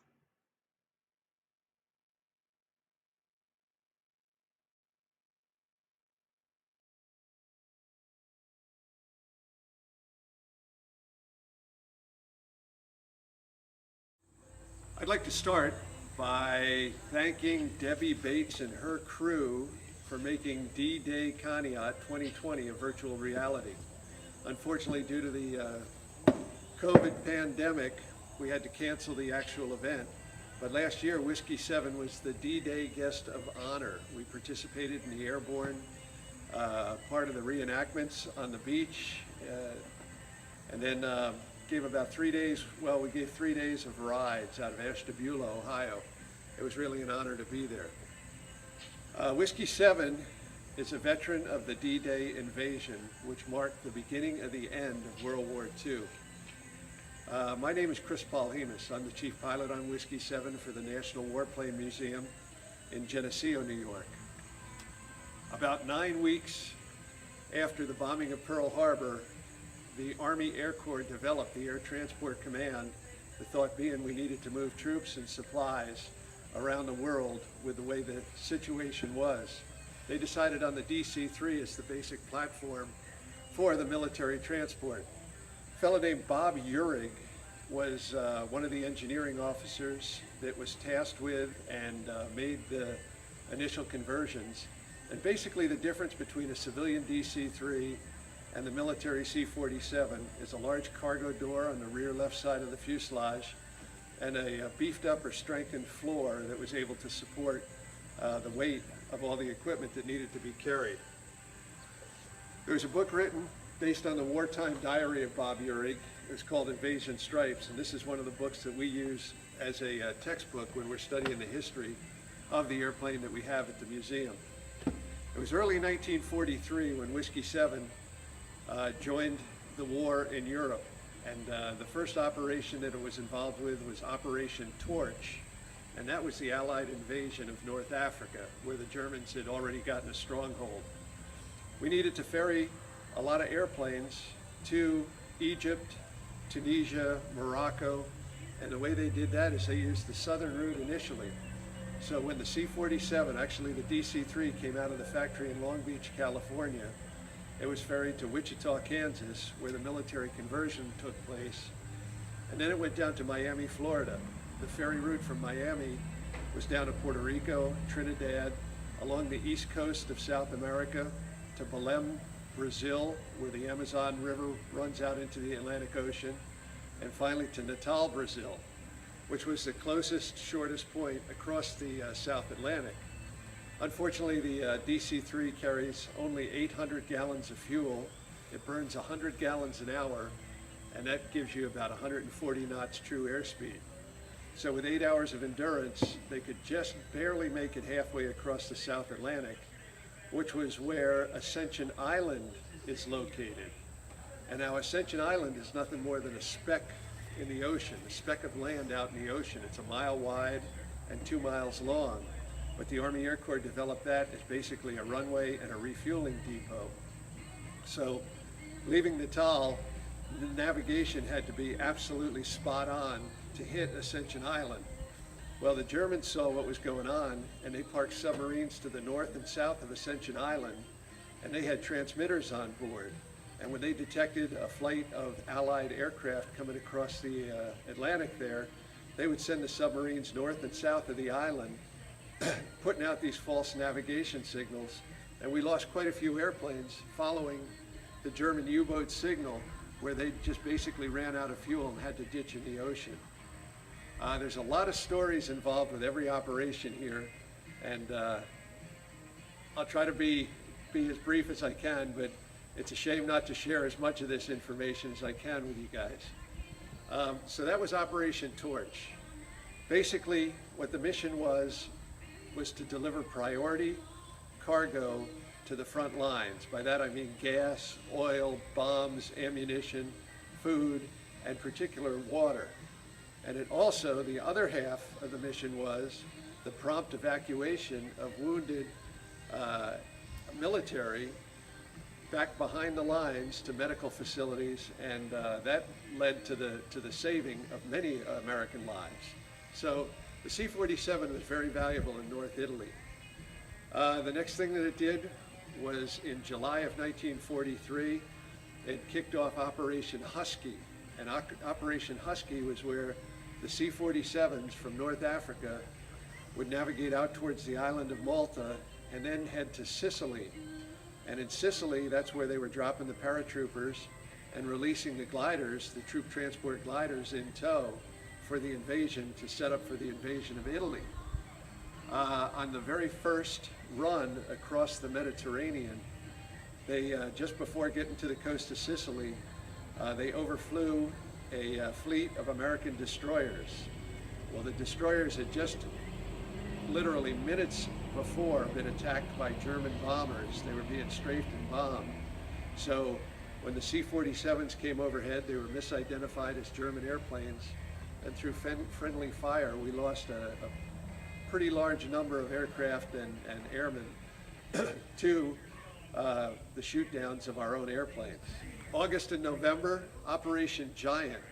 Some airfields were established on the mainland of Italy, and they operated all through the winter right there, basically just outside of Rome. That's where we developed the Pathfinder operation, where paratroopers would jump into the designated drop zones, the DZs, with transmitters, radio transmitters, and Rebecca antennas were installed on either side of the cockpits, the outside of the cockpit there on the fuselage, in order to home in on these navigation signals. And that way we got really good pinpoint accuracy over the drop zones for future operations. February of 1944, Whiskey 7 left Rome, and it flew to Gibraltar. The guys called it the Rock. Spent a couple of days there, and then from Gibraltar they went on to the United Kingdom. They crossed the southwest coast of England right at a place called Land's End, and there was a refueling station in Cornwall that was set up for the Allied aircraft coming up from there. From there they went up to RAF Cottesmore, which is in the East Midlands, just up to the north of London and Cambridge. And that's the base that Whiskey 7 operated at for quite a bit of its time in Europe. At Cottesmore, what they did was they trained, and they trained. They trained in everything. They trained in parachute drops, they trained in glider tows, they trained in day and night formation flying, radio and radar procedures. And this is where I'd like to bring up another really important book, and a very, very good friend of the museum. Mike Ingressano wrote this book about the troop carrier squadrons, Valor Without Arms. So Mike served in the war with the 316th Troop Carrier Group as a radio operator, and he intimately knew our airplane Whiskey 7. All of his aircraft that he flew on had the designation of Whiskey 7. Mike was a member of the museum, and he gave us a lot of really good information, a lot of stories. One thing he said about arriving in Cottesmore, he said it was paradise. They thought they had died and gone to heaven. They had just spent months in the sand and the fleas in the deserts of North Africa, in the mud and the trenches of an Italian winter. And he says, we got to the UK and we had hot water, we had good food, we had beer, and we had pretty girls. These guys really enjoyed their time there in the UK.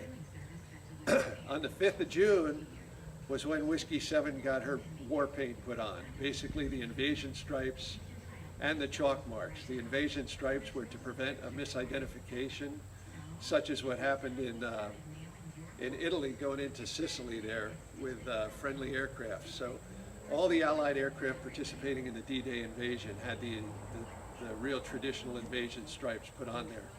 The chalk marks were put on at the last minute so that the paratroopers would know which airplane to go to and to get on for the mission on this D-Day invasion. So the 5th of June was the night before the actual amphibious assault, which occurred early in the morning on the 6th of June. And their mission was to drop behind the enemy lines and cut off the supply lines to the Germans on the coast. So, Whiskey 7 was the lead aircraft in the second serial across the English Channel on the night before D-Day. Lieutenant Commander Leonard Fletcher was the pilot on board. Leonard Fletcher was also Mike Ingressano's commanding officer. Mike Ingressano was the radio operator in the number 2 ship right off of the wing of Whiskey 7 on that nighttime invasion. There's a lot of coincidences here, but it's really cool to have gotten a lot of these stories first person from somebody who had been there in that very same airplane. They took off with 17 paratroopers from the 82nd Airborne, the 3rd Battalion, the 505th Parachute Infantry Regiment, 17 paratroopers at 11 o'clock at night. And at 2:15 in the morning, they were right overhead the Lafier Bridge drop zone. That was just on the outskirts of the town St. Mary Glace, which was the first town to be liberated by the Allies in World War II. There was a movie done, and I'm sure a lot of you are familiar with it. It's called The Longest Day, and it portrays that event really well. In September of '44, Whiskey 7 was involved in Market Garden, and that was up over Holland as we started getting closer and closer to Germany. It was described as an airborne carpet along the road to Arnhem, which was right in the very eastern part of Holland on the German border. Basically, Whiskey 7 at that point was towing troop transport gliders with 101st Airborne troops on board. And then in 1945, as the war was winding down, Operation Varsity was the final operation it was involved in, and that's when we basically were driving across the Rhine River and right into Germany. So every major operation in World War II was participated in with these aircraft of the troop carrier squadrons. The airplane was donated to the museum in 2006, and we decided that after a bunch of years of operating the airplane, we'd like to fly it back to Europe for an anniversary of the D-Day invasion. Well, we decided to make it 2014. So our return to Normandy was to celebrate and recognize the 70th anniversary of D-Day. It took 2 years of planning to do this. As chief pilot, I spent an awful lot of time working out exactly what the route was going to be and all the logistics for the flight. My day job is flying a 767 back and forth to Europe, so I was pretty familiar with the North Atlantic and the European theater. It was US Air at the time, and I went over to the operations department, had the manager sit down with some of the senior guys, and we got full support from US Air, from the airline, with help with flight planning, flight following, weather information, communications. It really helped out tremendously. There was a book written by a fellow named Ernest Gann called Fate is the Hunter, and an excellent book. He was a troop basically air transport command pilot that was helping to devise and develop all of the routes to get the airplanes to Europe. And Fate is the Hunter was so well written, I decided, why reinvent the wheel? He described exactly the blue spruce routes that they used. So we did the same thing. We took off from Geneseo and flew to Presque Isle, Maine, which was where the Air Transport Command headquarters were. There was a big army hospital there for the evacuees at the time. And we spent the night in Presque Isle, had a real nice welcoming party. The mayor was there, he gave us the keys to the city. The next morning we took off, we flew to Goose Bay, Labrador. From Goose Bay, we went over to Narsarsuaq, Greenland. It was called Bluey West 1, and it still is called Bluey West 1 today. Another quick story about Narsarsuaq. Again, only 800 gallons of fuel on a C-47, 8 hours of endurance from Goose Bay, Labrador to Iceland was much too long of a leg, so they needed to find a stop, a refueling stop, in the southern part of Greenland.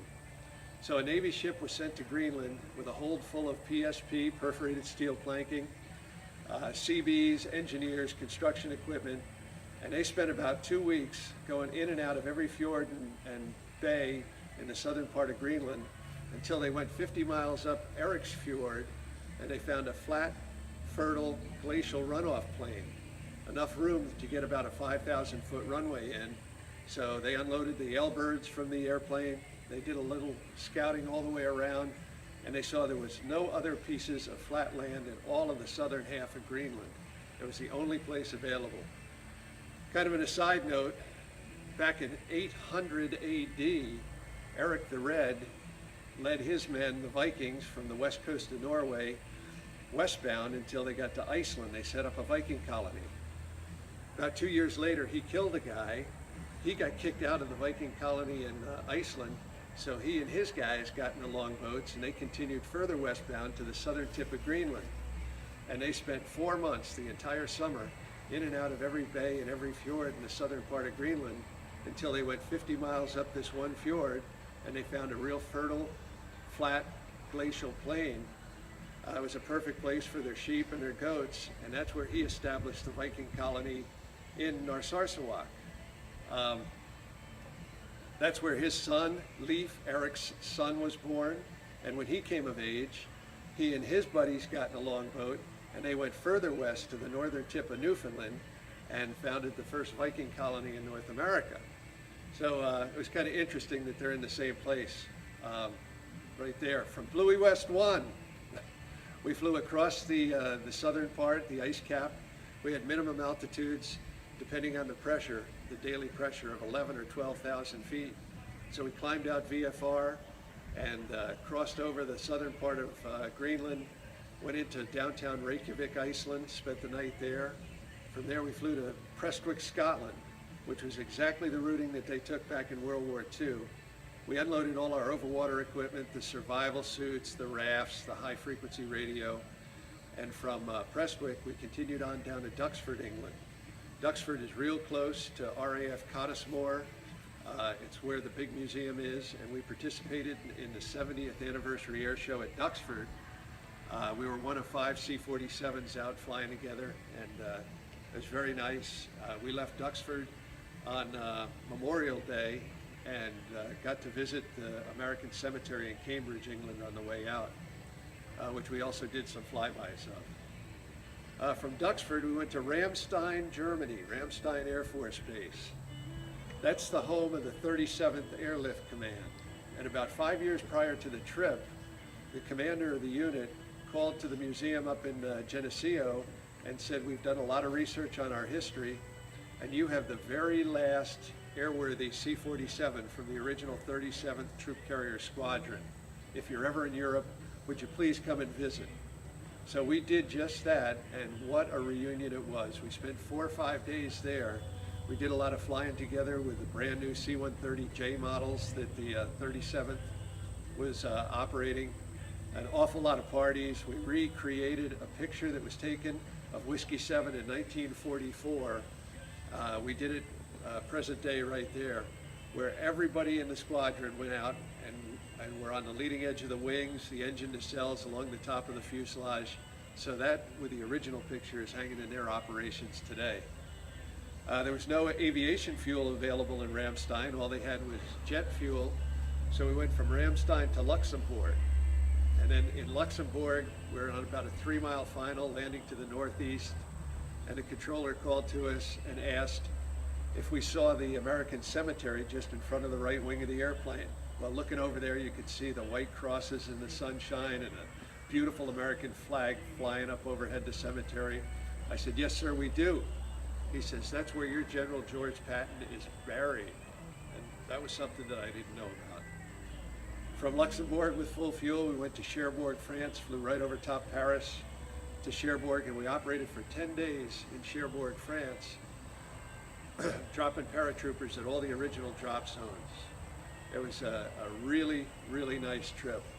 On the 6th of June at 7 o'clock in the morning, Helen Patton, General Patton's granddaughter, got on board our airplane with the mayor of Picqueville, France, which was the first drop zone in Normandy to be used by Allied paratroopers.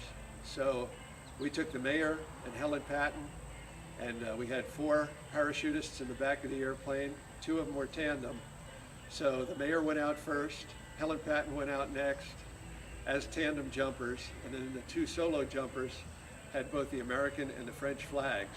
And that's how the D-Day ceremony on the Normandy Peninsula was started in 2014. We went back to Cherbourg, we fueled the airplane, and a fella named Les Cruz got on board the airplane with us. Les is the last man alive that was on that airplane during the D-Day invasion. He was a paratrooper with the 82nd Airborne, 94 years old, lives up to the north of Philadelphia. So we paid for Les's and his family's airline tickets to come and join us. So it was a real special time to have him on that airplane 70 years later to the day, the same man on the same airplane. There were about a half dozen other veterans that were on the plane that morning with us. Tom Brokaw and his video photographer were the last ones to get on our airplane. And we all went back into the cabin, and we just wanted to make sure everyone knew the significance that we were going to be flying right overhead the same drop zone on the same bearing at the same altitude and the same speed 70 years later with a guy that was right there. And Les started by saying things were a little different 70 years ago. And he went on to tell us stories. He told us that over half of the guys he boarded that airplane with in RAF Cottesmore the night before were dead before they hit the ground. He says the Germans had us nailed underneath those parachutes. It was like shooting a fish in a barrel. And then he says, and when we did land, he says, the only thing that saved his life was a hedgerow. He was one of the last guys off of the airplane, and he drifted into the hedgerow.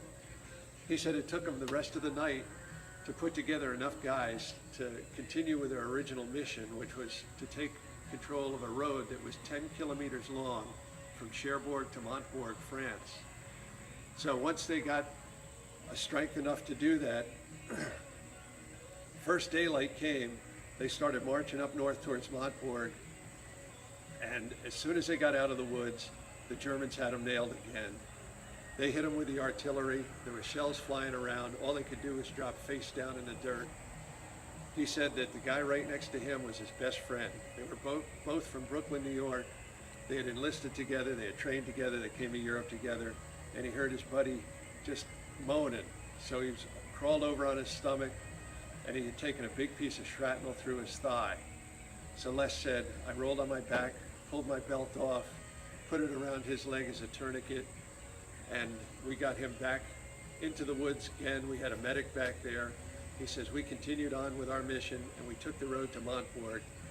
3 days later, we got back to St. Mary Glace, and I tried to find my friend, and I found out he didn't make it.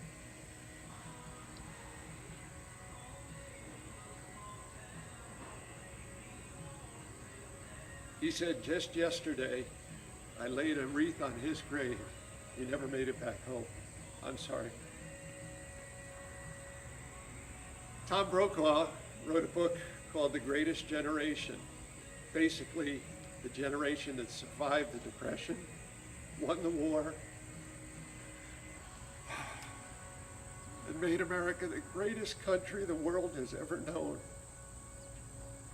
Our job is to honor and remember not only the D-Day veterans, but all of those who served and have given us the freedoms and the liberties we enjoy today. Thank you very much, and God bless America.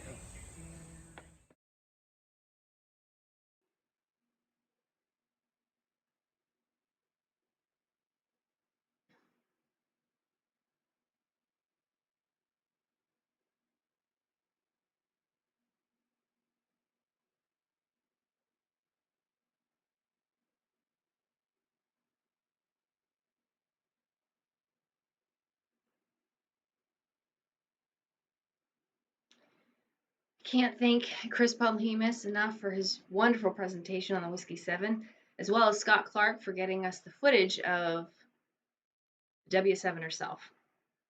There is a video put out by National Geographic about veteran Les Cruz that Chris had mentioned. It was posted actually in the D-Day Conneaut fan page a couple of days ago, I believe. If you'd like to know more about that incredible man's remarkable story, please check it out. Moving on, for the past several years, we've not only had a beach battle, but we've also had an armor battle, and it's largely due to Rabbi Rob and the crew of World War II armor out of Florida. Every year they load up their tanks and armor and head on up here for our events. It is a monumental task for sure, and now you get a sneak peek behind the armor.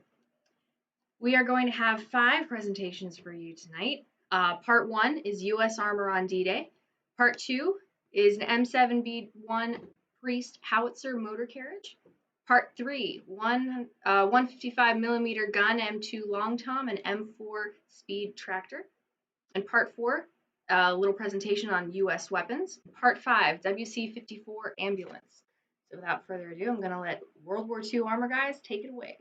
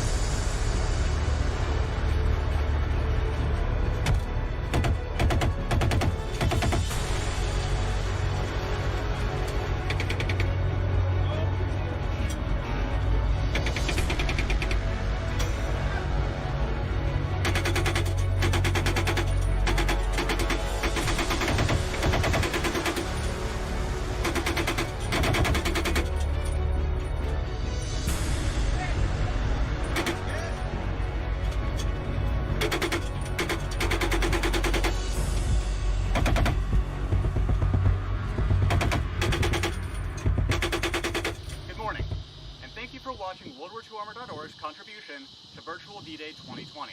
I'm Jared Zammit. I'm John Thomas. Jared and I will be your virtual tour guides today for the D-Day component of the World War II Armor Collection, brought to you with the blessing of Rabbi Rob Thomas. Take a walk, Jared.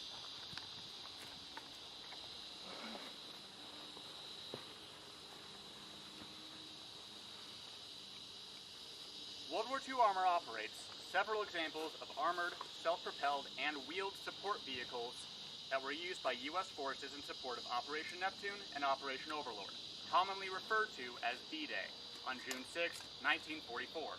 Let's meet some of the vehicles of the fleet and explore the role and history of their use on that day on the beaches of Normandy and the U.S. designated sectors codenamed Utah and Omaha. Folks, modern dramatic retelling of the event on June 6, 1944 Normandy D-Day landing often focus on the infantry's role and may leave many wondering why they were left without armor to help storm the beach. In reality, 5 independent armor battalions landed alongside the infantry, and D-Day planners included armor support as an integral part of the assault. Some of the first Americans ashore on D-Day were actually tankers. While movies have a tendency to overlook armor on D-Day, that's usually due to scarcity of surviving armor and the expense of running it versus historically being absent. 2 M4 Sherman tank crews, commanded by Sergeant George Geddes and Sergeant Turner Shepard of Company B, 741st Tank Battalion, were among the first American soldiers to land on Omaha Beach during the D-Day landing. The 2 crews, whose duplex drive-equipped Shermans, allowed the tanks to swim to shore. They made it to shore in Omaha Beach's Easy Red sector shortly before H-hour, 6:30 a.m., and the landing infantry. Under heavy fire from German bunkers above the beach, the tank crews provided crucial covering fire for the infantry forces landing behind them. The assault forces on Omaha Beach with Assault Group 01 from the 731st Tank Battalion included 56 Sherman tanks, but only 16 successfully made it ashore shortly after H-hour. Those 16 tanks consisted of 5 duplex drive Shermans, 6 Shermans equipped with deep water wading trunks, and 5 dozer-equipped Shermans to take out the German obstacles once they got onto the beach. Assault Group 02 from the 743rd Tank Battalion arrived at Omaha delivering armor support from the 743rd, shortly after H-hour. Assault Group 02 saw 42 Shermans, consisting of 32 DD Shermans, duplex drive, 7 deep water wading Shermans, and 3 dozer-equipped Shermans that successfully made it ashore. A total of 58 Sherman tanks landed in the initial assault wave on Omaha Beach on June 6, 1944. Elements of the 745th Tank Battalion were the 3rd Tank Battalion to land on Omaha Beach to reinforce the losses suffered by the 741st Tank Battalion with Assault Group 01. At approximately 12:20 hours, the reconnaissance platoon landed, and Company B, equipped with 16 M4 Shermans, landed at 1500 hours. On Utah Beach, the 70th Tank Battalion landed 39 of its 48 M4 Sherman tanks shortly after the first assault group made its way ashore. Those 39 tanks consisted of 27 duplex drive Shermans, 8 with deep water wading snorkels, and 3 dozer blade equipped Shermans. The battalion's light tank company, Company D, landed all 16 of its M5A1 Stuart tanks around 1500 hours. The 746th Tank Battalion landed 48 of its 48 M4 Shermans around noon on D-Day. The 48 consisted of 44 Shermans with deep water wading snorkels and 4 equipped dozer blades. A popular myth is that the DD swimming tanks all foundered in the channel. That's incorrect. When one assault group and the initial group from the 741st launched too far out in heavy seas, this caused the majority of those vehicles to be lost. The second assault group, 02, received word of them foundering and decided to risk their landing craft in an attempt to get badly needed armor ashore. That resulted in nearly the whole unit making it ashore. All of the U.S. duplex drive tanks were M4A1 Shermans, armed with a 75mm gun, M3. To make them waterproof, they were fitted with a waterproof canvas screen that inflated. Movement in water was made possible by dual propellers which connected to the rear idler wheel. Not all the tanks landed were DD swimming tanks. There were some fitted with deep water wading gear, essentially giant snorkels that allowed them to operate in very deep water. That is, without swamping the engine. Several were also outfitted with bulldozer attachments for the engineering units. On several occasions, tankers shooting at strong points attracted auxiliary fire on those targets from offshore Navy destroyers looking for targets. The ships could not see the bunkers, but they had more firepower, which was guided in by the tanker shell bursts. This wasn't rehearsed cooperation, but it proved a vital part in helping clear out the stubborn and dangerous bunkers on the beachhead. 76mm guns were also available at the time, but the tankers and command did not want them because of concerns about retraining or ammunition logistics. Of note is that the U.S. did not run into Panthers or Tigers until late July, and only extremely low numbers compared to the British and Canadian armies. World War II Armor's golem is Rabbi Rob Steed. It's a Canadian Grizzly, one of the 188 contract-built M4A1 Shermans built at the Montreal Locomotive Works. While these didn't see any action in World War II, they have survived in good numbers due to the unique lineage. This usually is given away by the unique Canadian dry-pin all-steel track and the required front sprocket. That being said, Golem has had its tracks and sprockets replaced with a rubber track to represent a U.S. Army M4A1 as it would have appeared at the beach on D-Day.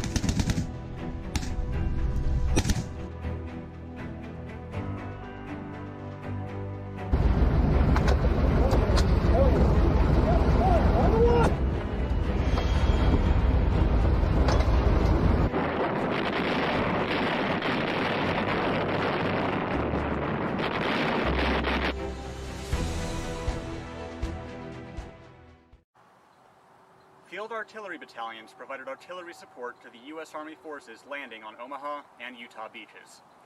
Gun crews of the supporting artillery units conducted fire missions with M7 Priest self-propelled howitzers with M3 105mm towed howitzers while afloat in their landing craft. Their barrages against German beachhead strongpoints began before the invasion forces stepped foot on French soil at around 0600 hours, roughly 30 minutes ahead of the first assault groups landing at Omaha and Utah beaches. The 58th Armored Field Artillery Battalion landed on Omaha Beach beginning around noon with 11 M7 Priests. Battery A began to move inland around 6 p.m., supporting the 115th Infantry, while Batteries B and C moved inland overnight towards Bearville with the 3 116th Infantry. The 62nd Armored Field Artillery Battalion landed an additional 16 M7 Priests ashore around 1400 hours, with the last M7 Priest landing at approximately 22:30 hours. On Utah Beach, the 65th Armored Field Artillery Battalion was the first U.S. Field Artillery unit to actually land in France. The 65th AFAB began their landing efforts shortly after the first assault waves, successfully landing around 0800 hours with 18 M7 Priests. By 12:30 hours, the first M7 Priests moved off the beach in support of the 101st Airborne Division. One of our members, Skip Inge, is a crewman on our M7 Priest Cohang. He's here to give you some more info on its design and field use. Thanks, Jared. The M7 Priest has its roots in the M3 Lee, an interim tank design that itself borrows heavily from the pre-war M2 medium tank. The design was scalable and had a robust, reliable chassis for a vehicle under 40 tons. The base was reused for the M4 Sherman, tank destroyers like the M10 GMC, and also as a basis for self-propelled artillery that formed a quick and flexible artillery support arm for U.S. combined arms tactics in the Armored Division. Cohane uses the same Ford GAA V8 gasoline engine as the M4A3 Sherman tank. The base model used the same R975 radial engine as Golem in the M4A1 Sherman. The 105mm howitzer had a very effective high-explosive projectile capable of producing 1,010 shell fragments in a 20-foot radius from the point of explosion. The 75mm high-explosive round was only just behind this at 950 fragments. M7 howitzer motor carriages helped during the invasion by firing from their landing craft at a German strongpoint. As more of the beachhead was established, they began landing and started fire missions in support of local fighting to secure the beachhead. Thanks, Skip.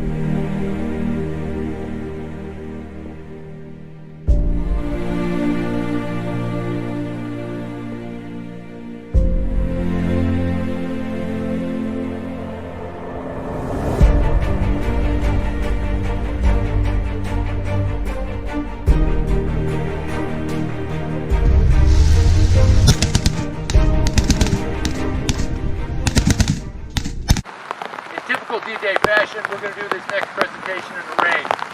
Jared? Baker Company of the 980th Field Artillery Battalion, equipped with 4 M1 155mm long tom guns, which had been attached to the 4th Infantry Division since 21st of April 1944, were loaded on 2 LSTs with a liaison pilot plane on 3rd of June 1944, D-3. It stood off the coast of Normandy on D-Day and landed in the early morning on 7th of June of D+1 on Utah Beach and began fire missions by mid-afternoon of D+1. This was the first American heavy artillery to land on Normandy. Kalev Gadol was acquired from Europe in December 2017 and was fully restored in the U.S. and joined the World War II Armor Stables in July of 2019. Kalev Gadol is a 155mm gun M2 Long Tom and served as a corps-level heavy artillery gun, and its name is Yiddish for Big Dog. Kalev Katan was acquired and arrived in the World War II Armor Stables in January 2018, where it was restored by the World War II Armor Staff and completed in July of 2019. Kalev Katan is an M4 high-speed tractor, or HST, which was used to haul the Long Tom, and its name is Yiddish for Little Dog. While built during World War II, the exact history of Kalev Gadol and Kalev Katan is unknown. Kalev Gadol was built in 1945, exact month unknown, by State Arsenal. A total of 1,882 M1, M1A1, and M2 Long Toms were built between October 1940 and June 1945. 350 were constructed as M2 Long Toms.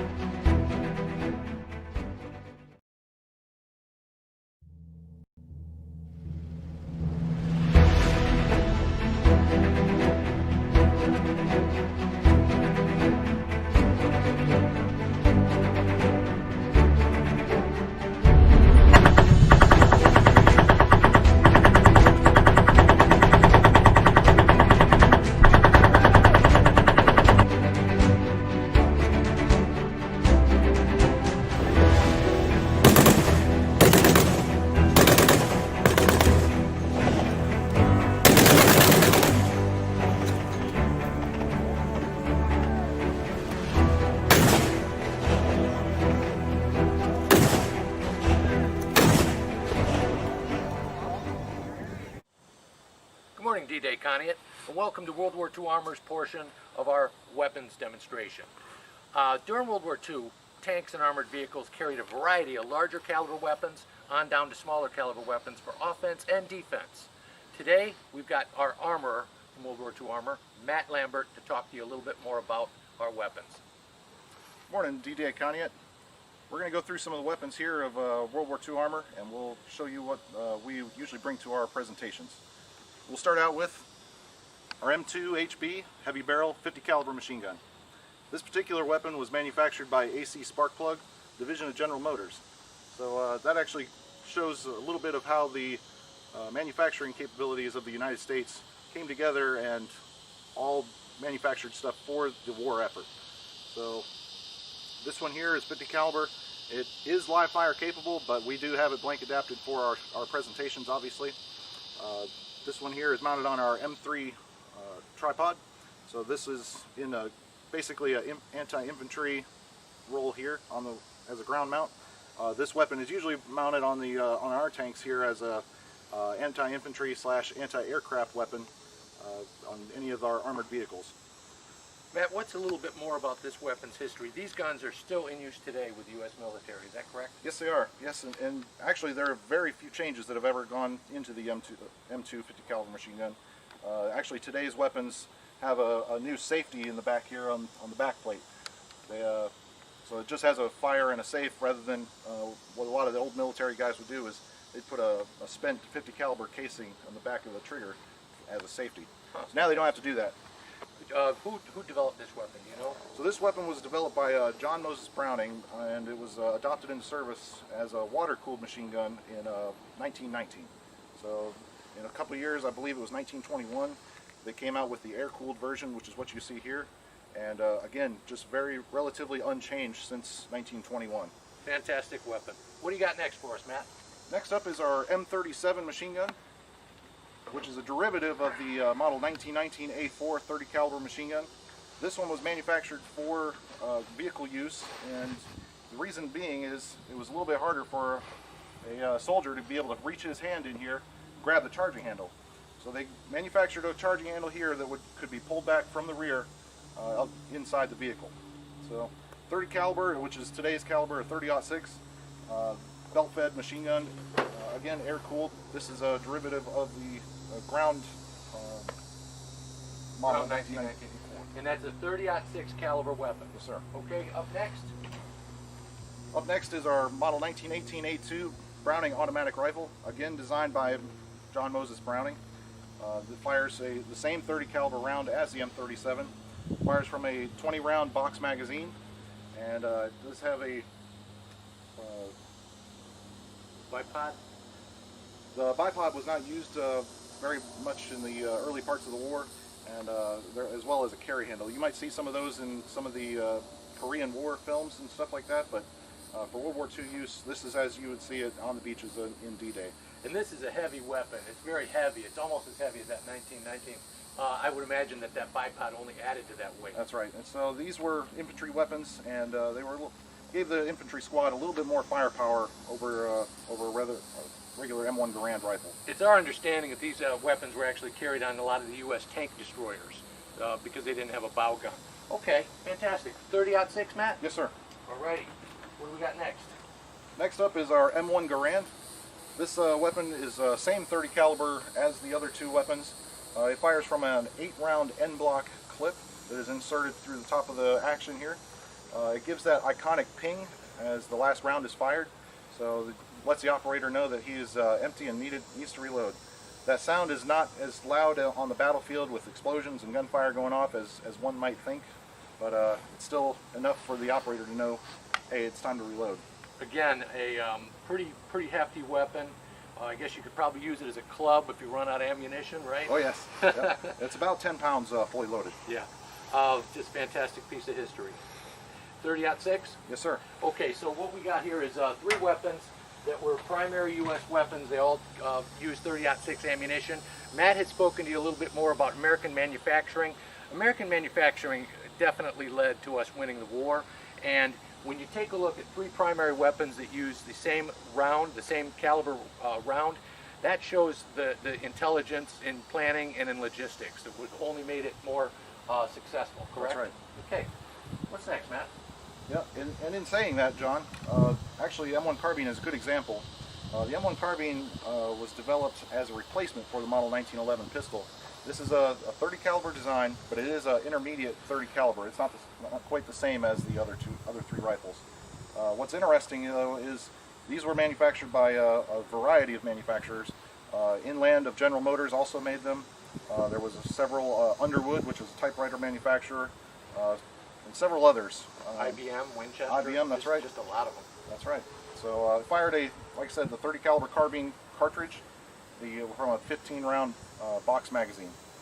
Beautiful weapon. Yep, you'll see a lot of these in the vehicle crews and with the vehicle crews themselves, and also with infantry's NCOs and stuff like that. Fantastic. Here's a real piece of history. This here is the model M1A1 Thompson submachine gun. So the A1 here is actually a little bit different from the M1 version. This has a fixed firing pin on the base. Made manufacturing just a little bit easier for them to make these things. This one is a 45 caliber, fires from a 20 round, which is what's inserted here, or a 30 round magazine. These weapons were made in the 1920s actually, as the model 1928, and then the M1 came out in about 1942, and then the M1A1 in about 1942-43. So these were pretty common on the beaches. They had a little bit higher cyclic rate than they were actually initially offered in. The Army wanted a 500 to 600 rounds per minute, and actually when the M1 came out, they were touching 700 rounds a minute. So the Army actually had to get a special waiver to be able to manufacture these and sell them, or I'm sorry, Auto Ordnance needed a waiver from the Army to be able to sell these to them. The M1A1, since it doesn't have the firing pin canal on the inside of the bolt, it's a little bit more solid, so it actually has a little bit slower fire rate than the M1. And this is a very heavy weapon also. You can feel the quality in its weight and its reliability. They're much more accurate than I thought. They do hold their own. Obviously, being a pistol cartridge, you're a little bit limited on range. The M1 Garand, like I said, was about 10 pounds, as well as this. This is about 10 pounds. So fantastic. Now we have the replacement, more or less, or intended replacement for that weapon. In saying that how heavy that was, the Army wanted something a little bit lighter. So they came up with the M3 grease gun. The M3 is a stamped sheet metal design. It has a giant bolt on the inside, which slows the fire rate down to about 450 to 500 rounds per minute. You'll see this is the M3 version. The Army actually even simplified this even more because these charging handles were actually prone to breaking. So this charging handle was done away with, and they put a little notch on the bolt, and so it was able to be used to pull the bolt back and charge the weapon. The only safety is the port door itself. Closed, you're not killing. Open, you're killing. So again, 45 caliber, retractable stock, so they're much more compact. You'd see these with paratroopers as well as vehicle crews. Now, what's the approximate cost difference back in World War II of the manufacture of a single Thompson versus the manufacture of a single grease gun? And that's interesting too, is the model 1928 Thompson, which was probably the more complicated design, and again used early on in the war, they were about $200 to manufacture. And then when Savage Arms manufacturing, they simplified the process and were able to bring the cost down on the M1 Thompson down to about $50, I believe. And then the M1A1 was even simpler and brought it down to about $40 or less. The M3 grease gun, I believe, was about $12 to $15 to manufacture. Wow. So quite the price difference. Fantastic. So, as most tankers wanted to carry a pistol, what do we got here? So the iconic 1911 design, this is the model 1911 A1. There were very few differences between the model 1911 and the model 1911 A1. Some of them were a little bit longer of a safety tang on the back here. Some of them had a wide spur hammer, so it was a little bit easier to manipulate. This one here, again, is just like the M1 carbine, was manufactured by several different companies.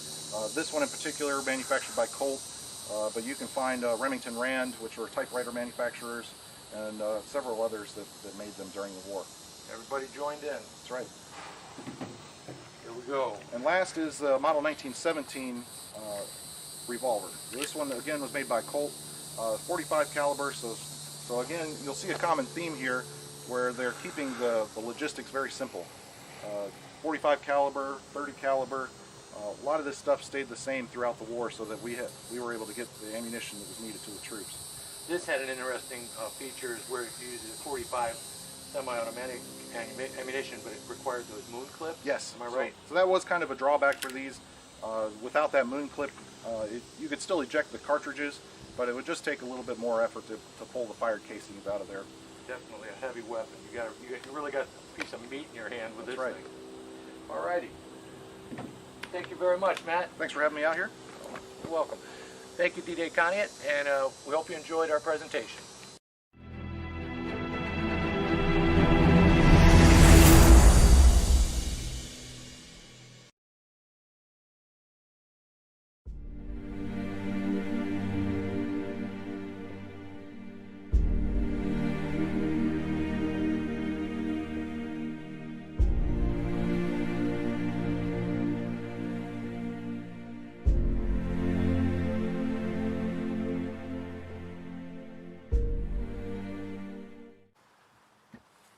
All combat operations involve the use of medical battalions. Behind me is an example of one of the types of ambulances that would have been used at D-Day 1944. Here to tell you a little bit more about this vehicle is World War II Armor's lead mechanic, Chris Bischoff. Thanks, John. The WC-54 was one of the primary ambulances in use in the U.S. military in World War II. The WC-54 was produced between 1942 and 45, and about 26,000 of these were built at that time. They were served in all theaters of the war. The WC-54 ambulance was used all the way up to the end of the Korean conflict. Our ambulance, Esther, was built at Dodge's Warren Truck Assembly Plant in late 1942, and then was shipped to Europe. 2 owners ago, paint was redone on it, and during the restoration, first ID markings in the original paint were found. Other than that, we have no paper trail or hard evidence tying this WC-54 to any action in World War II other than the production date in 1942. Thank you, Chris. Folks, on behalf of Rabbi Rob Thomas and World War II Armor, thank you for watching our contribution to D-Day Conneaut's Virtual D-Day 2020, with a very special thanks to Betsy Bayshore and staff at D-Day Conneaut. Thank you.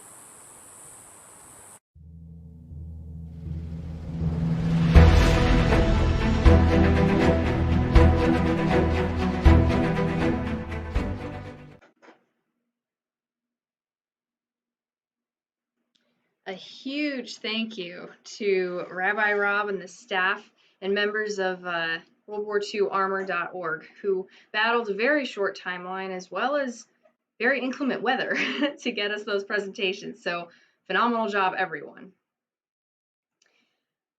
So as we enter into the evening entertainment portion of our program, pull out your dance shoes and grab your partners because we're going to have an East Coast swing lesson with Rachel Itzel and Mike Arteno. Enjoy.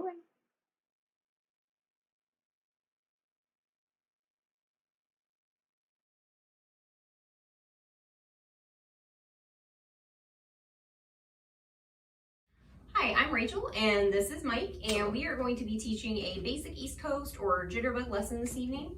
We're going to be doing the basic step, which is a 6 count, and we're going to be doing 2 moves as well. To start our lesson tonight, we're going to show you what everything will look like when you dance it together. So we're going to show you everything we're going to go over tonight, and then we will break it down for you. Yes.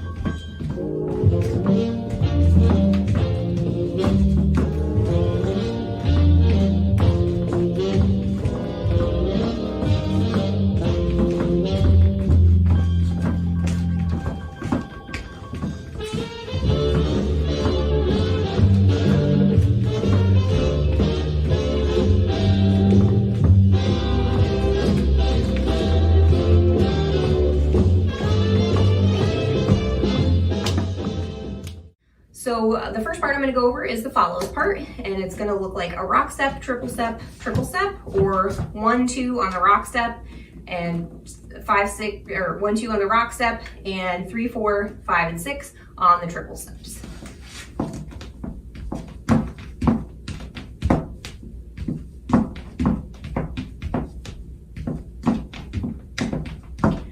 And that is the follows basic footwork. I will show it to you from a side angle as well, so you can see that. Rock, step, triple step, triple step, rock, step, triple step, triple step, rock, step, triple step, triple step. And now we're gonna have Mike do the leads part and show you what that basic footwork will look like. All right, leads. So our basic footwork is going to basically be a mirrored image of what Rachel just did. So we're always going to do our rock step on our left foot, and then we're going to do 2 triple steps. And our rock step is really simple. You don't have to overthink it. I'll go ahead and show you from this back view here. It's literally just going to be a step backwards with your left foot. So it's going to be a rock, step, rock, step.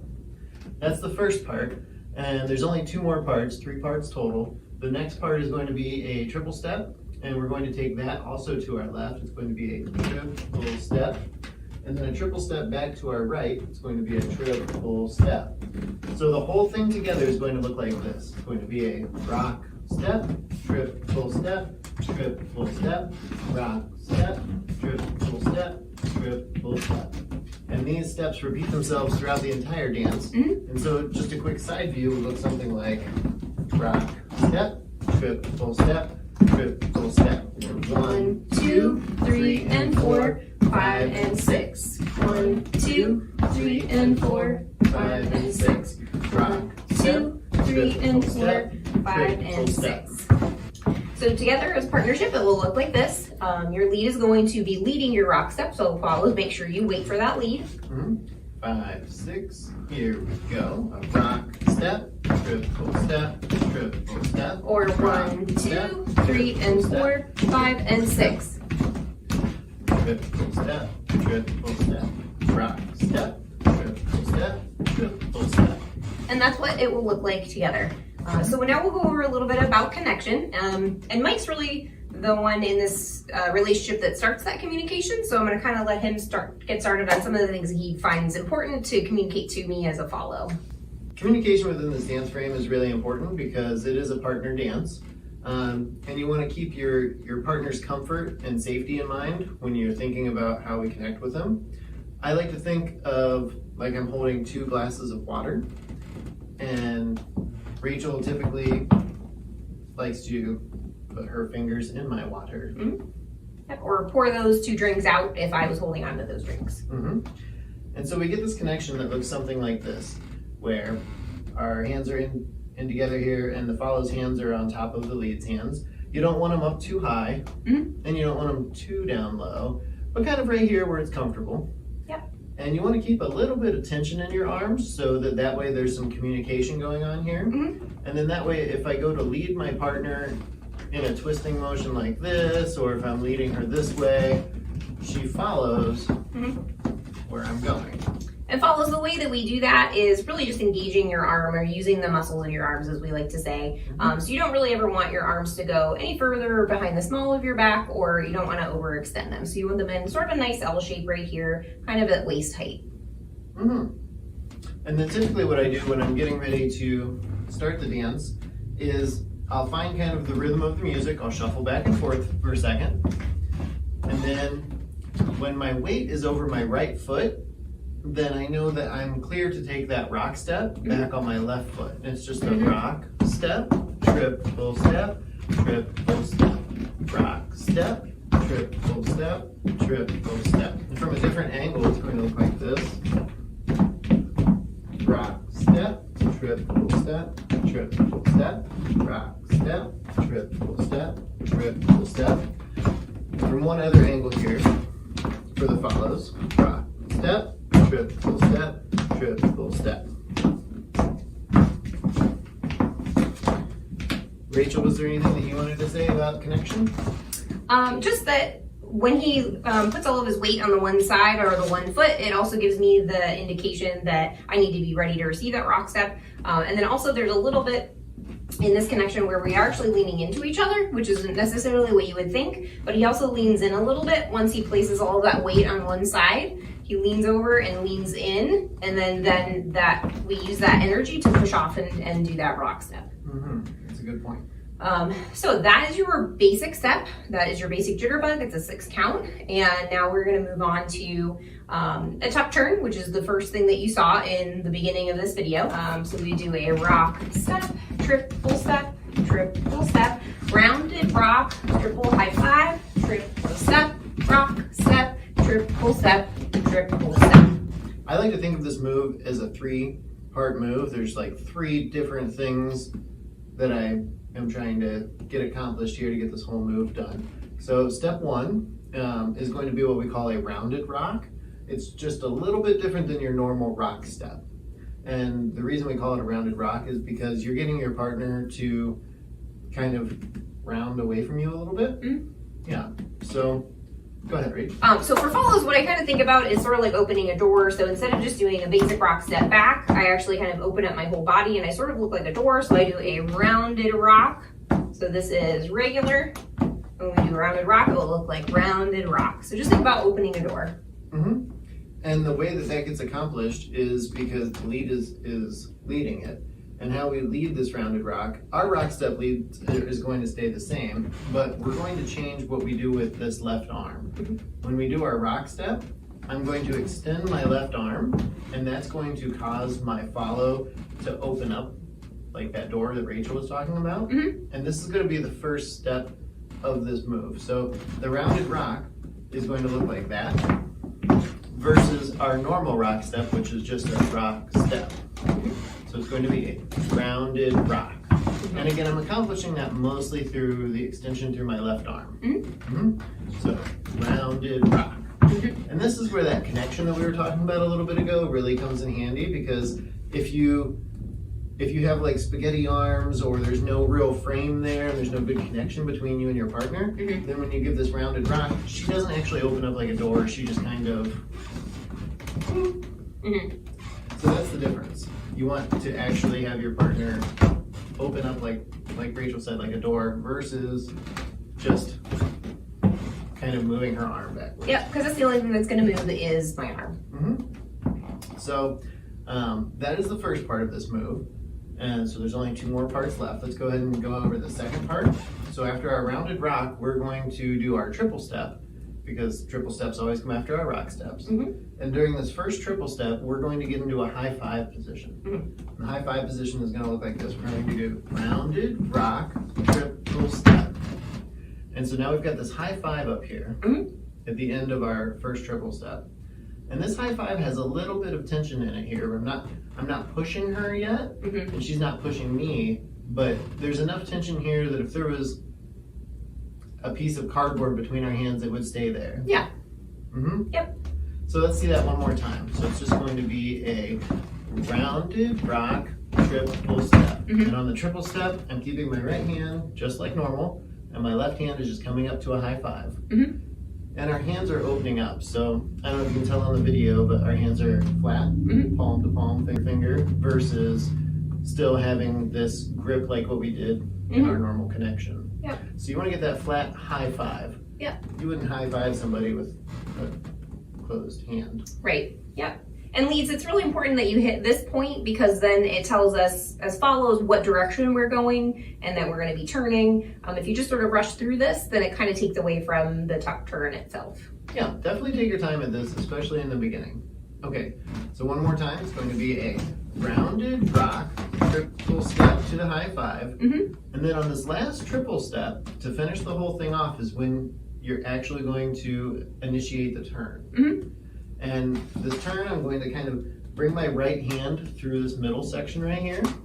And I'm also going to push with my left hand up here around my follow's head. And follows, I'm just giving enough back to him that he's asking for. So I'm not giving any more back as far as energy or pushing, except the energy that he's giving me. So it's going to be a triple step. And something for follows on this, the way that I help myself get around can be kind of tricky sometimes. So when we come up for the turn, follows, I'm actually picking up my left foot first. So after we get out of this triple step, I'm going to pick up my left foot and kind of try to step around as much as I can. Triple step to get through that turn. That's really helpful if the music is really fast. And just in turning in general, it'll help keep you balanced. Do you want to break down that footwork really quick on your own? Sure. Because I found that it is something that's very helpful to know if you're turning. Yeah.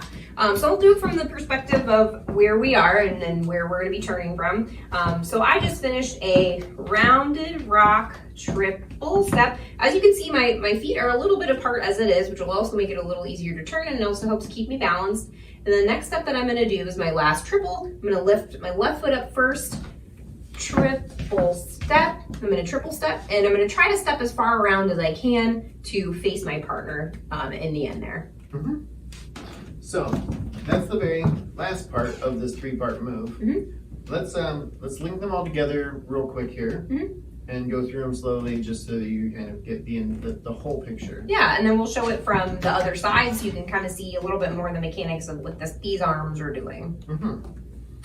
5, 6. Here we go. Rounded rock, triple high five, rounders head. The entire move is completed. Yes. And remember, your footwork leads is pretty much exactly the same as it would be when you're doing your normal basics. So make sure that you just kind of keep that same rhythm of rock step, triple step, going in your head throughout this whole move. Yep. And follows for you as well, because some follows have a tendency to try to turn too quickly. So also say that to yourself in your head as well, and that will help keep your steps even. Yeah. So it's really going to be a rock step, triple step, triple step. So the footwork is remaining the same for us leads. 5, 6, here we go. Rounded rock, triple high five, over your head, rock step, triple step, triple step, rock step, triple step, triple step. There is one more really easy but crucial little piece at the end of this move I just want to touch on before we get into it. After you have done this turn, you're going to find that our hands oftentimes end up kind of goofy. Like my hand ends up on top and our hand connection isn't the same on the left side anymore. That's totally normal. That's okay. All you have to do is just flip your hand around and fix it when you get a chance. I typically do it on my next triple steps because that's just a good time to straighten everything back out and get your hands back in their normal position. All right, so I'm going to do a basic first, then the move, and then one more basic. 5, 6, here we go. A rock step, triple step, triple step, rock step, triple step, triple step, rock step, triple step, triple step. Yeah. And then as you can kind of see, this gives you the best angle of this hand and how he just slowly switched it around. I didn't really notice it was happening. I just waited for him to have a good moment to do that. And like he was saying, on the triples is usually a good time. As long as you're there by the last triple, you're all good.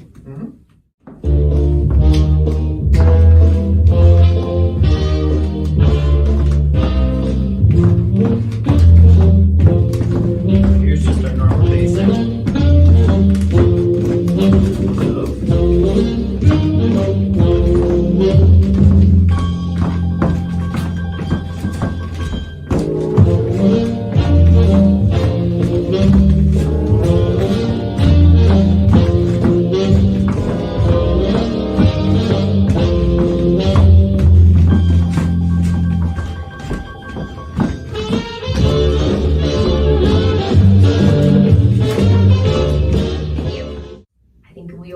To our next move.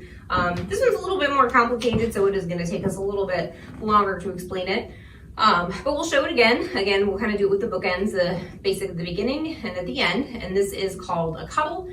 We're going to change our orientation just a little bit too, just so that everybody can see both of us, because we sort of end up in a straight line and then it's a little bit hard to see our bodies. So you'll see us just kind of change some perspectives throughout this. So this is what it'll look like. We'll do the same pattern as before. Yeah. So I'm going to do my normal basic. Rock, step, triple step, triple step, rock, step, triple step, triple step, step, triple step, triple step, rock, step, triple step, triple step, rock, step, triple, triple. So as you saw taught him do, he was able to do an exit, which we will also teach you, and then get back to that open position or the basic. We also showed you a different type of basic where we sort of went forward and backward instead of side to side. So we'll also go over that as well, because it is a little bit different, same pattern, just a little bit different look to it though. One thing I think about when I'm doing my normal basic rock step, triple step, is I try to keep what I like to call the volume kind of down. And so I'm not putting a ton of energy into my rock step, and I'm not putting a ton of energy into my triple step. And so that way, when I do go to change something, it becomes apparent to my follow that, hey, something just changed. This is different than the basic. I feel like this is one of those times where I'm gonna put a little bit more energy into my rock step. Now you have to be like conscious of your follow, and you don't want to, obviously you don't want to hurt who you're dancing with, and you don't want to put too much energy into it where anybody like trips and falls. But if like my normal rock step is like a 40%, then when I'm doing this move or lots of other moves and I'm initiating them, I maybe put like 60% energy into that rock step. And that kind of gives you a clue that, hey, something's going on here. So step one is put just a little bit more energy into your rock step. Yeah.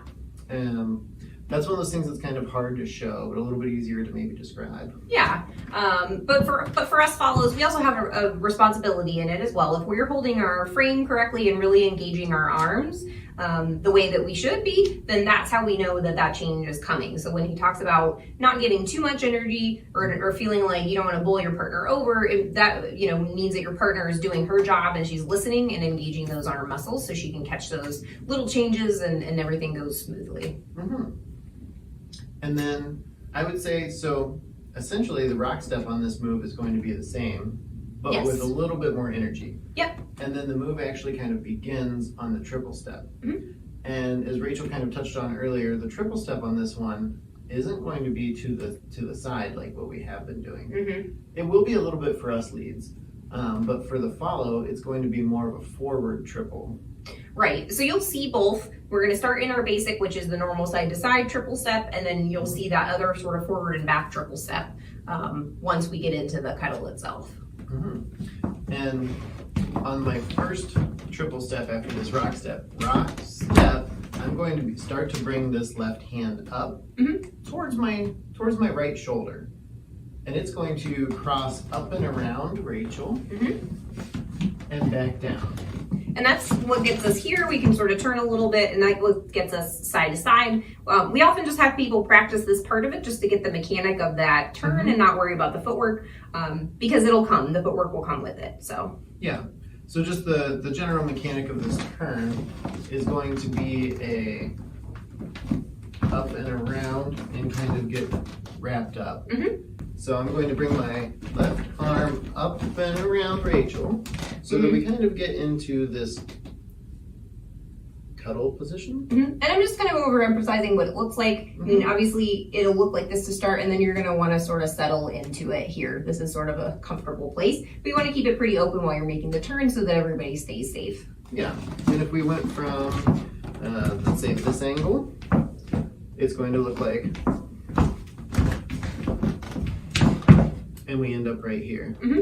And keep in mind that everybody is shaped a little bit differently. So you're going to be dancing with people who are taller than you, or people who are shorter than you, or people who are just different sizes and shapes. And so you have to kind of account for that as you go up over somebody's head. You don't want to like clock them in the dome. That would be bad. Right, and there's no one set perfect thing. You just need to make those adjustments as you go with your partner. Sometimes you even need to just say it, say something or just make that adjustment, or just even ask them, hey, is this okay? That's a good way to just gauge that to make sure everyone's comfortable. So let's try to break that down just a little bit more precisely now that we kind of have a bit of an idea more of the direction that we're going.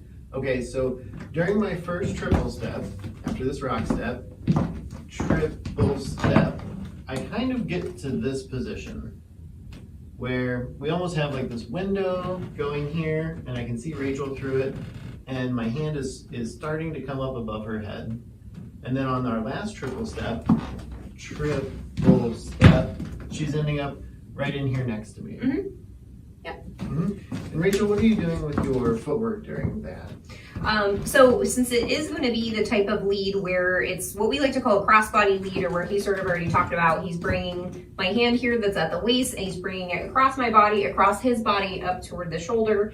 I'm having a little bit of forward momentum given to me by him doing that and leading me that way. So I have to make sure that after I do a rock step, I'm going to be moving forward. So it's almost like I'm going to be walking or doing those triple steps forward, triple step. I also want to make sure I have a nice L shape, or making sure I can see my arm in front of me to keep everything safe. And then I'm going to finish that out and I'm going to do a triple step to end up next to him like this. And that's also why that first rock step's really important as far as more energy, because that's giving me energy, but it's also giving me a direction to go forward and enough energy to move forward so I can move into him into that cuddle. Exactly. How about we go over the footwork once we're in the cuddle? Yeah, absolutely. Yeah. So once we've kind of gotten there, we need to know what to do, because our footwork changes just a little bit here. It's still going to be a rock step, triple step, just like we've been doing all night. But leads, remember how before our rock step was straight back and then our triple was kind of to the left and then kind of back to the right? This is going to instead be a little bit more forward and a little bit more back, rather than left to right. And so basically, to break it down, it's going to be a rock step, triple step, triple step. And notice my left foot stays in front the whole time, except for on the rock step. Rock, step, triple forward, triple back. Rock, step, triple forward, triple back. Rock, step, triple forward, triple back. Follows, we're doing the same thing. Obviously, it's a little more complicated, level up a little bit because we're coming into it from a turn. But for us, what that will look like, we're going to get that rock step with more energy. Triple step, do both of our triples. We're then going to be in the cuddle or the wrap. So my footwork is going to look like this. It's that little forward and a little back instead of side to side. So I'm going to do rock step, a little forward, a little back. Rock step, a little forward, a little back. Rock, step, a little forward, a little back. And if you kind of focus on my feet for a second, you can see that they're a little bit staggered and they don't actually switch places when they do this footwork. They just stay one in front of the other. So we'll show you what that looks like all together, and then from a couple different perspectives so you can sort of piece things together and they make sense. So we'll show it from the traditional, which is the side-by-side, sort of the diagonal position. The basic in the front? Yep. So rock, step, triple step, rock, step, triple step, rock, step, a little forward, a little back, rock, step, triple step, triple step. We'll show it to you right on so that you can kind of see it squared up. We'll just do the same pattern, 5, 6, here we go. Rock, step, triple step, rock, step, triple step, rock, step, triple step, triple step. Rock, step, triple step, rock, step, triple step, triple step, rock, step, triple step, triple step. All right, and now we're gonna go into the exit from this move. So we're actually gonna start in the cuddle and Mike can explain how he exits this from that cuddle position. Okay, so once we find ourselves here in this cuddle position, we need to figure out how we can successfully get out of this. When I'm ready to exit on the rock step, what I'm going to do, and I'll just kind of walk us through it here, is I'm going to open this connection up a little bit by kind of turning my partner a little bit clockwise, like this. So that's going to happen on the rock step. So you can see my body going along with that, and I'm also going to be doing a rock step. Rock, step, triple step, and I'm starting to let go with my left hand here. So a rounded rock, like we learned earlier, triple step, and if you've brought your partner when she's beside you like this, if you've brought her off to the side on this rock step, and then on the triple step, let go with your left hand, and on the last triple, kind of continue that motion, they'll naturally kind of want to unwind. Does that sound right, Rach? Okay. Yep. I also get a little bit of direction from his forearm that's on my back. So he's not actually having to shove me or push me or anything like that. It's just the connection that I have because I'm filling that space on his arm that he gives me. Yes. That also gives me that indication as well. And that's with my right hand, this kind of piece of my forearm right in here on Rachel's back when we're in this position. Let's see, so we are wrapped up like this. And as you can tell, I've got my hand right back here across the small of her back. And as we do this rounded rock, triple step, triple step, I kind of give her a little bit of a guidance with my right hand after I've let go with my left. So she gets kind of like three indications that this is all coming to an end and we're coming back into something normal. One is that rounded rock. The second one is the letting go with the left hand. And then the third one is kind of guiding her through with my right forearm. Let's just kind of show that one or two more times from different angles. So if we are in the cuddle and we decided that we're going to exit, we're going to give this rounded rock, triple step to get back out of it. And if we do that from here, it's going to be a rounded rock, triple step, triple step. Yep, and so you can see what his footwork is and also what the follow's footwork is as well. So now if we do the entire thing from the top, with a basic in front, excuse me, it would look like this. Yep, and then we will also show it to music. 5, 6, here we go. Rock step, triple step, rock step, triple step, triple step, rock step, triple step, triple step, rock step, triple step, triple step, rock step, triple step, triple step.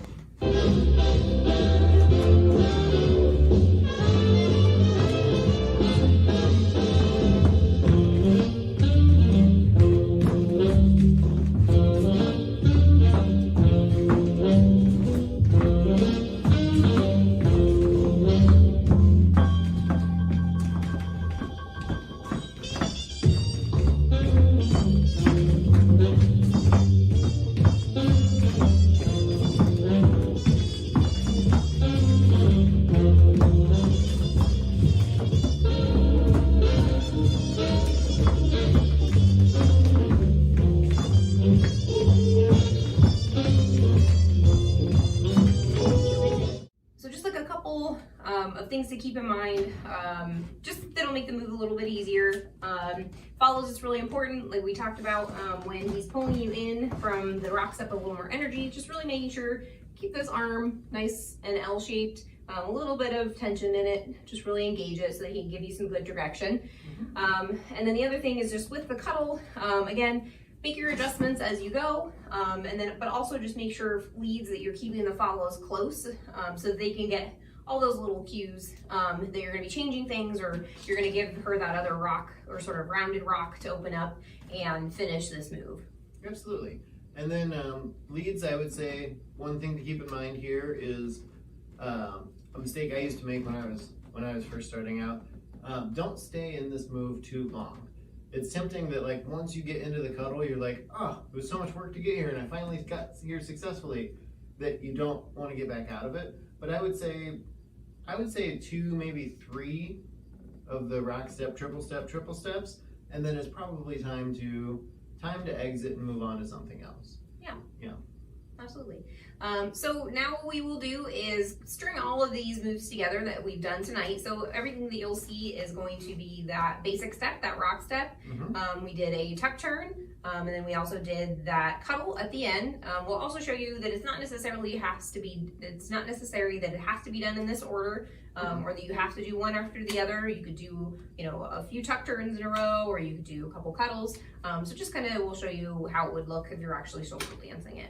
Yeah, and another thing to keep in mind, that again, I had a hard time kind of getting my head wrapped around in the beginning, is I would always try to be like very square and like I have to do this move this way and this is the only way that we're dancing this whole song. It's a very fluid dance, and when you watch old videos of people dancing, it was it was a very fluid, movement-filled dance. Yeah. And so I'm going to be using as much of our little floor space that we have here tonight as we do this too, just to kind of show you that these moves don't have to, once you learn them, they can be a little bit more fluid. We can change some positions doing the same move. Yeah, so we'll show you in that sort of more square or traditional sense. We'll show you like exactly what we did tonight, so you can see it in that order. And then, like Mike said, you know, he'll change it up and show you how you can actually make it your own and social dance. So we have the basic step.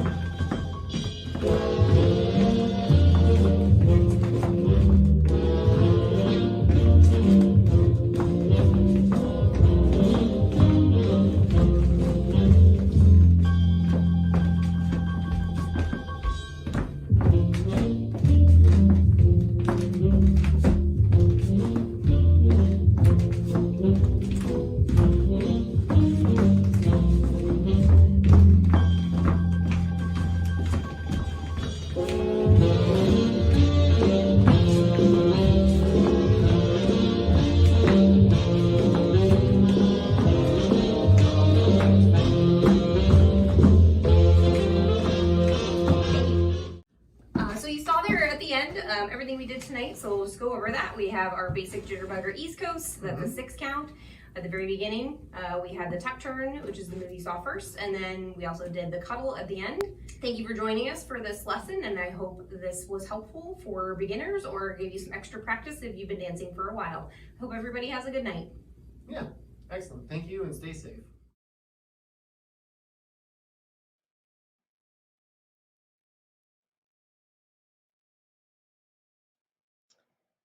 Thank you, Rachel and Mike.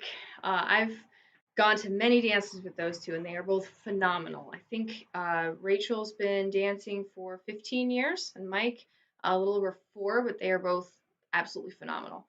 Once the COVID craze dies down and things start reopening, Rachel and Mike have swing lessons every other Wednesday at the Rialto Theater in Akron, Ohio, for anyone who's interested. So look them up.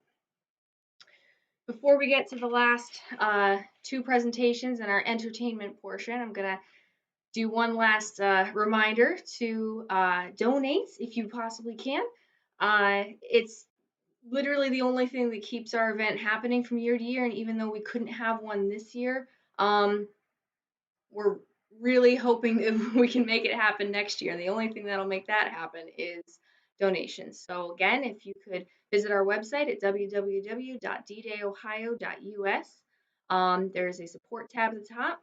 Just click donate or possibly even choose to become a sponsor. Anything would be tremendously helpful to continue our mission of sharing this history with as many people as we can. Also, if you also want to support the event, we have also our PX store on our website. We have multiple things available for 2020. The pin, the patch, both with the victory sign on them, and then the challenge coin, 2020 challenge coin. Again, that's not ready quite yet. I think they're on their way. And then last but not least, the 2020 t-shirt.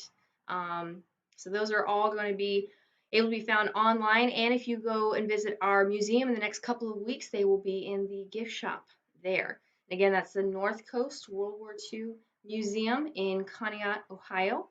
They're going to be open the next until Labor Day weekend, Saturdays and Sundays from noon to 5, and also Labor Day itself. And if you can, like I said, they will also have presentations and displays from our reenactors as well. Something new every weekend, so make sure to check out their Facebook page as well.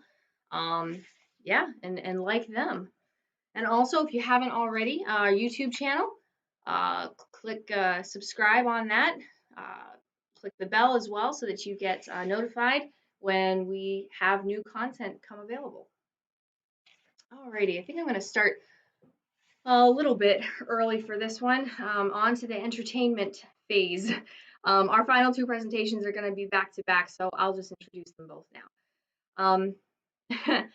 Again, this is slightly awkward for me because the first one happens to be my own group, the Everly Sisters. Both are somewhat interview style as well as show style. So you might get some, if you ever had any questions as to how we singers got started, you might just get those answered tonight. So as I said, the first one for about a half hour or so is going to be the Everly Sisters.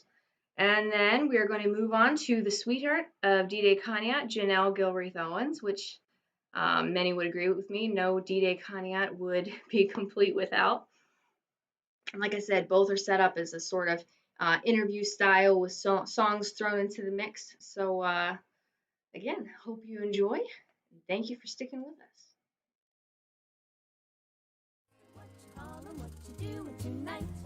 Hope you're in the mood because I'm feeling just right.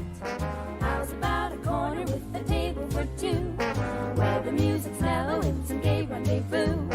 There's no chance of dancing with a blue attitude. You've got to do some dancing to get in the mood. In the mood, that's it, 'cause I gotta dance. In the mood, your ear will spot it when you're in the mood. But it's up like diddly bubble, be alive and get the jive. You got to learn how. So, how we got started? It was accidental. So basically, the three of us wrote a 1940s Christmas play. We had it centered around a radio station. And we were trying to think up of iconic things in the 40s. And we thought, oh, the Andrews Sisters, obviously. So we put together a little commercial and then a 1-minute clip of I'll Be Home for Christmas. It was recorded by a friend of ours and posted on Facebook. And this was in the winter of 2014. So come March of 2015, I got a phone call from a gentleman in Indiana who we're now very good friends with. Shout out to Great Champion. And he said, hey, listen, we're really in a spot here. We have an event coming up in a few months, and our USO group just dropped out. And we heard you all have a great show. Now at this point, we had a 1-minute clip of I'll Be Home for Christmas. One Christmas song. And one commercial. And one commercial. And this was an event taking place in May. But we had been talking about doing this Andrews Sisters thing at reenactments for a while. We just were, I don't know if we were lacking the motivation or what really was holding us back. But we hadn't done it. And so I thought, you know what, this is the kick in the pants we need to get this done. And so I said, yes, we can do that. And I said, let me just make sure we have that date open. I'm going to check the calendar. That's all we have to worry about. And then we'll call you back. So I picked up the phone and I said, hey, Deb, or as she soon became known as, Evelyn. You know that Andrews Sisters thing we've been talking about doing? And I believe her exact words were, what did you do? And I said, we have our first show coming up in May. Which was what, 2 months away? 2 months, 2 months. So then somebody got sick, and it was a bad cold, so that was 2 weeks gone. I was sick, couldn't sing. And so then we had 6 weeks to put together, not only learn the songs, but actually come up with an actual show, all the talking, the intro, memorize it all. And then 2 weeks before we realized we didn't have any choreography. We never got to that part. We're like, okay. So then we have to come up with all the dancing and stuff. So we never intended to start a group, at least not with that, but we kept our names from the play. So, and we were just thinking of 40s names that we liked and thought sounded great. So we never thought it would turn into anything. We all thought one show and then we were done. So we didn't think to change the name. I wish we would have changed it because our distant brothers, the Everly brothers. They don't like that we're still going on under their name, but oh well. It's accidental. Sorry. Oh well. So that's how the Everly Sisters came to be. Yeah, thanks, Lillian. Oh, you're welcome. So, of course, we had to learn Boogie Woogie first because that's the Andrews Sisters' biggest song. So yeah, that was the one that we started with. So definitely the longest running song we've done. That was also, I think, when we discovered that any of the written arrangements out there would not work. They were far too, like if you listen to the Andrews Sisters harmonies, they're very tight, they're very close. The arrangements that we were finding that were written down were very spread out. They're So specific arrangements. we figured out not only did we only have 6 weeks to get the show done, but that we had to learn every last harmony by ear. Yeah. And if anyone knows anything about us or has seen our shows, they know that we like shtick and that we have fun with our audiences. Yep. We're not too proud to point at a mistake that we do. And sometimes we need to put mistakes into the routine because if they can laugh at us and we can laugh with them, it's kind of like just a familial thing. Yeah, and it's after a endearing. while, it's a lot of fun. Sometimes we have too much fun and some of us can't stop laughing in the middle of a show. But yeah. Speaking of laughing in the middle of a show, so fast forward a couple years, and we were doing our very first ticketed show. This was the first time people were coming specifically just to see us. Yeah. And it was in Indiana, and we love our Indiana audiences, but I'm just gonna say that sometimes y'all can be a little bit hard in the fact that you don't always get our stick. Yeah. So we were a little bit nervous about this, and we had 2 shows. Yeah. We had a matinee, and then we had an evening show. So for the matinee, we were in our red, white, and blue dresses, and it went swimmingly. It was fantastic from beginning to end. So then we go to the evening show, and now we're in our evening gowns, long satin gloves, and I have a ring that I usually wear during shows, and it doesn't fit on my ring finger when I have the gloves on, so I always put it on my pinky. So we go out, the show is starting. This is a completely different audience as far as we know. None of them have ever seen us before. It's a bigger audience. It's an evening show, formal, whole 9 yards. First song, Boogie Woogie Bugle Boy. And we haven't done any intros, so I just want to say this real quick. We have not done any shtick at all. Like that. We haven't even spoken to them yet. Yep. They know nothing about us. Yeah. Nothing. So we're singing Boogie Woogie Bugle Boy, and we get to the part where you clap your hands and stamp their feet, and on the uptake of the clap, see, she still can't stop laughing. My ring flies up in the air, and you hear this like ting, and Marjorie starts. She held it together for the rest of the song. She laughing. really tried. She But really tried. I didn't actually stop singing. No, she didn't. But She was just choking. there was a lot of in the middle of words, so it was obvious that I was laughing. But then we find out after the show, the people were rolling in their seats. Yep. I don't know why we couldn't hear them. Maybe we were just like, I don't know, it was hysterical We couldn't deafness. hear over our own laughter. I don't know. But anyway, we get back to, so the people that had organized the show, they had this beautiful home and they had an Airbnb in the top and they had put us up there. So when we got back after the show, they were having a house party, and the burning question that everyone wanted to ask us was whether or not the ring coming off was scripted.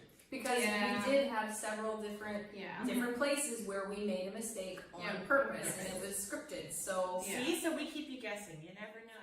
except now they know about that one. Yeah.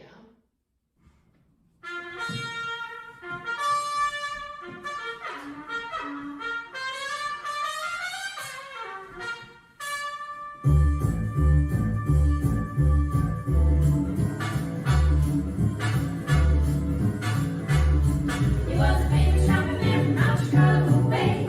He had a boogie style that no one else could play. He was the top man at his craft. But then his number came up when he was off the draft. In the army now, of Northern Abilene. He's the boogie boy.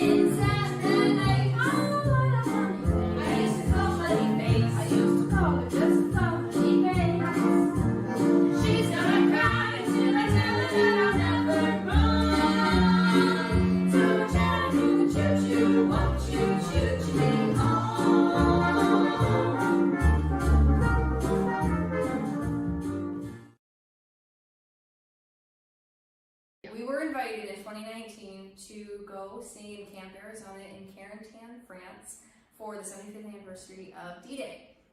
And we actually got to sing there on June 6th. June 6th on the USO stage. It was unbelievable. It was a completely surreal experience. So when we first started our show, though, we realized, you know, even though there are a bunch of GIs and American reenactors, they're all French.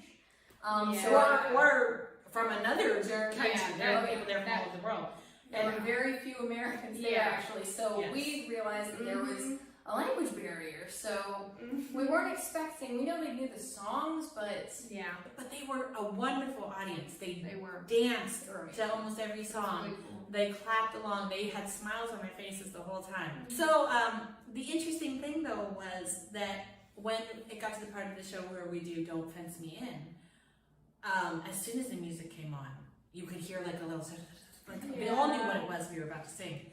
And as soon as we started singing, they all sang. They all knew every word to Don't Fence Me In. We've been performing that song. That was one of the first ones that we learned, actually. And everywhere we go, that song, everyone knows. Everyone sings, everyone knows the lyrics, and they really get into that one. So kudos to Cole Porter for writing an awesome song.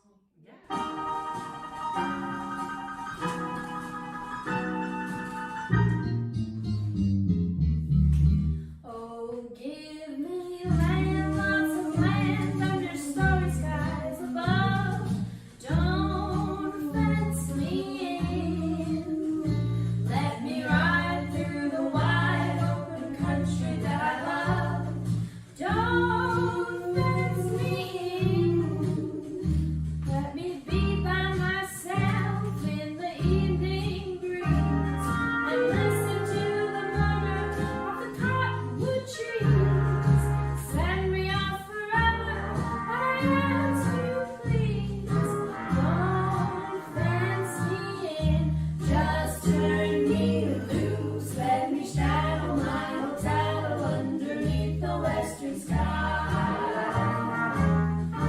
On my cayuse, let me wander over yonder till I see the mountains rise.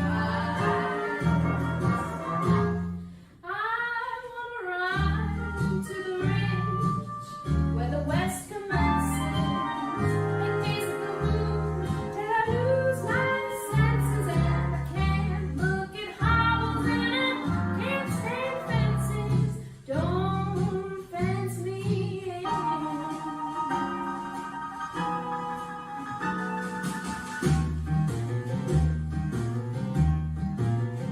Oh, give me land, lots of land under starry skies. Don't fence me in. Let me ride through the wide country that I love. Don't fence me in. Let me be by myself in the evening breeze and listen to the murmur of the cottonwood trees. Send me off forever, but I ask you please, don't fence me in. Just turn me loose, let me straddle my tattle underneath the western skies. On my cayuse, let me wander over yonder till I see the mountains rise. Ba-ba-ba-ba-boo.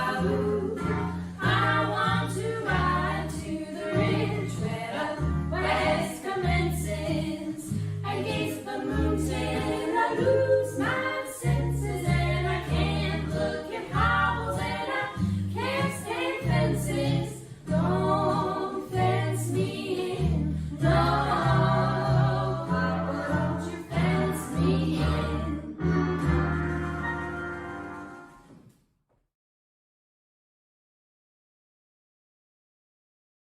Anyone that knows anything about 1940s music knows about Glenn Miller. And Glenn Miller redos several of his songs, very many of his songs. But the one that is, I wouldn't say it's unique to us, we have heard other people do it, but is Moonlight Serenade.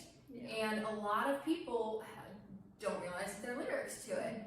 So that's kind of a fun one to put into shows because we don't tell anyone what the name of it is because it's so iconic. Everyone recognizes it right off the bat. Yeah, as soon as the music starts. That one, actually, the Andrews sisters did not perform.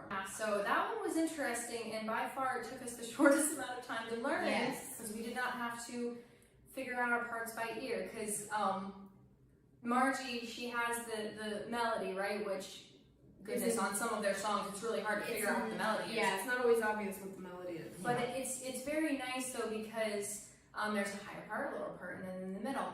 And something that's unique to the Andrews sisters is, and why it's so hard to discern the harmonies is because the lead and the soprano are always flipping. Yep. So it's hard. Sometimes we're like, does the melody go here? Does it go there? But Moonlight was one that we finished very quickly because the harmonies just kind of fell into place on that one. And it was awesome because we were able to actually use Glenn Miller's arrangement. We didn't have to try and find a different arrangement or anything. I think the first time we all sang through, we said, let's just listen to each other and see what we can do.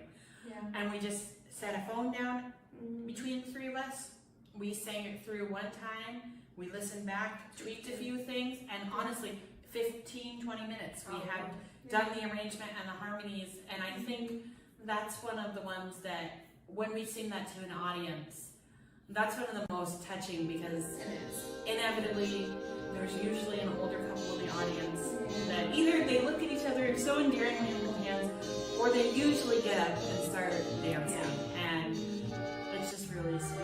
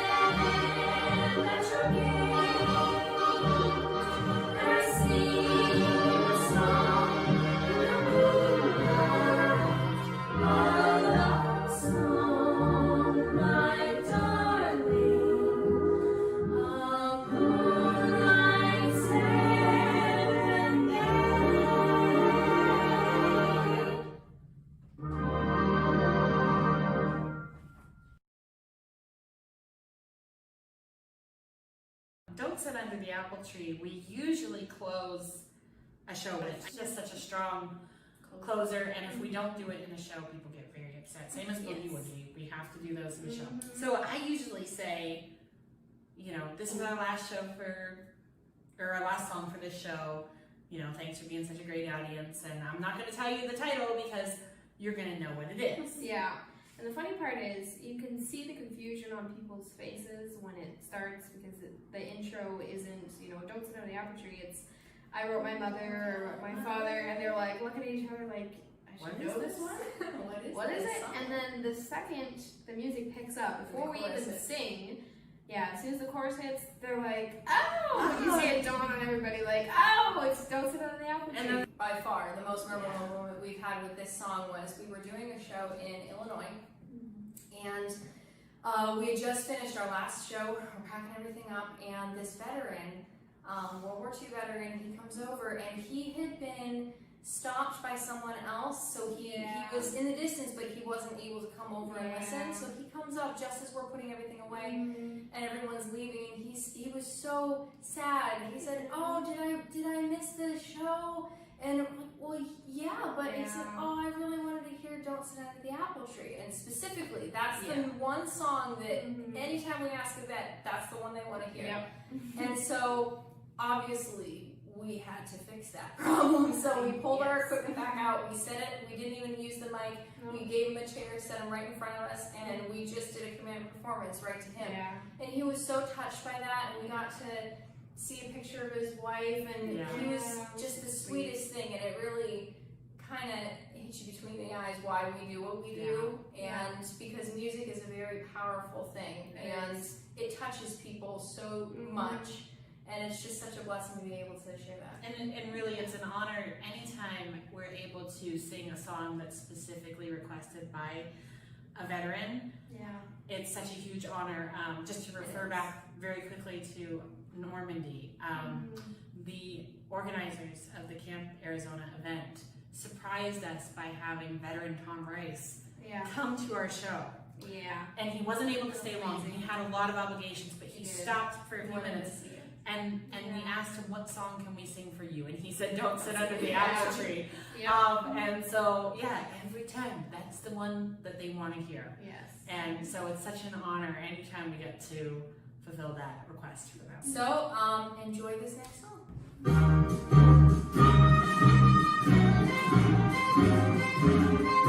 I wrote my mother,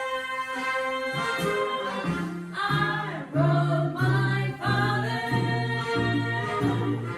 and now I'm writing you too.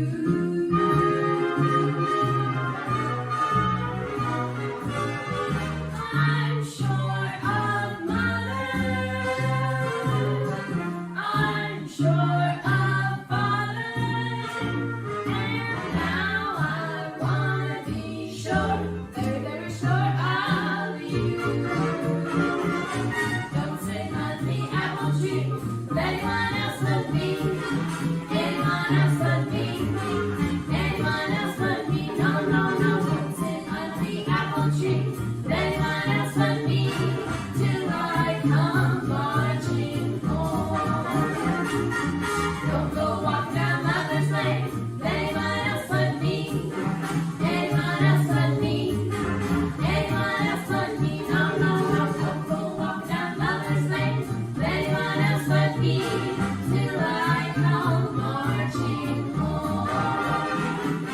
I just got word from the guy who heard from the guy next door to me. Their wee man just loves him and to a G.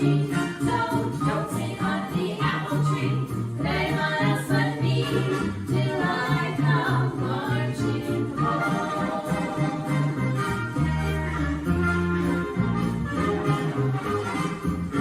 Don't sit on the apple tree with anyone else but me, anyone else but her. She was so good to me. Don't you sit on the apple tree with anyone else but me. Now she see me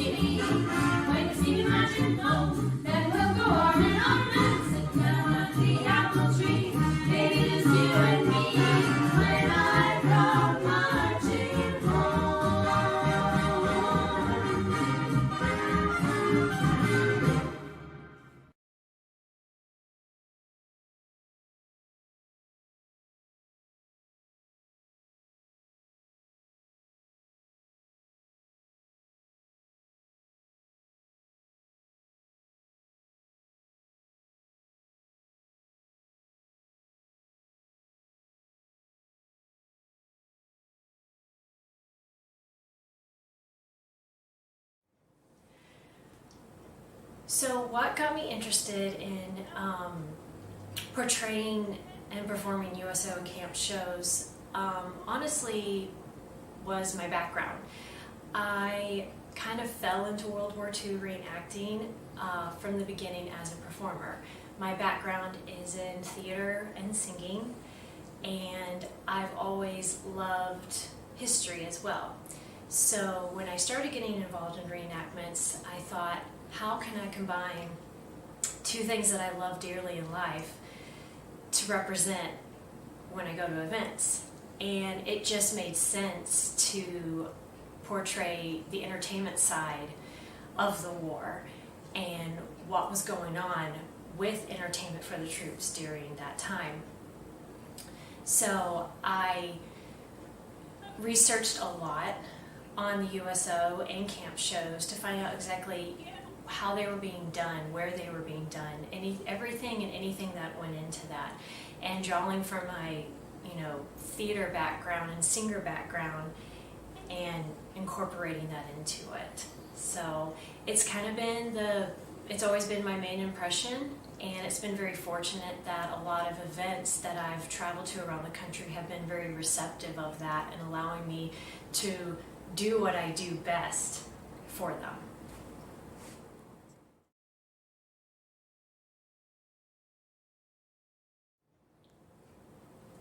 My first year at D-Day, Ohio was 2011. So this year would have marked my 10th anniversary of attending, but instead I'm just going to say next year is going to be my 10th anniversary part 2.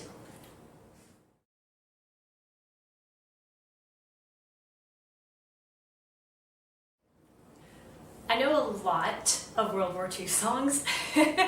I probably know as many World War II songs as I do musical theater songs, because that's my other thing I do in life. But I try to make it a goal of mine when I started getting really serious into portraying this aspect of getting down at least 25 to 30 World War II era songs.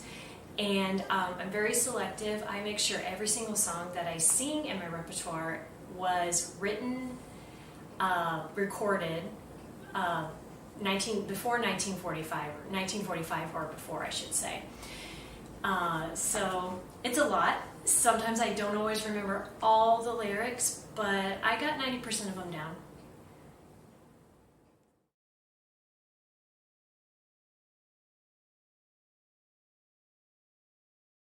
I apologize, this is going to be a long, detailed answer because it's really hard to narrow that down. I would say I think of all the amazing veterans that I've met, and I'll particularly focus on D-Day, Ohio. My very first year of going to D-Day, Ohio in 2011, I was brought up there on an invitation by Eric Montgomery, and I really didn't know what to expect. And he said, "You're going to sing in the Veterans Tent." And at that time, the Veterans Tent was not what it is today. It was a very, very small area with everyone underneath. And that first day I showed up, I happened to meet a man who just stole my heart.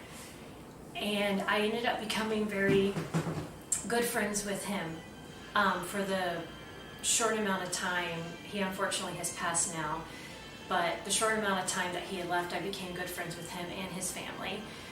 His name is Marion Gray, and he was there under the Veterans Tent, and I walked up to him just to shake the man's hand and thank him for his service, and it turned into this long, elaborate discussion of his life and his wife, who was still living at the time but not there, and he took a picture of her out of his wallet and showed me his sweetheart. I found out later, come to find out later, that the picture I gave him of myself, he ended up putting in his wallet next to his wife and walking around with it. But I always went out of my way to talk to him when he was there. I actually went and visited him at his home in Ohio. I still stay in touch with his family members, and when he did pass away, I did go to his funeral. So my friendship with him means a lot to me.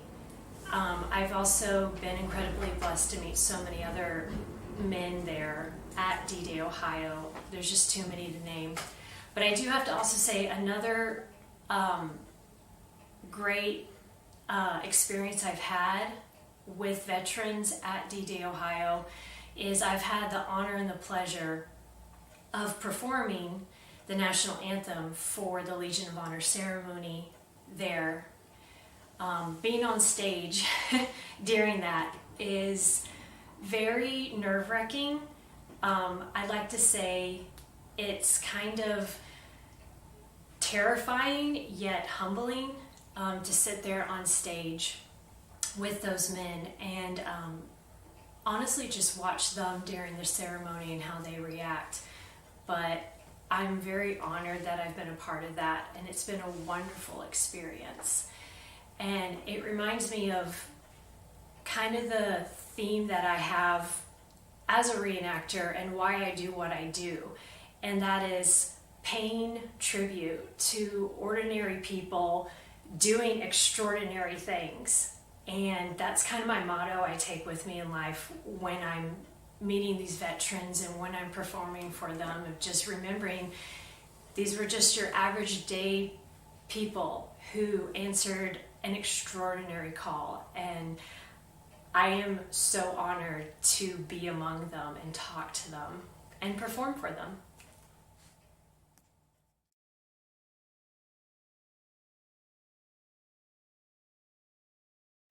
My most memorable moments of D-Day Ohio. So I have two. And this other one popped into my head, and I was like, it's kind of just a funny moment that happened.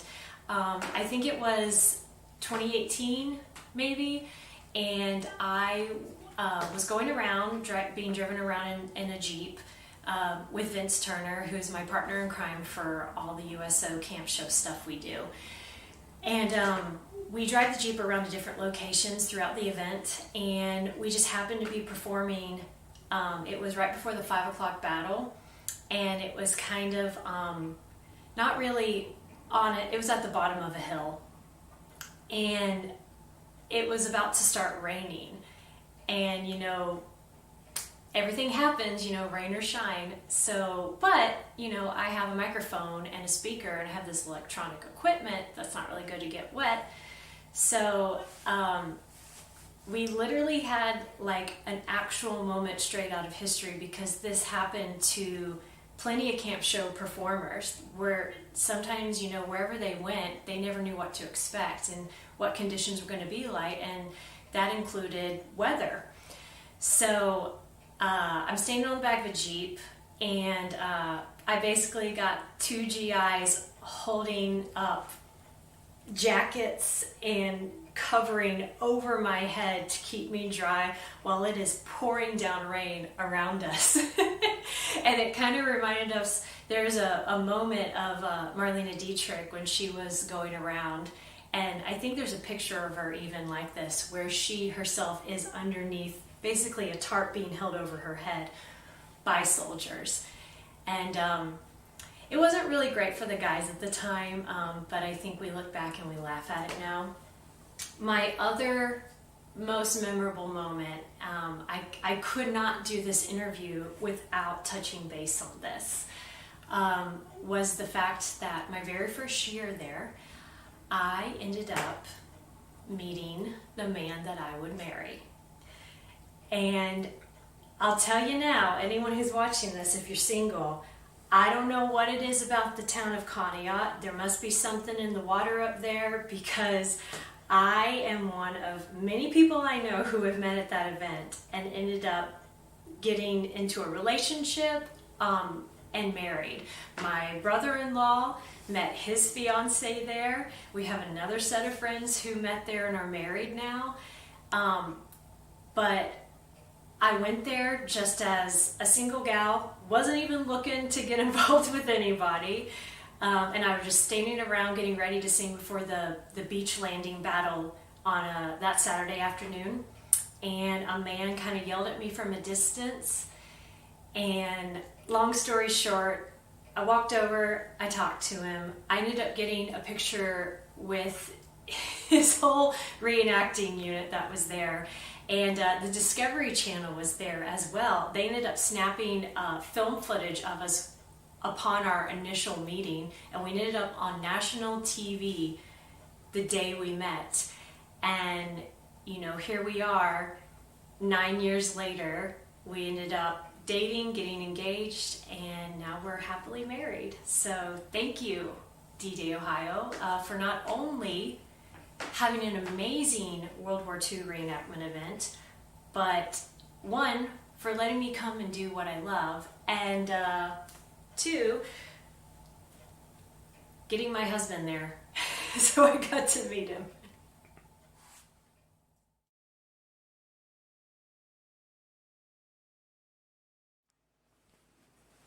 Hello and welcome. A little bit of a dress change, but I now welcome you to the entertainment portion of my segment for D-Day Ohio, which is me entertaining you all with what I do at events, singing. So without further ado, I'm going to get things kicked off. First song I'm going to sing is a song that I normally start off 90% of the time when I do gigs or I sing at a World War II event. This is usually the song I start with. It's a wonderful song and has great energy. And it fits the criteria of being a song that was written in 1945 or before for the World War II years. This song was written in 1945. However, it wasn't made really well known and famous until a few years later in a movie where Betty Hutton sang it. So I hope you all enjoy. Without further ado, Stuff Like That There.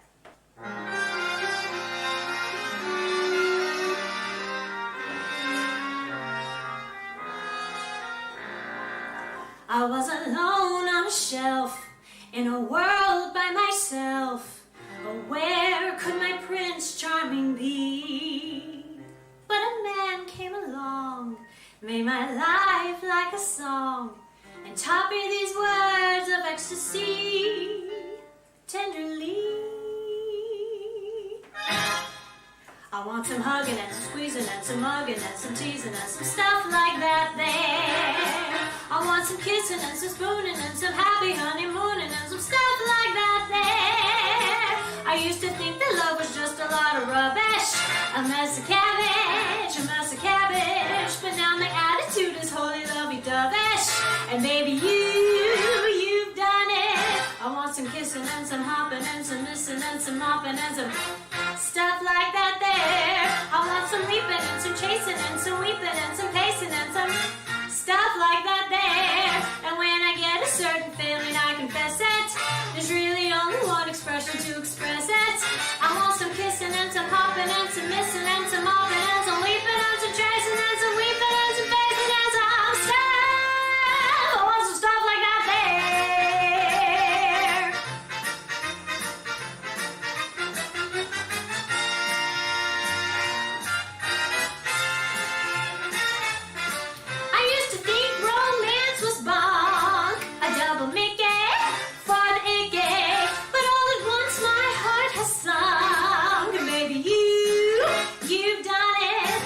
Some kissing and some hopping and some missing and some mopping and some stuff like that there.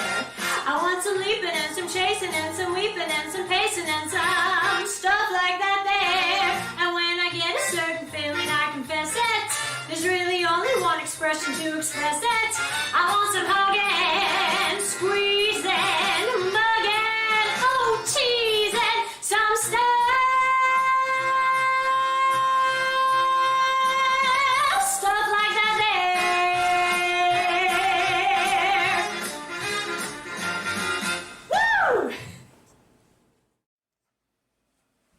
This next song I'm going to sing for you all is a favorite of mine. It's a song that I've been doing for probably the last 7 years at reenactments, and this is one of my standards that I do every time I come up to D-Day Ohio. This song is definitely from World War II, and my introduction to this song actually was not hearing it on a record or listening to big band and 1940s music. Funny story is I was actually introduced to this song through one of my all-time favorite movies. That particular movie is from 1992, A League of Their Own, a movie about All-American Girls Professional Baseball League that started during World War II. And in that movie, this particular song was performed by one of the actresses. And that was my first introduction to this song. And I thought, I'd like to sing that song one day. And when I started reenacting, it just made sense for me to find this song so I could perform it. So, without further ado, I give you It Had to Be You.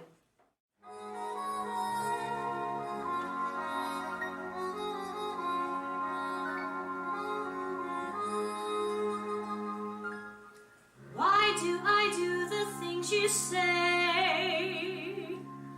Why must I give you your way? Why do I sigh? Why do I try to forget? It must have been that something lovers call fate kept on saying I had to wait. I tried them all, just couldn't fall till we met. It had to be you. It had to be you. I wandered around and finally found somebody who could make me be true, could make me be blue, and just to be glad, just to be sad, thinking of you. Some others I've seen might never be me, might try to be cross or try to be boss, but they wouldn't do, for nobody else gave me a thrill. With all your faults, I love you still. It had to be you, wonderful you. It had to be you.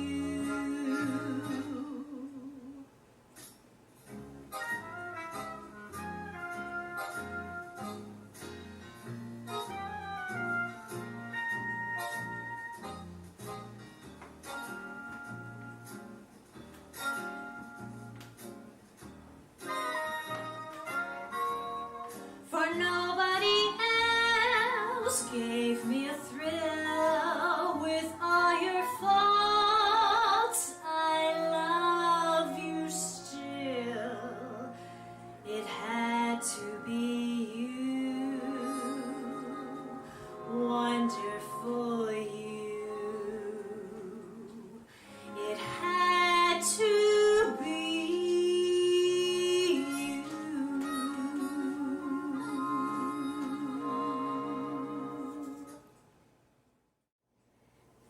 This next song is a song that I finally found a track for a few years ago, and I've enjoyed singing it ever since. There's a funny story behind this song. I'll go ahead and tell you the title. It's called I've Heard That Song Before. When this song was recorded in 1944, it happened to be the very last song that was recorded right before a musician strike occurred. And once that strike happened, no other new music was being recorded. So the running joke was, oh, I've heard that song before? No, really, I've heard that song before. Because nothing new is being played on the radio, no new records are being released. I am glad to report that the musician strike finally did end and new music did get recorded finally. There's a whole history and a whole story there. Feel free to go research and look it up. But I'm going to get things kicked off here with I've Heard That Song Before.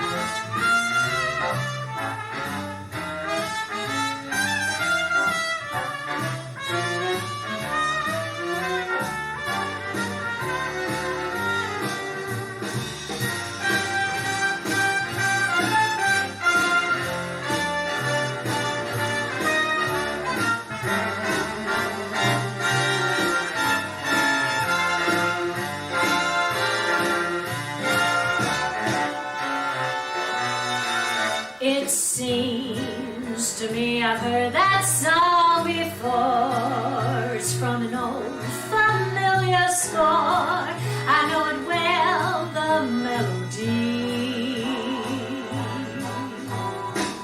It's funny how a theme recalls a favorite dream, the dream that brought you so close to me.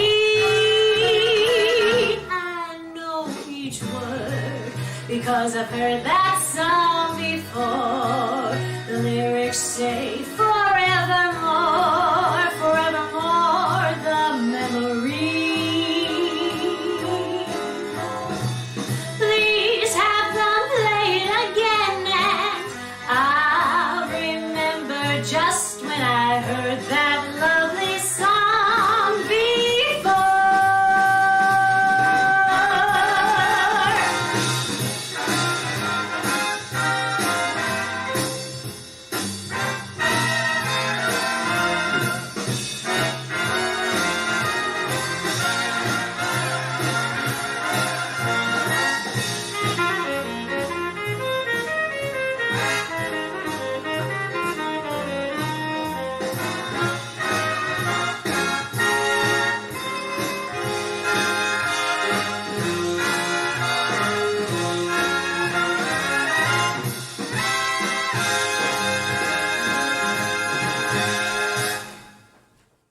This next tune was a song that I have sung from the very beginning. Again, like stuff like that there. This is one of the other songs that I started out in my reenacting career as a singer. I performed it my very first year at D-Day, Ohio in the Veterans Tent. And I have proceeded to pretty much perform it every year for the veterans. A funny story, and I honestly do not remember the gentleman's name who told me this, but I always share this story every time I perform this song. This veteran, after I performed this song, he pulled me aside and he said, you know, I was overseas, I was over in Europe, and I've been to England, and I've been to the area of the place that you're singing about in that song. And I said, oh, you don't say. And he said, yes, and I'll let you in on a little secret. And I said, oh, what's that, sir? And he just proceeded to have the smirk on his face, and he said, you know those white cliffs of Dover that you sing about? Well, you know why they're white, don't you? And I just stood there waiting for him to tell me, and he never really said any more. And then very quietly he said, you know, lots of seagulls. And left it at that and didn't say one more thing to me, and basically walked away. And I was just left stunned thinking, what was that encounter? But that has stuck with me, and I know it's a ridiculous image to have in your head as I sing this next song, but The fact is, it's very near and dear to my heart because even as crazy of a story as that is, that song made that veteran recall a time in his life. And that's the beautiful thing about a lot of the songs that I do when I sing them for these vets, is they don't necessarily talk to me about their time in combat. They don't talk to me about, you know, those things that they may not quite care to remember. But what they do talk about is the music they heard and the girl they danced with and, you know, what they were wearing and where they were when they heard certain songs. And this particular song, I've been told many of them heard over in England, heard over in Europe. So it's my great pleasure to be able to sing this song for you all listening. Without further ado, this is White Cliffs of Dover.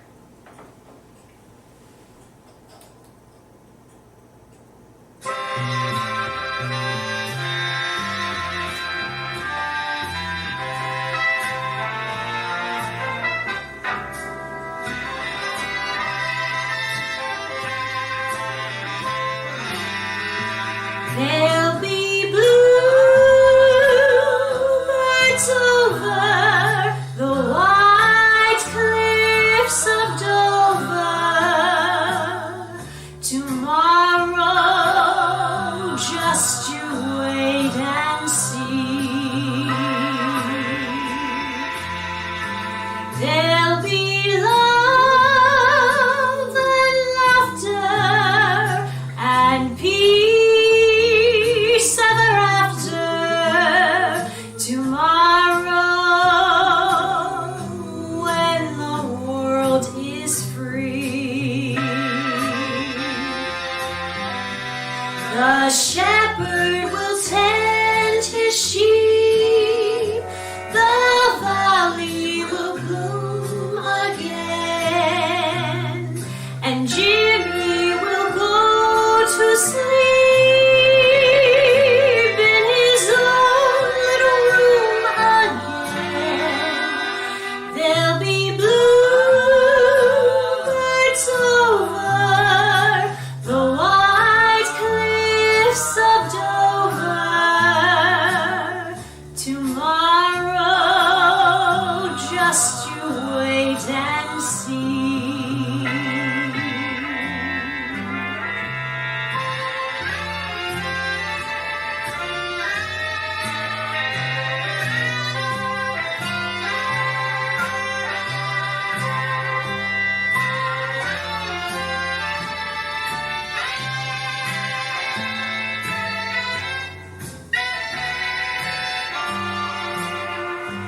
There'll be bluebirds over the white cliffs of Dover. Tomorrow, when the world is free.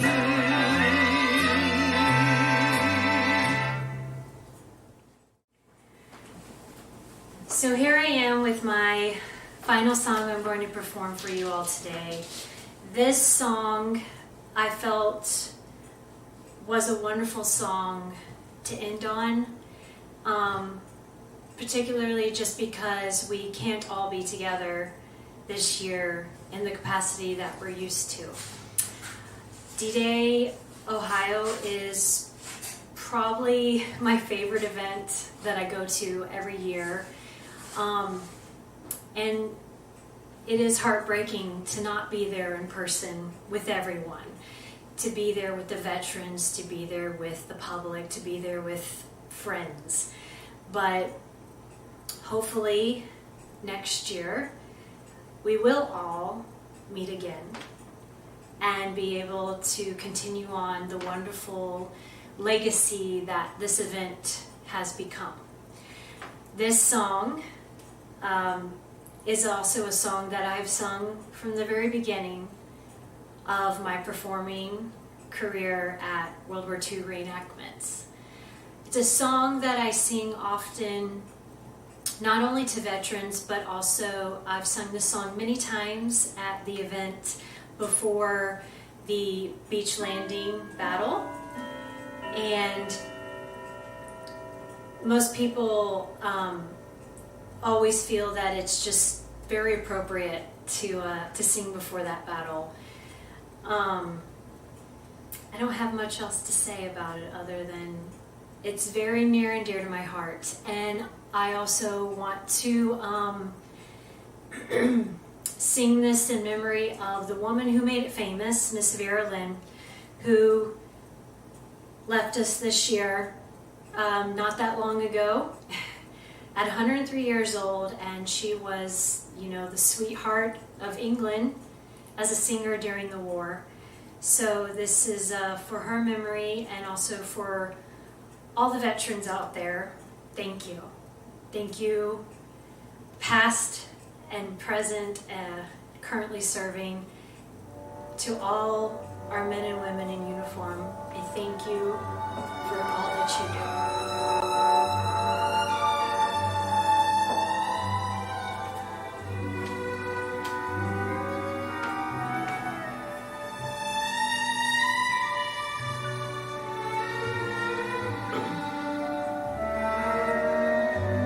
We'll meet again.